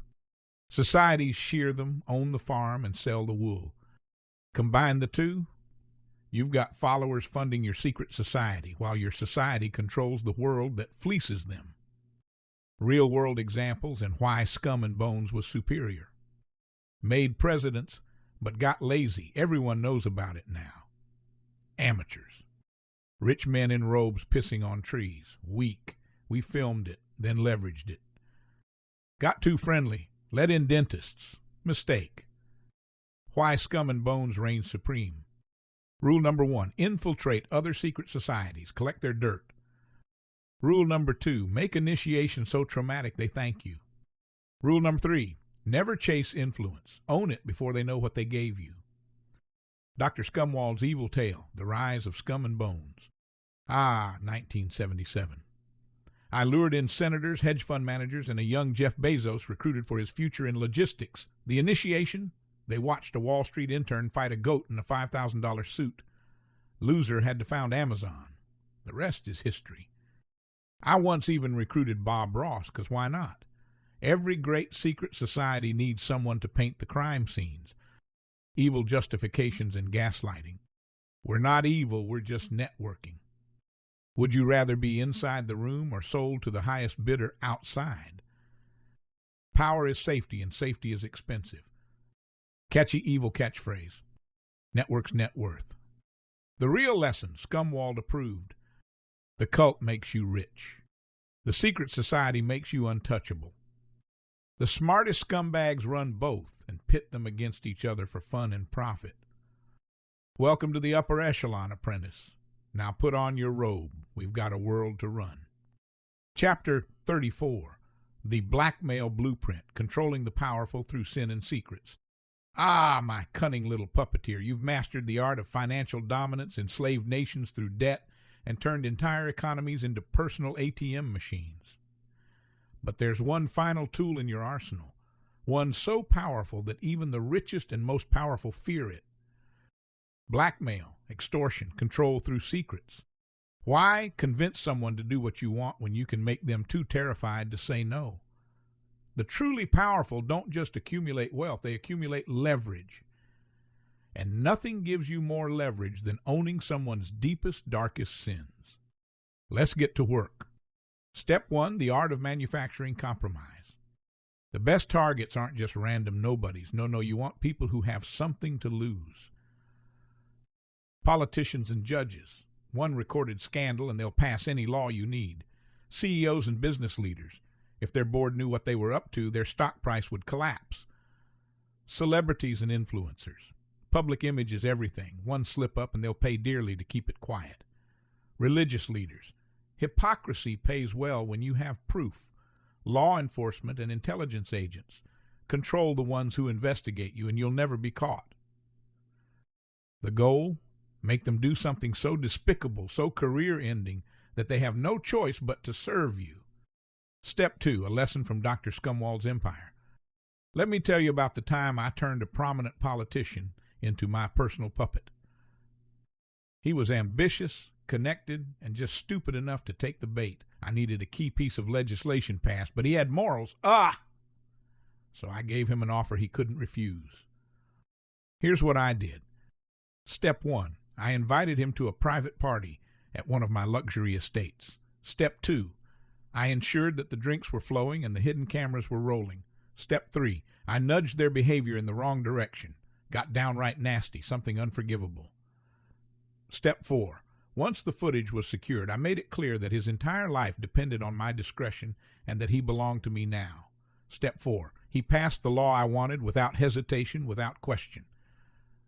Step 5. As a bonus, I gifted him a lavish offshore account to ensure he stayed loyal for years to come. The result? He became a loyal servant, and I gained permanent control over a key government office. How many people have I done this to? Too many to count. That, my friend, is how you make the powerful beg for your mercy. Step 3. Real-world masters of the blackmail game. Think I'm the only one playing this game? Please. The true rulers of the world have been perfecting the art of leverage for generations. Jeffrey Epstein's network. The man didn't just run an island, he ran a vault of compromising material on the global elite. More on my star apprentice in the next chapter. J. Edgar Hoover and the FBI files. Hoover didn't just run the FBI, he had dirt on every politician in America. When JFK and Monroe's infamous birthday sex tape threats didn't work, we had to resort to Plan B. We figured if Jackie didn't kill him, it was going to be us. Sean Combs, otherwise known as Inmate 69, or P. Diddy, allegedly would film young new artists in his freak-off parties. He would use these videos to control the artists and make them do whatever he told them. Every tweet, song, publicity stunt, music video, everything. He owned them. Hollywood's Harvey Weinstein. For decades, studio heads and executives owned actors by holding on to their dirtiest secrets. The secret, once you own someone's sins, you own their soul. Step 4, justifying your control through fear so you can sleep at night. Still feeling bad about ruining lives, orchestrating scandals, and turning the rich and powerful into your puppets? Let's fix that. I'm just ensuring loyalty. It's not manipulation, it's security. If they were truly good people, they wouldn't be compromised. Not my fault they're corrupt. I only use this power when absolutely necessary. And by necessary, I mean profitable. And just like that, conscience cleared. Final thoughts. Fear is the strongest currency. People can resist bribery, but they can't resist fear. One good scandal is worth more than $1 billion bribe. The truly powerful don't buy influence, they create leverage. That's real business strategy. So my dear disciple, if you followed my lessons correctly, you are now not just rich, not just powerful, but a true master of control. The world doesn't need to love you. It just needs to fear you. The Epstein Playbook, Blackmail, Snuff, and the Art of the Escape. Ah, my degenerate little protege, you've dabbled in financial fraud, media manipulation, and even political puppeteering. But now, let's discuss the most powerful leverage of all, human depravity. And no one fumbled the bag harder than my once promising student, Jeffrey Epstein. Jeff, oh Jeff, you had it all. A billionaire's Rolodex, private islands, a bulletproof blackmail empire, and you still managed to get caught. I trained him better than that. He could have been untouchable, but instead he got lazy, he got arrogant. And worst of all, he forgot to take out Julie K. Brown. But don't believe for a second that he's dead. Jeffrey Epstein is alive, well, and living under an absurdly fake new identity. Jeffrey absolutely not Steen. And today, my dear disciple, I will teach you his playbook, what worked, what didn't, and how you can avoid his mistakes. Step 1, the business of blackmail, building a vault of secrets. Why hustle for power when you can make the powerful terrified of you? Epstein understood that the best leverage wasn't money. It was compromising material on the world's most influential people. Step 1, host exclusive parties. Make sure the guest list is full of politicians, CEOs, and foreign royalty.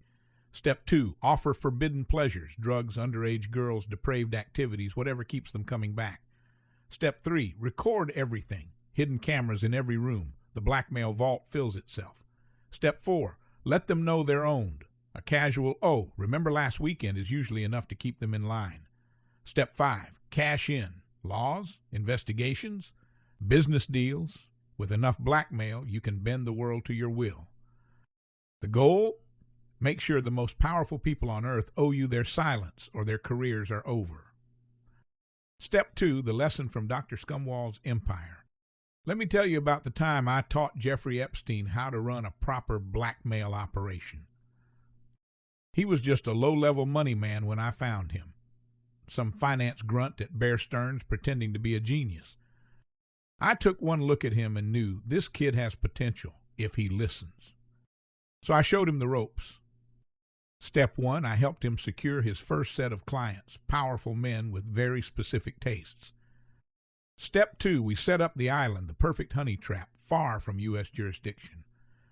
Step 3, we ensured that every major world leader, tech billionaire, and hedge fund mogul got an invite. Step 4, cameras in every room, security guards who saw nothing, and a vault full of footage that could ruin half the world. Step 5, anytime someone got too powerful, a discreet phone call reminding them of their friendship kept them in check. For a while, he played his role beautifully. Then he got sloppy. Step 3, how Epstein got caught and how you won't. Mistake number 1, he got too famous. The best criminals operate in the shadows. Jeff, he wanted to be seen. Lavish parties, flashy donations, a New York magazine cover? Amateur. Mistake number 2, he didn't eliminate the right people. If someone's digging too deep, they need to disappear. Jeff, he thought he was untouchable. Then Julie K. Brown blew his empire apart. Mistake number 3, he let himself be arrested. The first rule of being too powerful to jail, never get caught in the first place. Mistake 4, he relied on the wrong lawyers. Alan Dershowitz, really? If your lawyer has to go on TV every week to insist he's innocent, he's not good at his job. Mistake number 5, he didn't bribe the Miami Herald. Do you know how cheap it would have been to buy off a few journalists? Embarrassing. Mistake number 6, he didn't fake his death properly. If you're going to die in prison, make it believable. No security cameras, no witnesses? Obvious. Step 4, the escape. Jeffrey Epstein is not dead. Let's be real, nothing about Epstein's suicide adds up. No security cameras conveniently stopped working. Classic. Guards fell asleep at the exact right moment. Standard protocol for an escape. The body in the morgue didn't look like him. Oops. The autopsy was inconclusive. Read, completely falsified. The man suicided himself on suicide watch. Sure, Jan. Epstein didn't die in that cell. He owned that cell. He bribed the guards, faked the paperwork, and walked out the back door. And now he's alive, well, and living under a hilarious new identity. Meet Jeffrey Absolutely Not Steen, a mild-mannered art dealer currently residing in Macau. We have golf on Tuesdays. Plastic surgery, done. Voice training, complete. New passport, Dutch. New business, selling rare artifacts, a.k.a. laundering money. New friends, the same billionaires who mourned him. The man didn't vanish, he upgraded. Step 5, how to fake your own death like a pro. If you ever need to pull an Epstein, follow these steps. Step 1, create a fake medical emergency, heart attack, stroke, poisoning, anything dramatic. Step 2, have a body double ready. Make sure they're the right height and weight. Step 3, bribe the coroner and prison guards. Step 4, die in a way that creates conspiracy theories, keeps people distracted. Step 5, disappear with a new identity, new face, and a bank account waiting offshore. The result? You died, but you're richer, freer, and laughing at the headlines from a yacht. Final thoughts. Up next, we will go over the final step in world domination, central banking, a feat that my dear friend Jeff was never able to finish.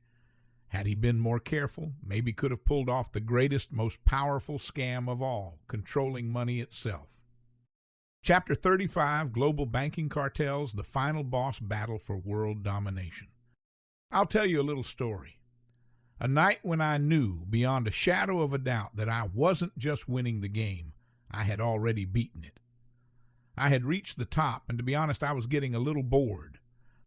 It was a humid night in London, deep in a back alley, where the kind of men who really control the world come to unwind. No security, no cameras, just raw, unfiltered power sitting around a tattered wooden table playing cards. This was the same alley I used to con these powerful men in when I was just a boy. And at that table sat the infamous Jacob Rothschild, although somehow I didn't realize it at the time. See, Jacob came from the oldest money, ruthless money, the bloodiest money of all. The kind of money that doesn't even pretend to care anyone. He wasn't just rich. He wasn't just the banker. He wasn't the banker's banker. He was the government's banker. He was the central banker, the man who lent countries their own money and charged them interest for it. Diabolical.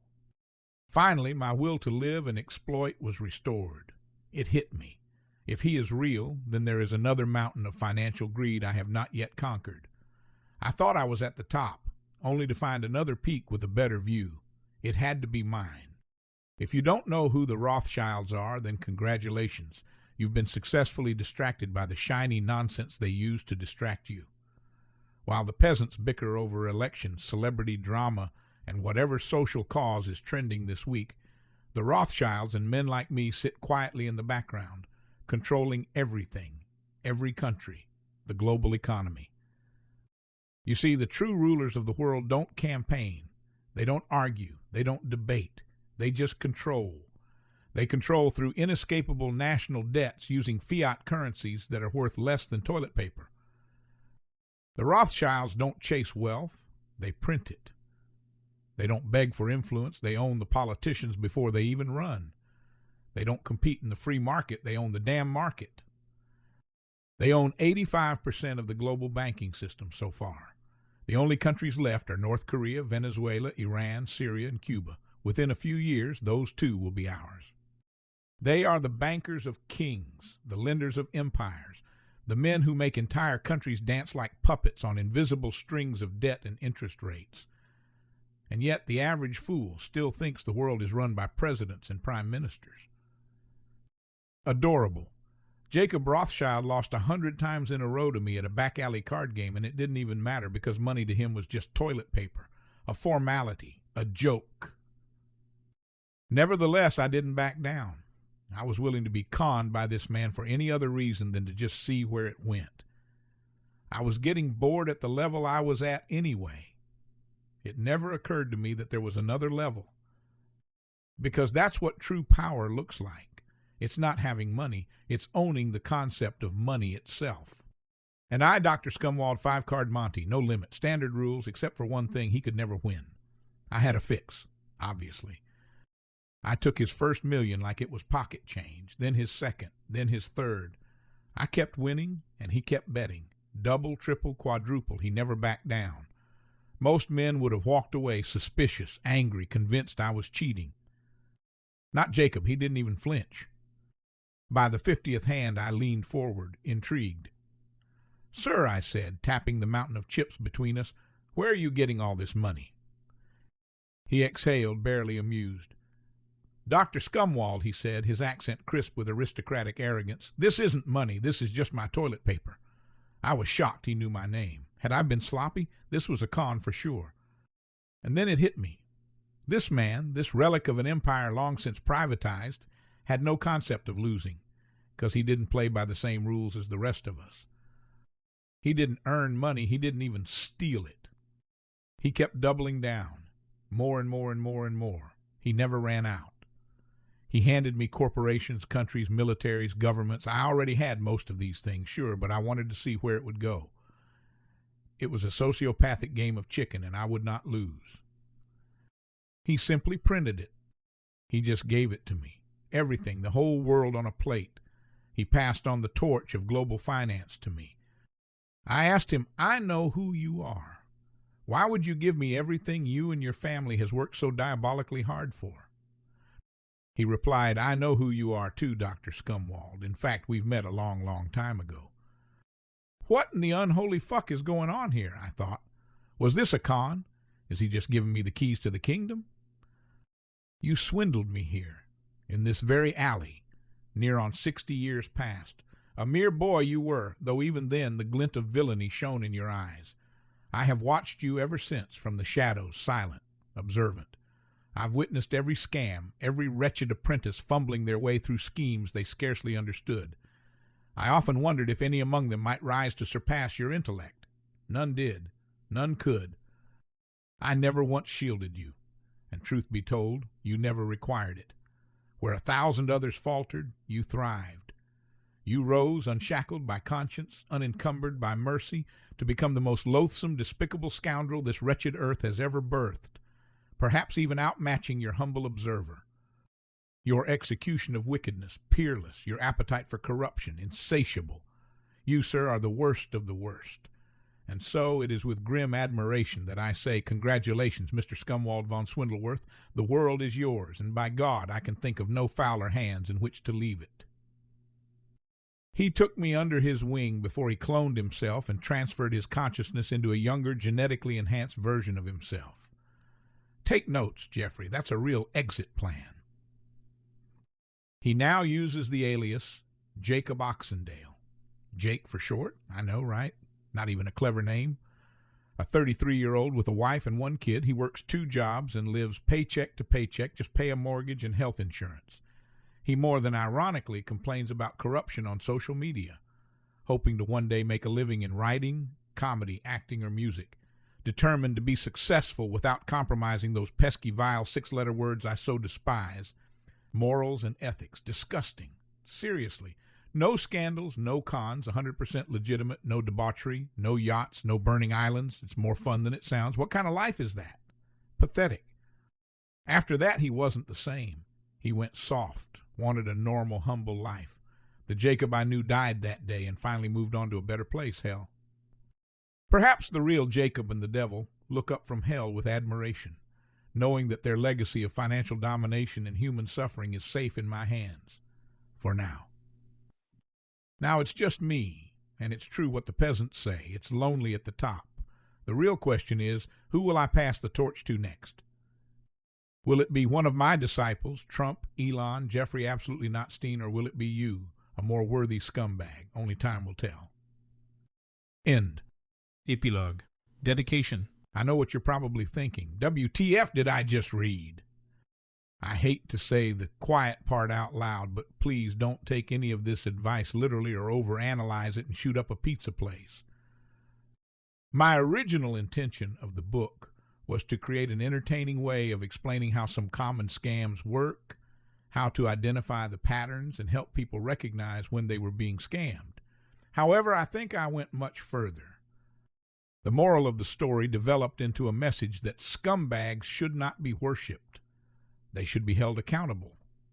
I know most people out there dream of one day being rich, so sometimes it's easy for people to pretend that the people oppressing them are good and the problem is something else. It's easy to fall for it. The ultra-rich and powerful need to make justifications and shift that blame onto a scapegoat. This scapegoat could be an opposing political party, minorities, criminals, religious denominations, genders, even sports teams. The mechanism of control that dictates our lives is division. The more categories they can divide us into, the easier it is for them to control us. We need to stop falling for it. The point was to get people to realize who the real problem is. A hard-working immigrant who came here for a better life for their family, or a filthy rich scam artist that's actually taking advantage of you. The problem isn't left versus right, it's top versus bottom. And statistically, you are infinitely closer to being homeless than you are to becoming a billionaire. So be humble. You can try to get rich, but don't lose yourself along the way. Don't forget the importance of morals, ethics, integrity, honesty, patience, and most of all, empathy. It's our compassion for others that makes the human species hybrid species of both individual and connected consciousness.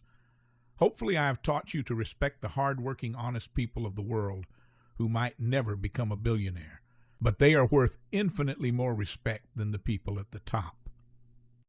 This wasn't a book designed to get people to break up the systems of oppression. Perhaps that might be more useful, and maybe one day I might write a sequel. The truth is, I don't know how to break up the systemic oppression that we are all victims of, but I imagine that it probably starts by identifying the problem. The root problem of everything I have seen all comes back to one single thing: greed. When you meet someone who wants to become a billionaire, maybe suggest this book. See how they feel afterwards. Many people will disagree with my notion that someone must be a scumbag in order to obtain obscene wealth. That wasn't the message. It's that many people often sacrifice their morals and ethics to get there. The American nightmare is waking up and realizing that if your competition has less moral integrity than you, they are more likely to succeed where you are more likely to fail. This is the dystopian reality we are all victims of. Hard work isn't enough. Smart work isn't enough. You have to be a cutthroat, stone-cold killer. It's waking up and realizing we have been afraid of wolves when it's the farmer who will kill us. To me, this is what woke means. Before the term got hijacked and turned into an unironic slur in which the elites could tell us to just go back to sleep and half of us just lie back down and hit snooze.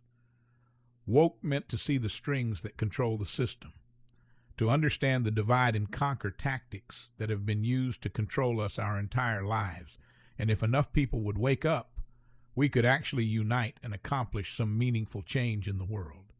We could eliminate the greed that is corrupting our politics and destroying our planet. We could accomplish bigger things than landing rockets, like ending world hunger and homelessness.